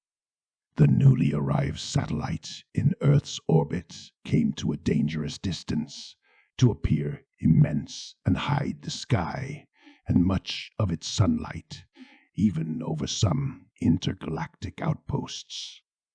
It terrorized life on Earth with loud sounds and powerful magnetic waves, causing cataclysms and panic, while connecting the newly arrived troops with the armies of the lower lords guarding the underworld. This highly critical situation threatened all spiritual evolution on Earth if it was to fall under the Archon's domination.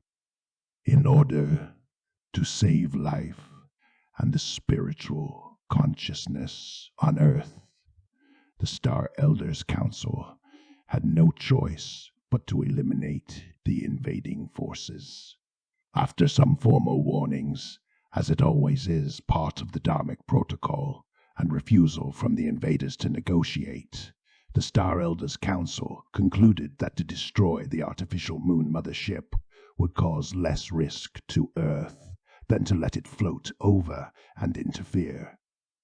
But to blow it up would cause much more damages than to crash it over the main underworld bases. With technologies that can create, partition, or destroy worlds, the Star Elders Council caused the artificial moon of the Archons to crash where the main headquarters of the underworld were centered. This gigantic cataclysm in the eastern part of what you now call the North Atlantic Ocean caused the fifth mass extinction event, with the near disappearance of most species of dinosaurs and saurians. All land masses were projected outward at high speed, colliding with each other in eruptions and quakes. This intervention aborted the attempt of the Archons to invade Earth, but they still had large and fast-growing populations on planet Maldek or Apollyon that were supplied with new forces through their stargates. The Star Elders knew that it was a matter of time before the lower lords would reform a new army, likely more powerful, for a new invasion.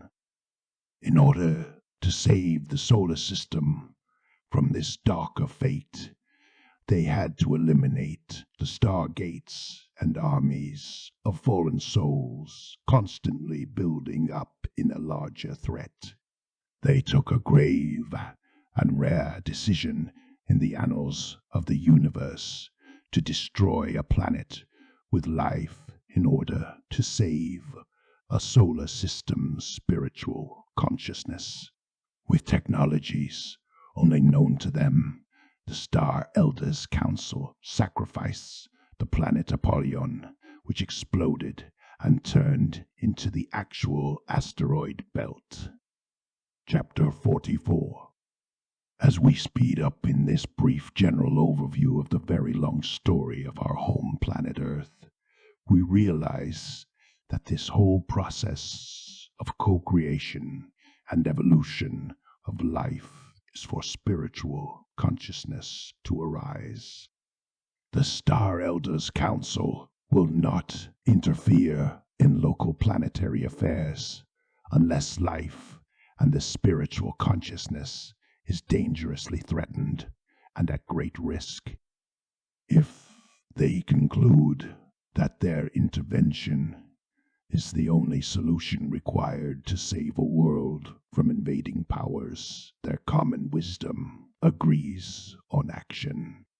When they opted for crashing the artificial moon of the Archons, they knew it would cause a mass extinction, which was already started by the invasion, but aborting the invasion would cause less harm. For this reason, they also destroyed the planet Apollyon soon after, while the Earth was already suffering from mass extinction, in order to favor its recovery and avoid another fatal massive death. Its explosion caused extensive meteorites showers that reached the Earth over an extended period, making its surface hazardous for life. These impacts and the clouds of dust they created also caused the atmosphere to darken and filter the sunlight, causing another age of glaciation and colder weathers.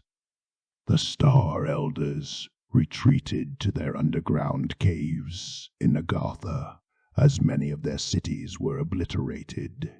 At the end of the War of the Stargates, the threat of massive invasion in our solar system had vanished. The soul of the Earth had experienced the threats and dangers of being subdued by outside alien forces. The collective consciousness learned that compassion involves protecting weaker souls and species. The bird people had been conceived to be emotionally sensitive, to feel empathy and compassion. There needed to be a new kind of earthbound hybrid that could live on this home planet and protect it.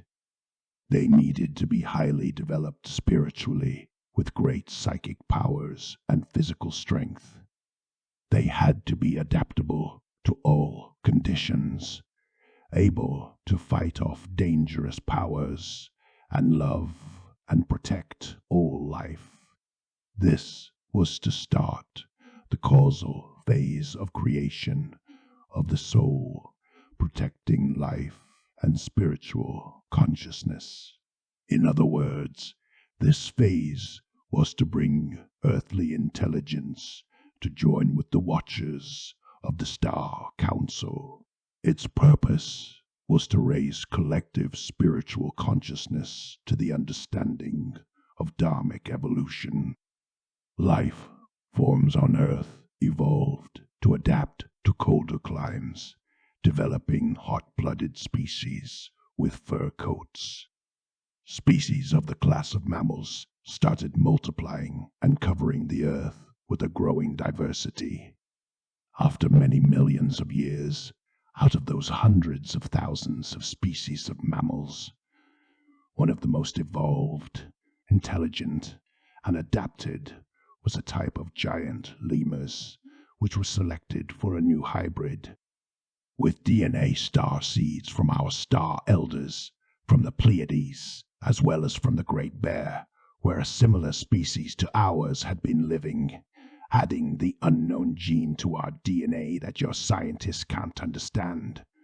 My Sasquatch people were conceived and created in the underground temples of Agatha. You know us as Sasquatch from the language of your Salish tribe, who has continued knowing us. But my hairy people was known by many other names then, as it has been since. We are the mammal people. Our spiritual mission has been to be protectors and caretakers of all life forms, and of the spiritual knowledge of our star elders, by saving in our memory their teachings of the long soul evolution. Of all hybrids created on Earth, only my people, some bird people in their guardian angels' forms, and the elementals have remained faithful to our original spiritual mission, in spite of Along the Road. This is why we still gather with the elementals and little people to celebrate our spiritual bonds, and we wish for your human people to join with us and reintegrate the council of our star elders with us. Chapter 45. My Sasquatch people were created in the Agartha, the underworld below the intergalactic cities of our star elders, around 50 million years before your human people, in a time when Earth was recovering from a series of cataclysms and climate changes. We were created in a land known to you as Lemuria Oma, which covered, in its earliest and largest extent, a good part of the Pacific Southwest and half of the Indian Ocean, with Austranesia being its remaining land masses above water. It consisted in the largest portion of the former continent of Austra, which included Africa, Antarctica, and South America. When the artificial moon of the Archons crashed in the North Atlantic, the surrounding land masses suffered from severe seismic activities for ages, while on the opposite side of the planet, in Lemuria, the volcanic eruptions considerably extended and enlarged the land masses. After ages, the continent stabilized, but Lemuria was the first one to see its ecosystems reflourish and life fructify and thrive. In the dharmic way of the cosmic order, it is understood that the elimination of a physical threat, like an invading army, is but a temporary measure, bringing only a short-term solution, but postponing the ultimate resolve of the problems.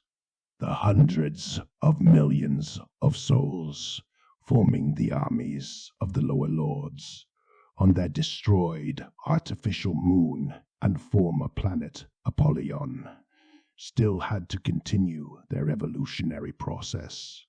Some were sent back to the star systems they were brought from, others scattered through space like lost souls.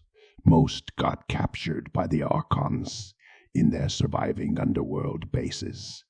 The destruction of the metallic moon, Tiamat, and of planet Maldek had definitively ended the invasion of the lower lords and protected Earth from falling under their domination.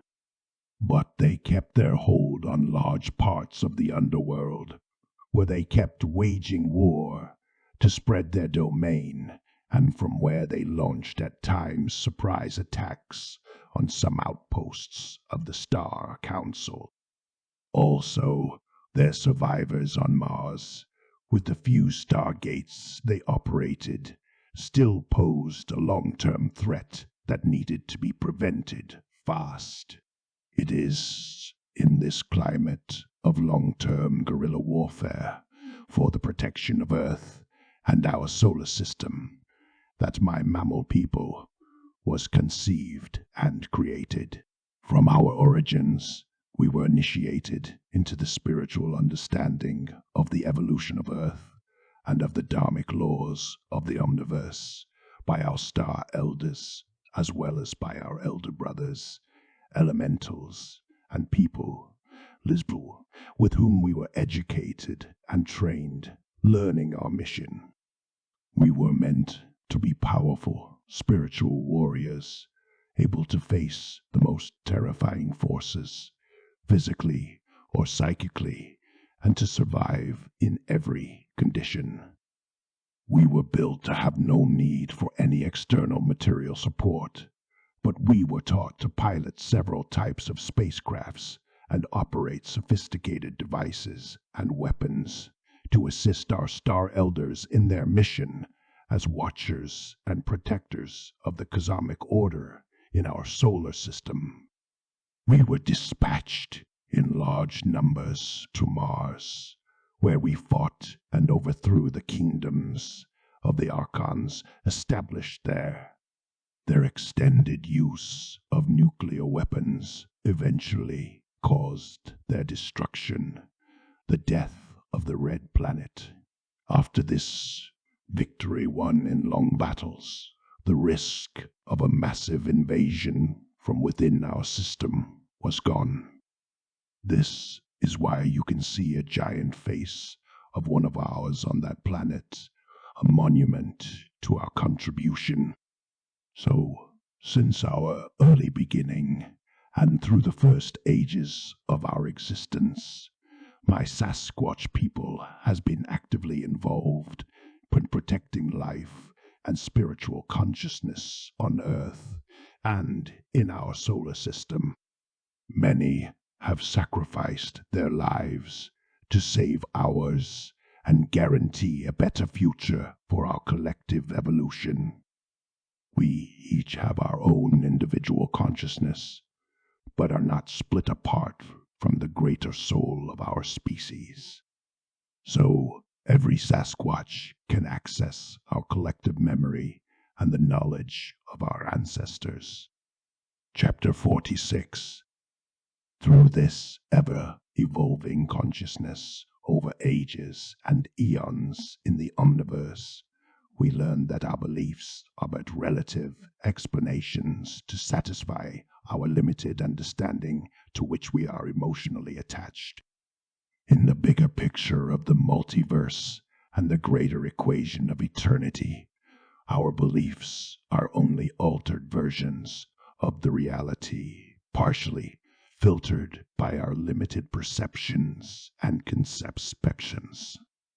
Beliefs are, thus, only relevant in the measure they influence our behaviors, attitudes, and actions, and their results.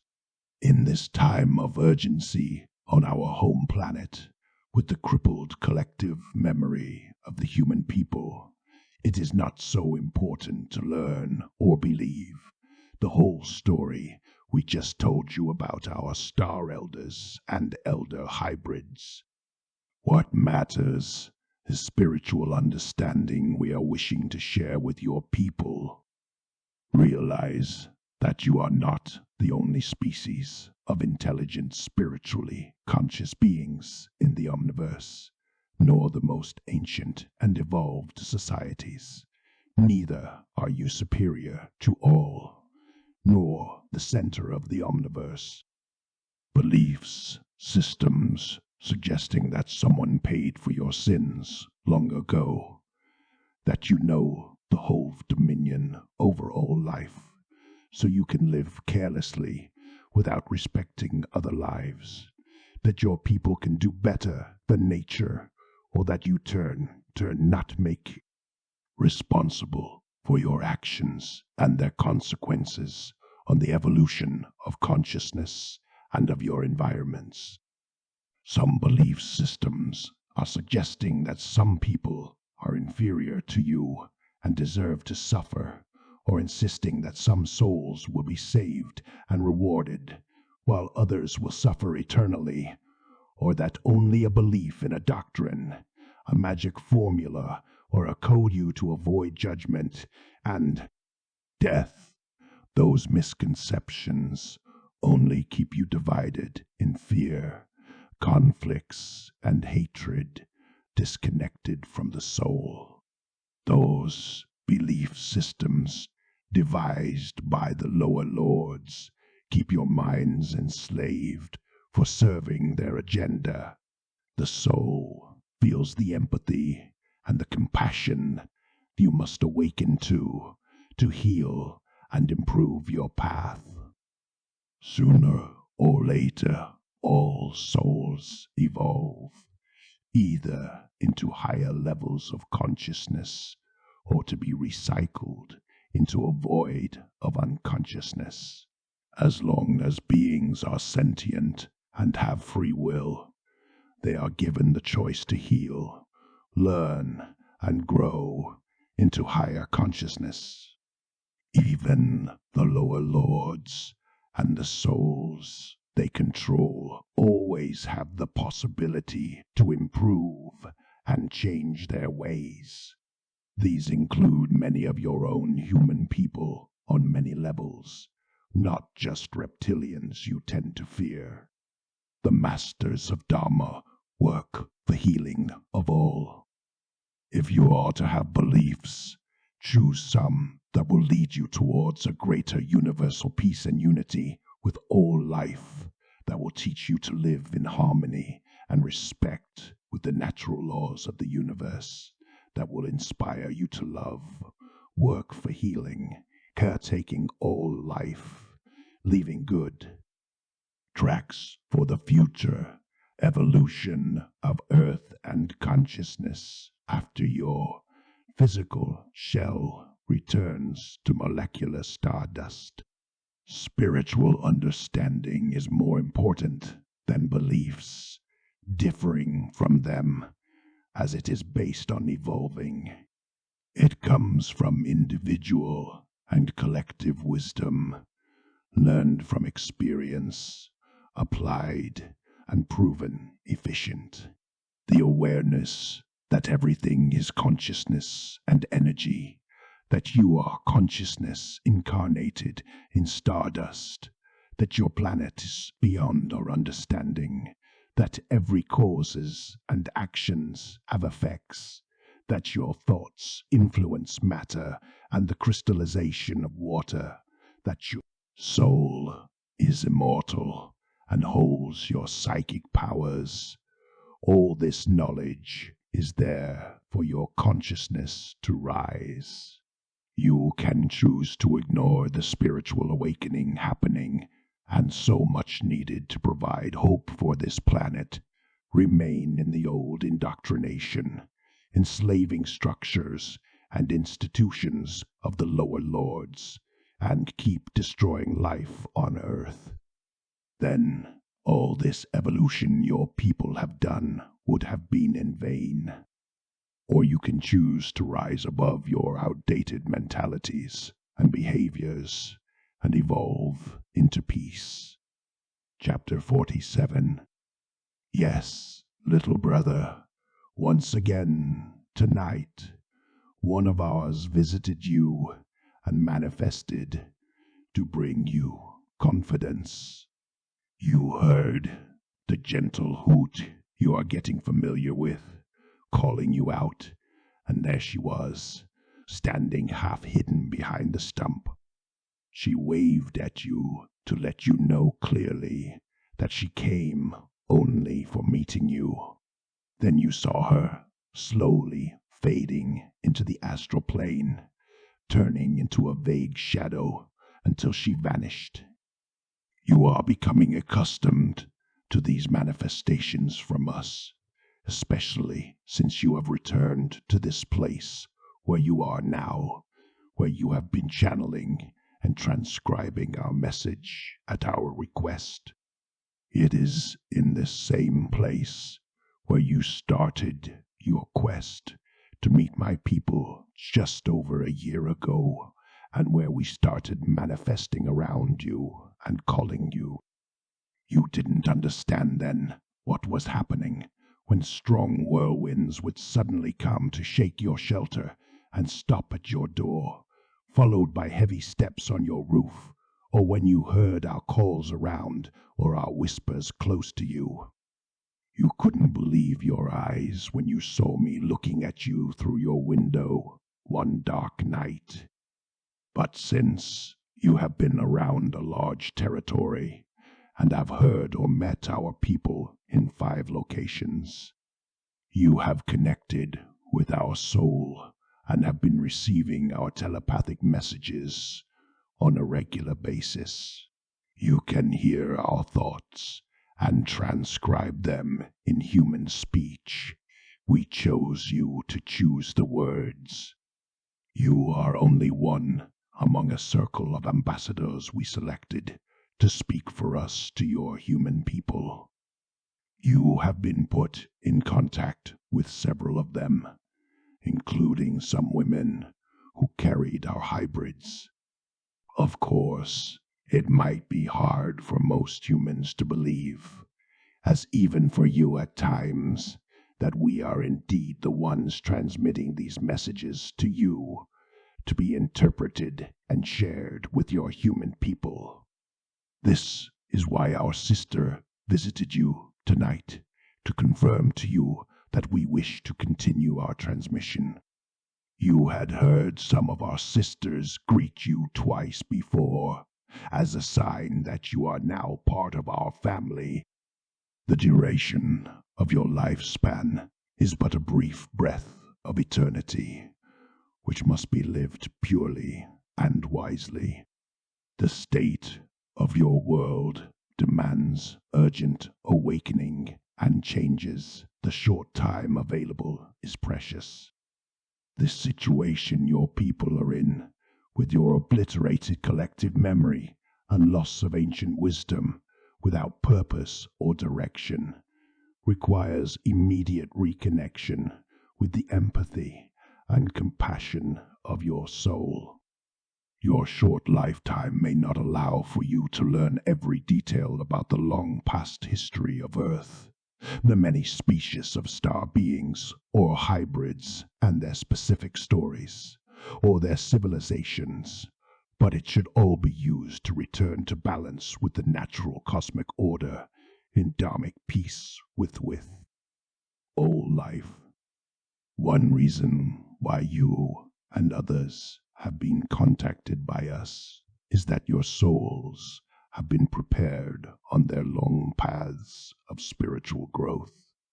This is also part of a long-term greater evolution that has long been foreseen and planned for these times. Many of the ambassadors we have psychic communications with also carry some of our DNA, making them predisposed to connect with our collective soul memory. When your great-great-grandfather and his twin brother were found as orphans around the age of 8 in the wide wilderness of the Northwest Territories, they were living in a rudimentary hut of branches, covering spoke no intelligible language. They were the twin hybrids of a local native woman and one of my Sasquatch people. The two native trappers who found them adopted one and gave them their names. This happened so that they could learn human speech and customs and act as ambassadors while bringing our genetic memory into your human lineage. Your hybrid ancestor became a well-loved and respected man in his EMT's community, where you found his grave last year, partly solving the riddle of your ancestral roots. This explains why you have heard our call since young age. But the full meaning became clearer only recently when we explained it for your understanding. Now you know why you have always felt we were real for being part of us. So yes, you are one of us, as are many more of your human people than they would believe, since we have kept sharing our genes over the generations.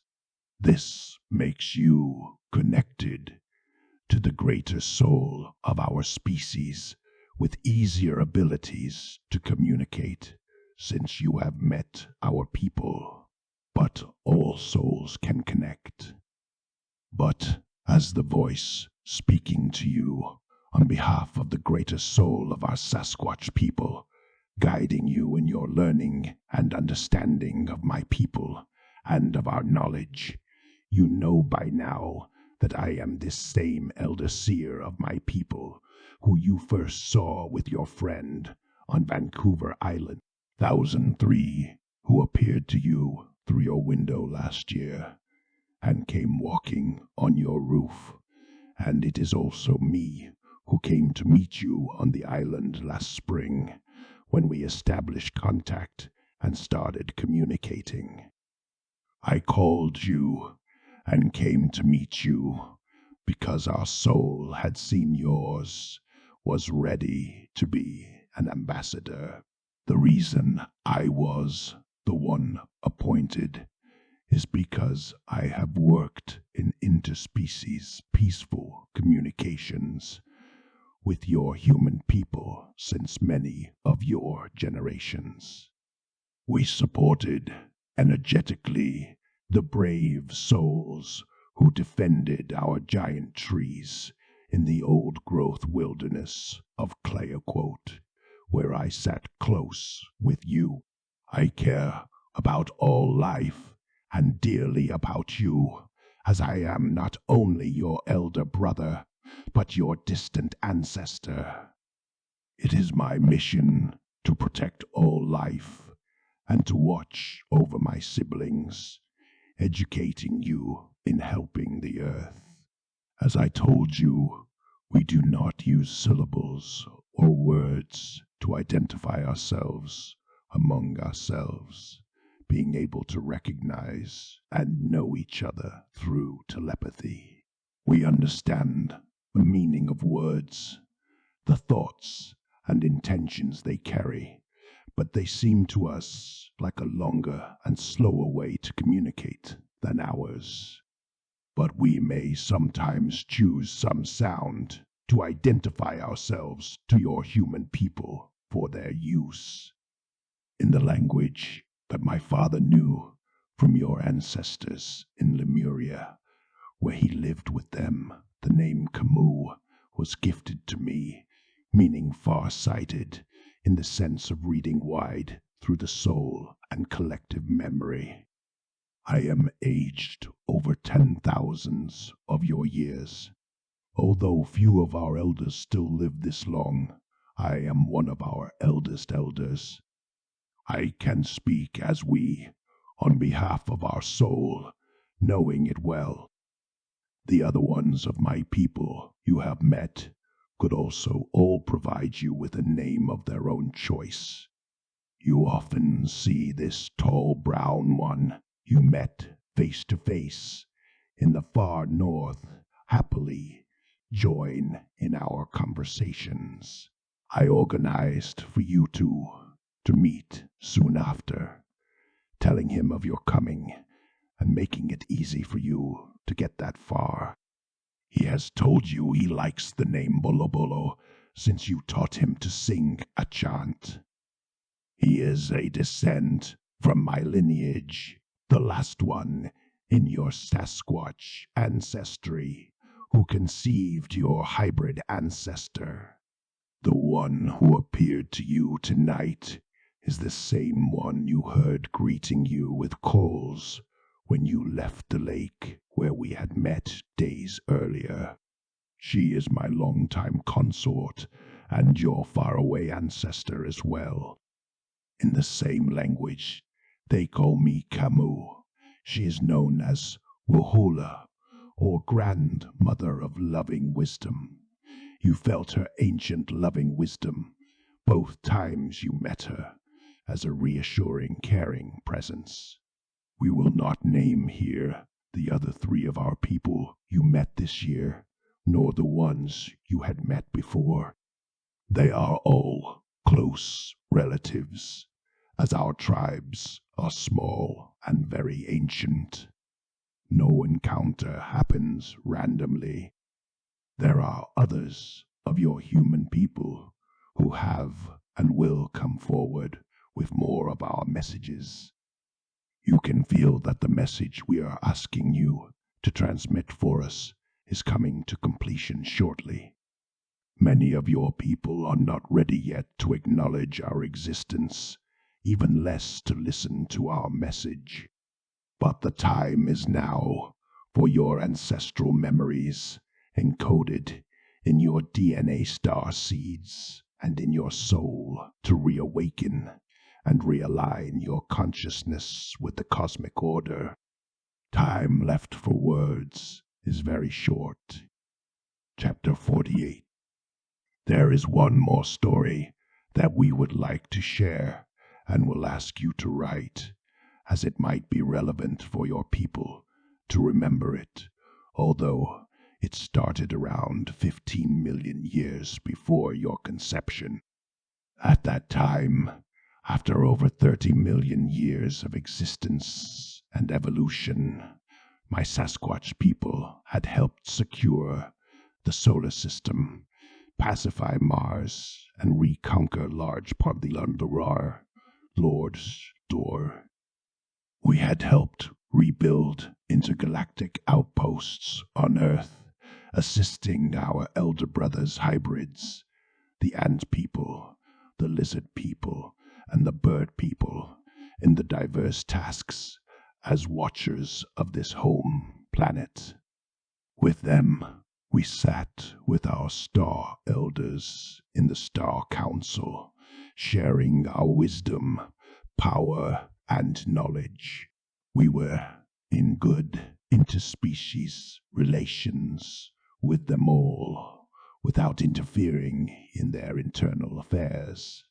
It was the highest level of intergalactic peaceful civilization ever reached on Earth, with many interdimensional travelers from several star systems coming and going through the stargates or with starships to take part in the Star Council, as Earth was a favorite example of interspecies civilization. What we told you before, we have heard from our star elders, but this is part of our soul memory. My Sasquatch people were already known then as the forest people or wild people, preferring to roam free in the pristine environments than to mass up in cities, where we only sent emissaries to council. The ant people lived mostly on the moon they had built, or in parts of the underworld they reoccupied. With the lizard people, they had been appointed as the watchers of the underworld and of the skies. The bird people formed the majority of populations in the hundreds of intergalactic cities on Earth. They were appointed to watch over all life on the Earth's surface and within the breathable atmosphere. They watched over the stargates and the coming and going of souls, so they turned out to be the best-known representatives of life on Earth in the Star Council, an archetype of intelligence on our planet. At that time, some of the bird people became proud and considered themselves superior to other intelligent life forms. They pretended to be the most advanced species on Earth and wished to extend their mandate and become watchers of the whole solar system. They envied the ant people for having their moon and planned to build their own. Some 200 of their kingdoms confederated and petitioned the Star Council to make a second, bigger moon. The Star Elders objected that a second moon could alter the balance on Earth, so the confederated bird people proposed a patrol moon for the sun. Since this huge mothership would go around the whole solar system, it would not pose any risk to Earth. The approval was granted for the purpose of creating a giant starship patrolling the solar system. Then a dispute arose between the ant people and the bird people. The first had built their moon by using the material they dug out when burrowing their tunnels into the underworld domain. They did not accept to dig and mine the minerals needed by the bird people, who despised themselves, the darkness of the underworld. The bird people's kings tried to force my people and others to mine for their moon. The conflict escalated as the new artificial moon was being constructed in our skies, growing bigger. The bird people kings finally found support from the Archon lower lords and joined with their armies. The Archons saw in this move, inspired by pride, an opportunity to rebuild their former moon, Tiamat, destroyed in its crash. So they sped up the construction by providing metals, technology, and workers. I ask Sasquatch, when will we meet and speak again? Author's note: greetings of peace to all my relations. Since some have wondered and asked about who has been channeling this Sasquatch message, I accepted to write a short bio to introduce myself to my human family. My spirit elder Camus told me to finish first, to transmit their message, and then write some words about myself for my people. As Connie wrote, this book is not about me, but about them. The life of a man is but a blade of grass on the prairie, weathered away by the winds of time. Lakota, holy man, black elk, Wikasawakan Hakasapa, said that the life of a man finds its meaning and significance in the teachings and wisdom learnt along the way, which is worth sharing and passing on. Our ultimate purpose and Raisin D tree is to help consciousness to rise to higher levels of spiritual understanding. So, although I've been working on an autobiography since 9 years, with over 300 pages written and about 2/3 through, entitled in French, Contemporary Shamanic Journeys, I'll write here a short account of the most relevant events. I was born in Montreal, in a French-Canadian family with MT's ancestry. The first native legend I ever heard when I was 8, from my brother, who had heard it in a summer camp, was about the Wawaloo, a derivative of Babaloo, as the hairy forest people are called in Maine. We had never heard the word Sasquatch back then, but it was only a few years later, before my teenage, that the Patterson footage came on our screens, with other revelations, such as Von Daniken's Chariots of the Gods, awakening my interest in star people, hidden archaeology, and paranormal phenomenons, and raising questions that my Christian or academic education could not answer. Before I turned 17, I left for my first tour of Turtle Island, in America, which became a pilgrimage in search of spiritual understanding through churches, temples, ashrams, and connections with Mother Nature. The first fall, a medicine man I met instructed me into doing a vision quest, in which I encountered my first spirit guide. Although I didn't understand what was happening then, I felt deeply that native ancestral teachings held many answers. The following summer, I went to my first rainbow gathering, opening my heart to a universal family. This 2-year pilgrimage culminated on Hopi Land in the spring of '83. Just before reaching there, I spent a night in petrified forest where I had a vision of a Sasquatch who sat nearby and showed me how it was when he walked with the dinosaurs. I first thought I was reading the etheric memory, but he interacted with me, so I then thought he was an astral ghost. I didn't understand at the time that they are interdimensional beings able to manifest on different planes. Looking back, the meaning of many past steps are just becoming clear now, at the light of the communications I had with Sasquatch recently. On my first visit to Hopi, I was welcomed with warm hospitality, received teachings, was gifted an eagle feather from a ceremonial dress, and saw my first Kachina dance.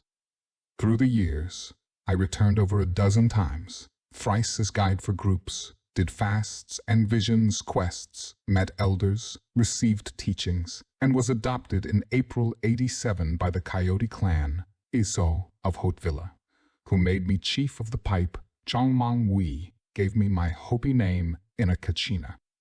Ceremony in the Kiva, and spiritual knowledge to carry.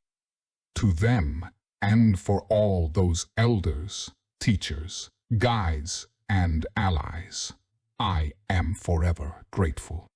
Among the Hopi elders I visited in their homes, 5 deserve special mention. 1. David Manongi, who was in his last year among us, aged 117. 2.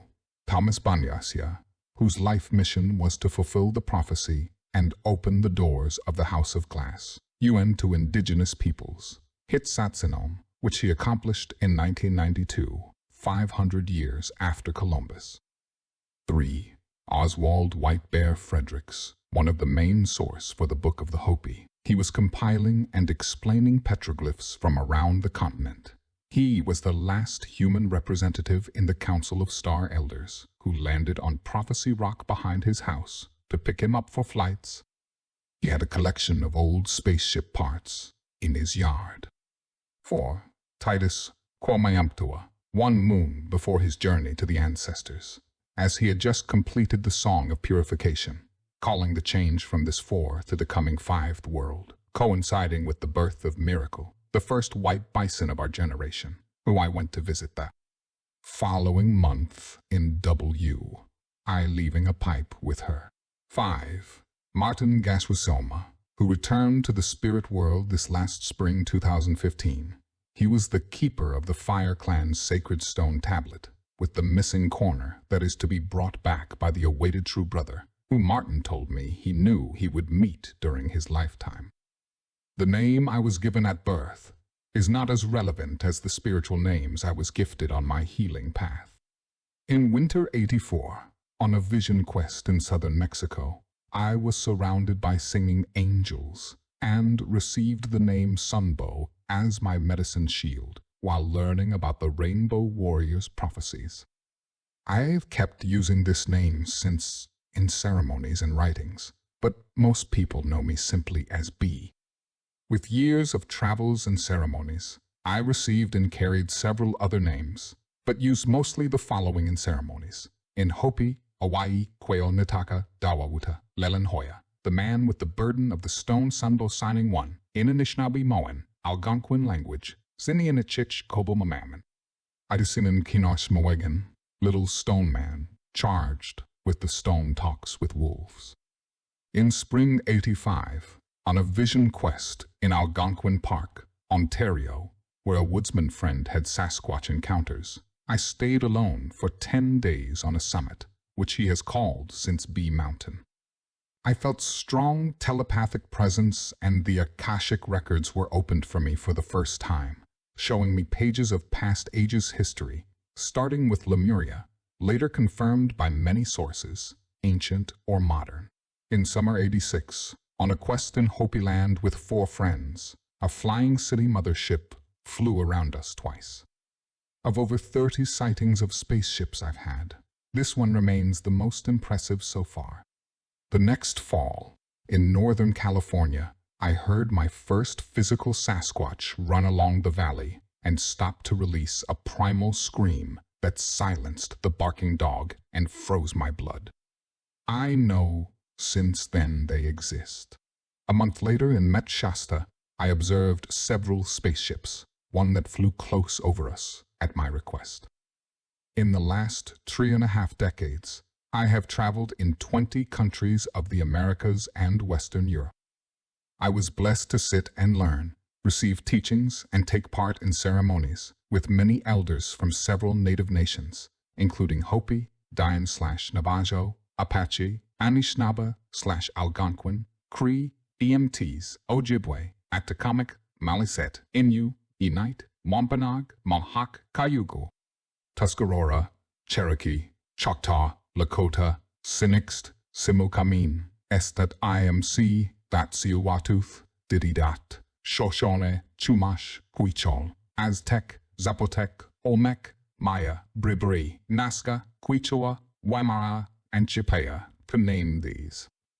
I also studied and learned from other spiritual teachings, like Vedic scriptures.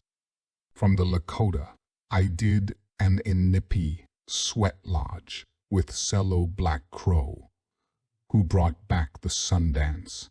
He asked me to watch over his pipe for the night. In Pine Ridge, David Swallow invited me to put up my teepee and join in ceremony. But sadly, my traveling partners had no time, so I gave him an earth flag. Hereditary Chief Phil Lane Jar is a great elder doing an amazing work internationally for the earth and the indigenous peoples.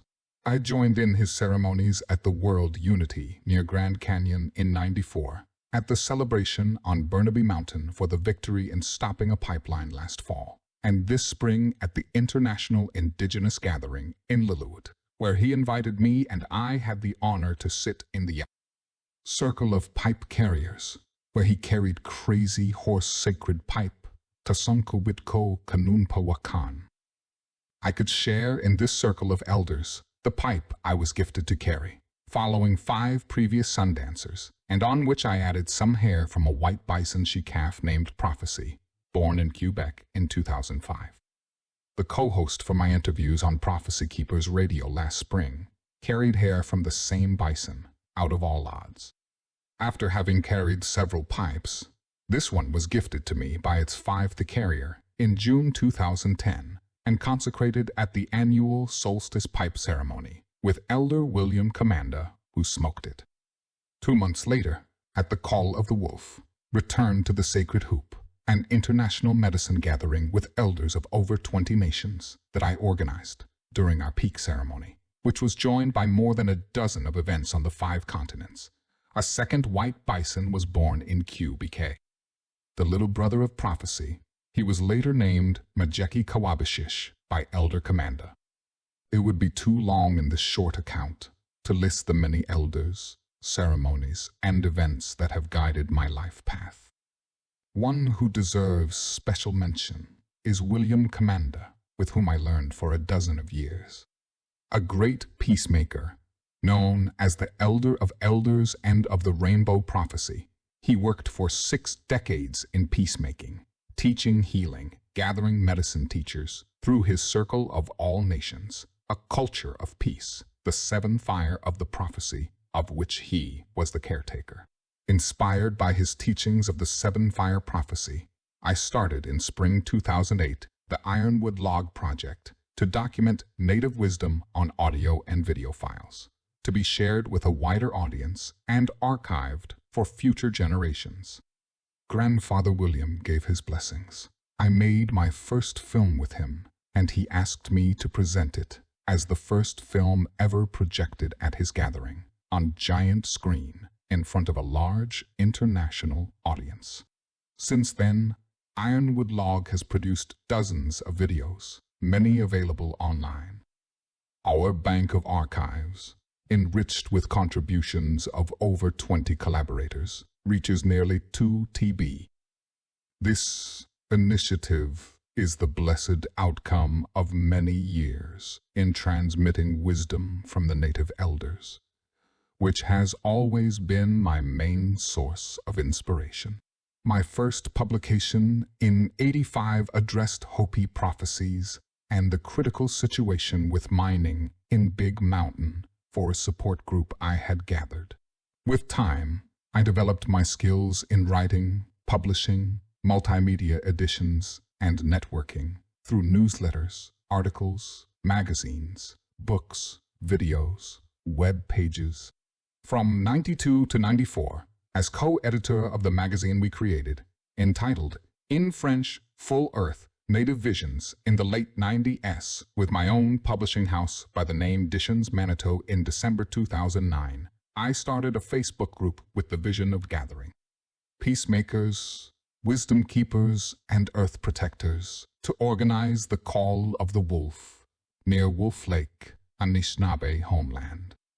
First called United First Nations for the Great Law of Peace, the group adopted its actual name at the gathering after 8 days of ceremonies and council with the elders. One United Nation for the Great Earth Peace is still a dynamic network with over 21,000 members. I have been involved as well for decades as an international focalizer for the Rainbow family, having attended 55 gatherings to this day and scouted over 20. I took part in a similar number of Native events, gatherings, or powwows, and stayed in dozens of Native and alternative communities, meeting allies, and being instrumental on occasions in building bridges between Native elders and Rainbow family. From '94 to '97 in Europe, I shared teachings and ceremonies in a dozen of communities and a few gatherings.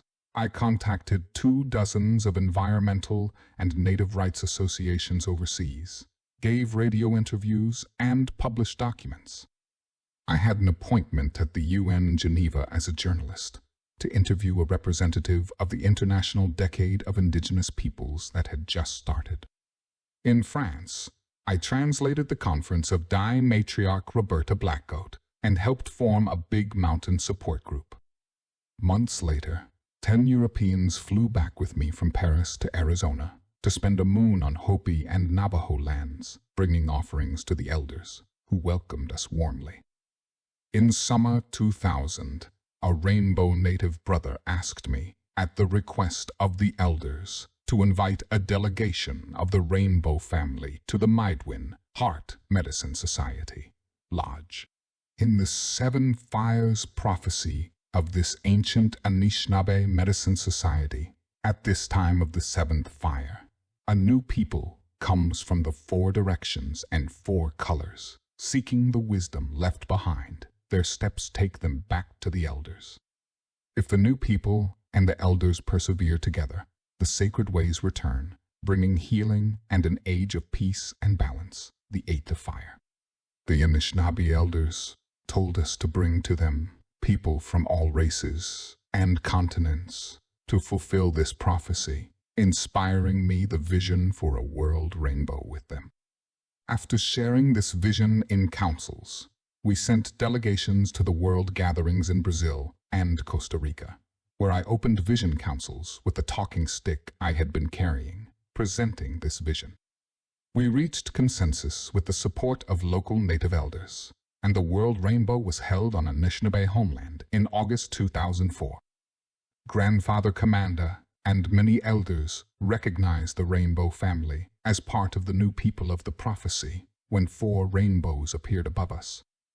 The last book I published in 2002 was an anthropological novel describing traditions and legends of over 20 nations of the Northeast, entitled, in French, The Keeper of Sacredness, Odyssey on Turtle Island, when I offered it to Elder Commander, He looked through it and stopped at a drawing of Sasquatch. He pointed at him with a smile and said, "Misayabi," as the Anishinaabe call the hairy giant. I had made the drawing from imagination, without any idea that the following fall 2003, my friend and I would have a clear visual sighting of Sasquatch on Vancouver Island, returning from ceremony with a local native elder. It was not until recently that I found out it was Camus who became my teacher. After this second physical Sasquatch encounter, I had no doubt of their existence and became curious in discovering who they are. Research on the internet didn't provide much valid info, other than a few rare, precious native legends and knowledge from cultures that have interacted with them for generations. It would be too long to list here the teachings, connections, and sacred experiences I was blessed with. My Hopi Coyote uncle had instructed me to go back to my native lands and connect with the tribes and elders there, which I did. He also told me to return to the land of my native ancestors, which I finally fulfilled in summer 2014 when I visited northern Saskatchewan and found the grave of my ancestor. This opened new doors for me by reconnecting with my roots on the start of a new journey. Arrived in BC, I read legends of local tribes about Sasquatch, known by many names. This reawakened my interest in connecting with those beings, as I felt a strong call and paranormal manifestations occurred around me, without me really understanding what was happening. 6 months ago, I met Camus, and since, the Sasquatch spirit has been with me, manifesting in many ways and transmitting this message. Hopefully, this brief account will answer questions and leave you well informed of this spirit channel. We are hollow bones, blessed with the breath of life to heal our soul and help consciousness to evolve. The message matters more than the messengers. Truth and wisdom do not only belong to their carrier. Having been guided by our elders to connect with other Sasquatch communicators whose messages resonates with the ones I've been asked to transmit, confirms the source of inspiration as our elders.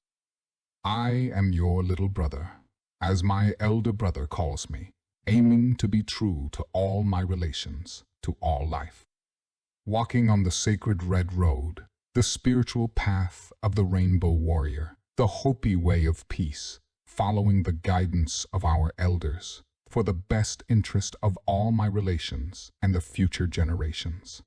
May our circles unite as one family in the sacred hoop, the cosmic order, and the divine peace. Related links: IRO in double, UOODLOGPROJECT, www.izuma.tv/fr/ironwood-log-project. Excerpts from interview on Prophecy Keepers Radio. www.7e-7e. One United Nation for the Great Earth Peace. www.facebook.com/groups/ununited nation. Sasquatch Close Encounter Network for Interspecies Communications, SCENIC. www.scenicsquatch.com. Thus was made the fourth moon of earth, which became moon of the sun, turning around it on a long, thin, ecliptic, and irregular orbit. It grew in size for millions of years. You know him mainly as Nibiru. Chapter 49. The bird people's kings, who succeeded from the Star Council to join with the Archon lower lords, are known as the Anunnaki, sky people, fallen, or Rakshasa. From Watchers, or Hakamim, they became fallen ones, or Nephilim. They were exiled from Earth by the Star Council and went to live on their artificial planet Nibiru, abode of the gods. Their huge spacecraft travels all around the solar system and returns to its core over millennia. It has shielding systems and magnetic screens to make it invisible. To maintain itself, it has been draining resources from all planets it comes across, from water and food to minerals and metals, used to increase its size and keep its circuits running. Being restrained on Nibiru caused the Anunnaki to revolt. They sent warring parties through space to capture slaves and dig mines. Since their operations are stealth and hidden, they could hardly be intercepted and stopped by council. The Anunnaki have kept coming to Earth over the ages, even into human times, when they were often worshipped like gods, with the imposition of cults through fear or force. They are those gods who demanded bloodshed and human sacrifice, required gold, taught to cast spells, lead masses into wars. They later established their dynasties over your people, putting their hybrid bloodlines as your rulers. They have infiltrated your species and societies, running most of your world as agents of the Archons. They have likewise infiltrated the other hybrids from this home planet, controlling them in large part. The situation has not much evolved since, the lower lords having adopted a strategy of long infiltration. With the consentment of the victims, it makes it much more difficult to contain than an open invasion. This is not to make you afraid, but aware of the forces you are facing in your long spiritual evolution. The only way to face them and to provide a chance for evolution to continue on Earth is by opening your soul to higher levels of consciousness, learning empathy, compassion, and spiritual understanding. Knowing that this body you incarnate is just a temporary vehicle for your soul and for the collective consciousness to evolve takes away the fear of dying and gives its full purpose and meaning to living. The long story of the spiritual evolution on our Earth and in the Omniverse teaches that struggles and conflicts are part of the learning and growing process, and the contrary energies also have a purpose. We have grown up in our understanding through experience, including the wars with the lower powers. We learned from them what to avoid, how to be brave and faithful, confirming our own sacred mission. We know that the opposition of forces is part of evolution, making us grow stronger, clearer, and wiser.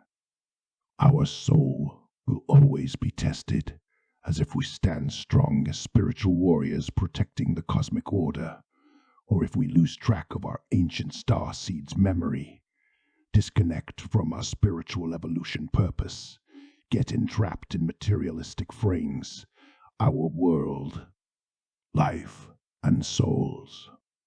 This is why we have transmitted these stories of long ago with you, for your people to remember and understand the long evolution of intelligence and spiritual consciousness on Earth as one of many stepping stones in our omniverse for soul for travel. Our star elders have watched on young species like ours since eons, seeing planets being born, grown, evolve, or die throughout the galaxies. We can offer our help, but we cannot interfere by force in your human affairs. We can lend you a hand if you agree to hold it. We can teach you our knowledge if you are willing to learn. We can show you how to heal, but you must do the work yourselves.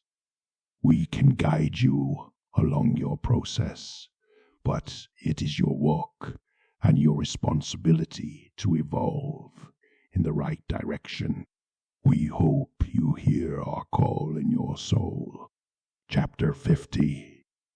Conclusion.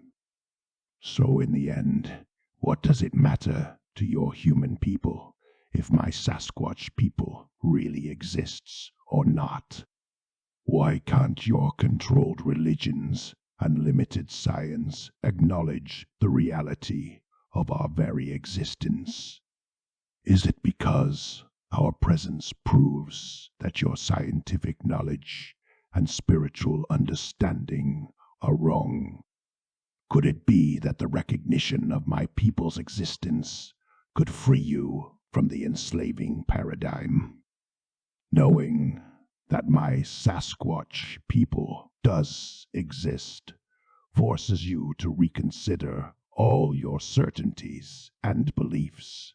Our very presence proves that you are not the only nor the first form of intelligent life with spiritual consciousness on this home planet, even less so in the whole omniverse of which you are a tiny part. Our existence also confirms that your human people, like my Sasquatch people, were bioengineered by our star elders for a spiritual mission as part of a greater evolutionary plan for soul consciousness. It is written, and your and our DNA star seeds, and the existence of Sasquatch brings clear proofs of it.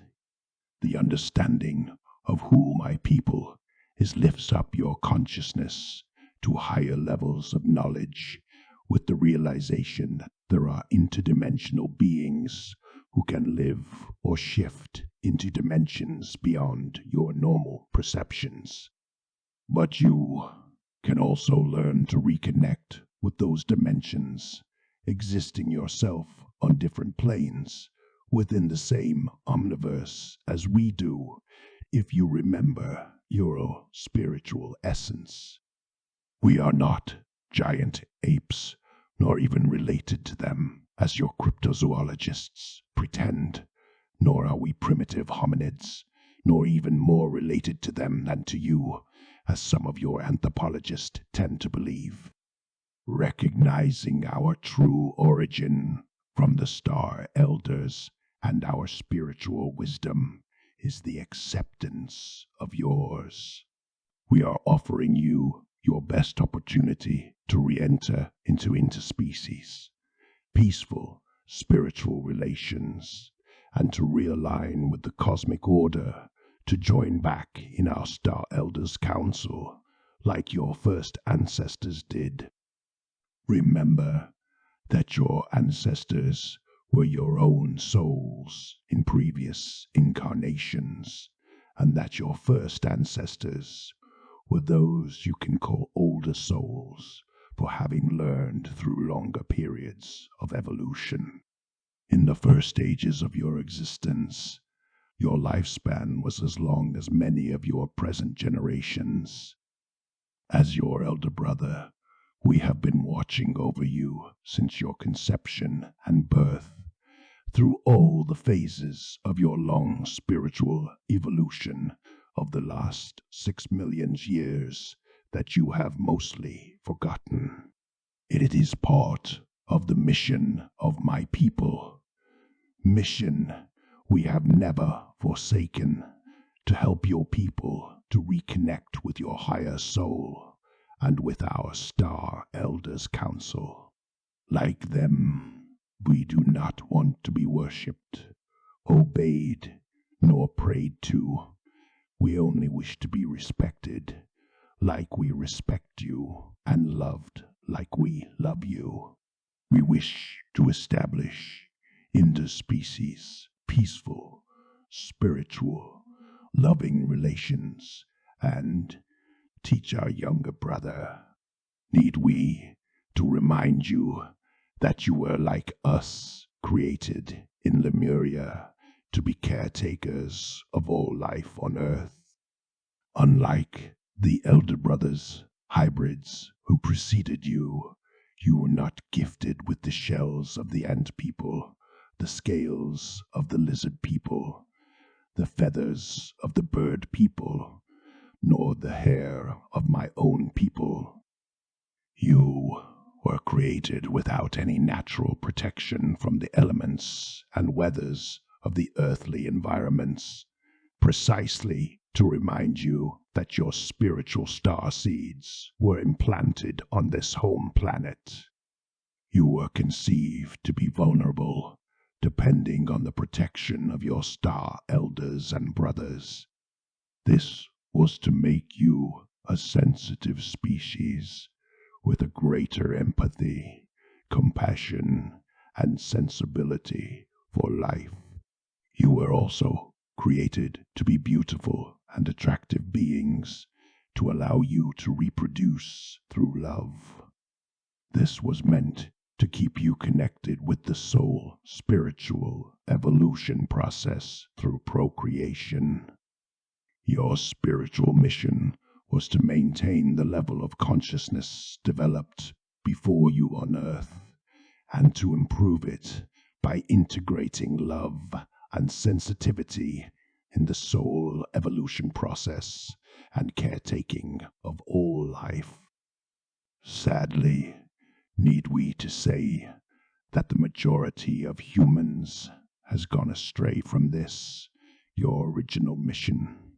We do not have time in your short lifespan to cover all the many civilizations, empires, and kingdoms that your people have built, developed, abandoned, or destroyed, or that were devastated by nature. The many wars, since the days of Lemuria and Atlantis, have been caused by the lower lords in pursuit of power to misappropriate this planet for themselves, under their domination and rule. There are too many to list, even counting only those involving your people.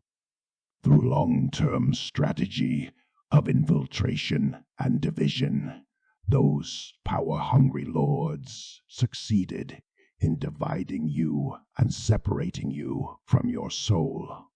They enslaved your ancestors to mine for them and to worship them as gods, later modifying your DNA to become more docile, servile, and depending on external support, and less psychically aware. They established their dynasties and bloodlines to rule over you and created institutions to control you. Today, their control grid has reached to every corners of the earth, imposing its rule even on your last tribal peoples who have kept living in balance with nature and in harmony with the cosmic order. Those keepers of your ancient wisdom, who are the last caretakers of life, still faithful to your spiritual mission, have increasingly become the targets of the invading dominators and controllers. They also have preserved much of your ancient spiritual understanding and many of your psychic abilities, some of them having stayed connected and in contact with my Sasquatch people and with our star elders. Some of them, like your Hopi relatives, have known and prophesied of our return, as your long-awaited elder brother coming to guide you back, with our star elders living among us to lead us into spiritual interspecies relations, as it was in your early beginning. Now, our return depends only on the awakening of your soul and the opening of your consciousness, since we have always been among you and never disappeared from this home planet, other than in your collective memory, altered and shortened by the enslaving uncivilization that has been controlling you. We do not have to detail all those events that are already inscribed in your DNA star seeds genetics and in your soul memory. It is your responsibility to awaken your soul and recover your old wisdom. We are here to assist you in this process if you can accept our help, but we cannot do the work for you. The healing of your collective karma and the end of the Anthropocene extinction depend only on your own decisions and actions. Our star elders will not intervene if you cause your own annihilation, as it happened on other planets before. But they certainly wish for a better outcome to this long evolutionary experiment of spiritual consciousness on Earth, and will offer all the help you are willing to receive. Now, little brother, we know that it has been demanding for you to receive our message in thoughts and transmit them into words and human speech, and for this we are happy and grateful for your help. There would be much more we could tell you, but the essential of our message has been said for now. A bridge has been built towards spiritual interspecies relations, and a sacred portal has been opened. Many of your people have and will come forth with more messages from us, as we will keep reaching out to those of you whose soul is ready to communicate with ours as interdimensional ambassadors. Now you can rest, little brother, as I, Camus, will also do, grateful, happy, satisfied with this spiritual mission of bridging our worlds accomplished with you, dear younger brother and distant offspring. He replied, "Our soul is one. We are always connected in spirit. We do not have to meet on the physical plane.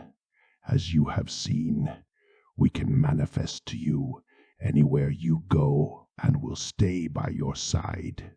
You will travel to other lands with different missions. You have fulfilled our wish now. There will be more service to do later for the divine plan of Creator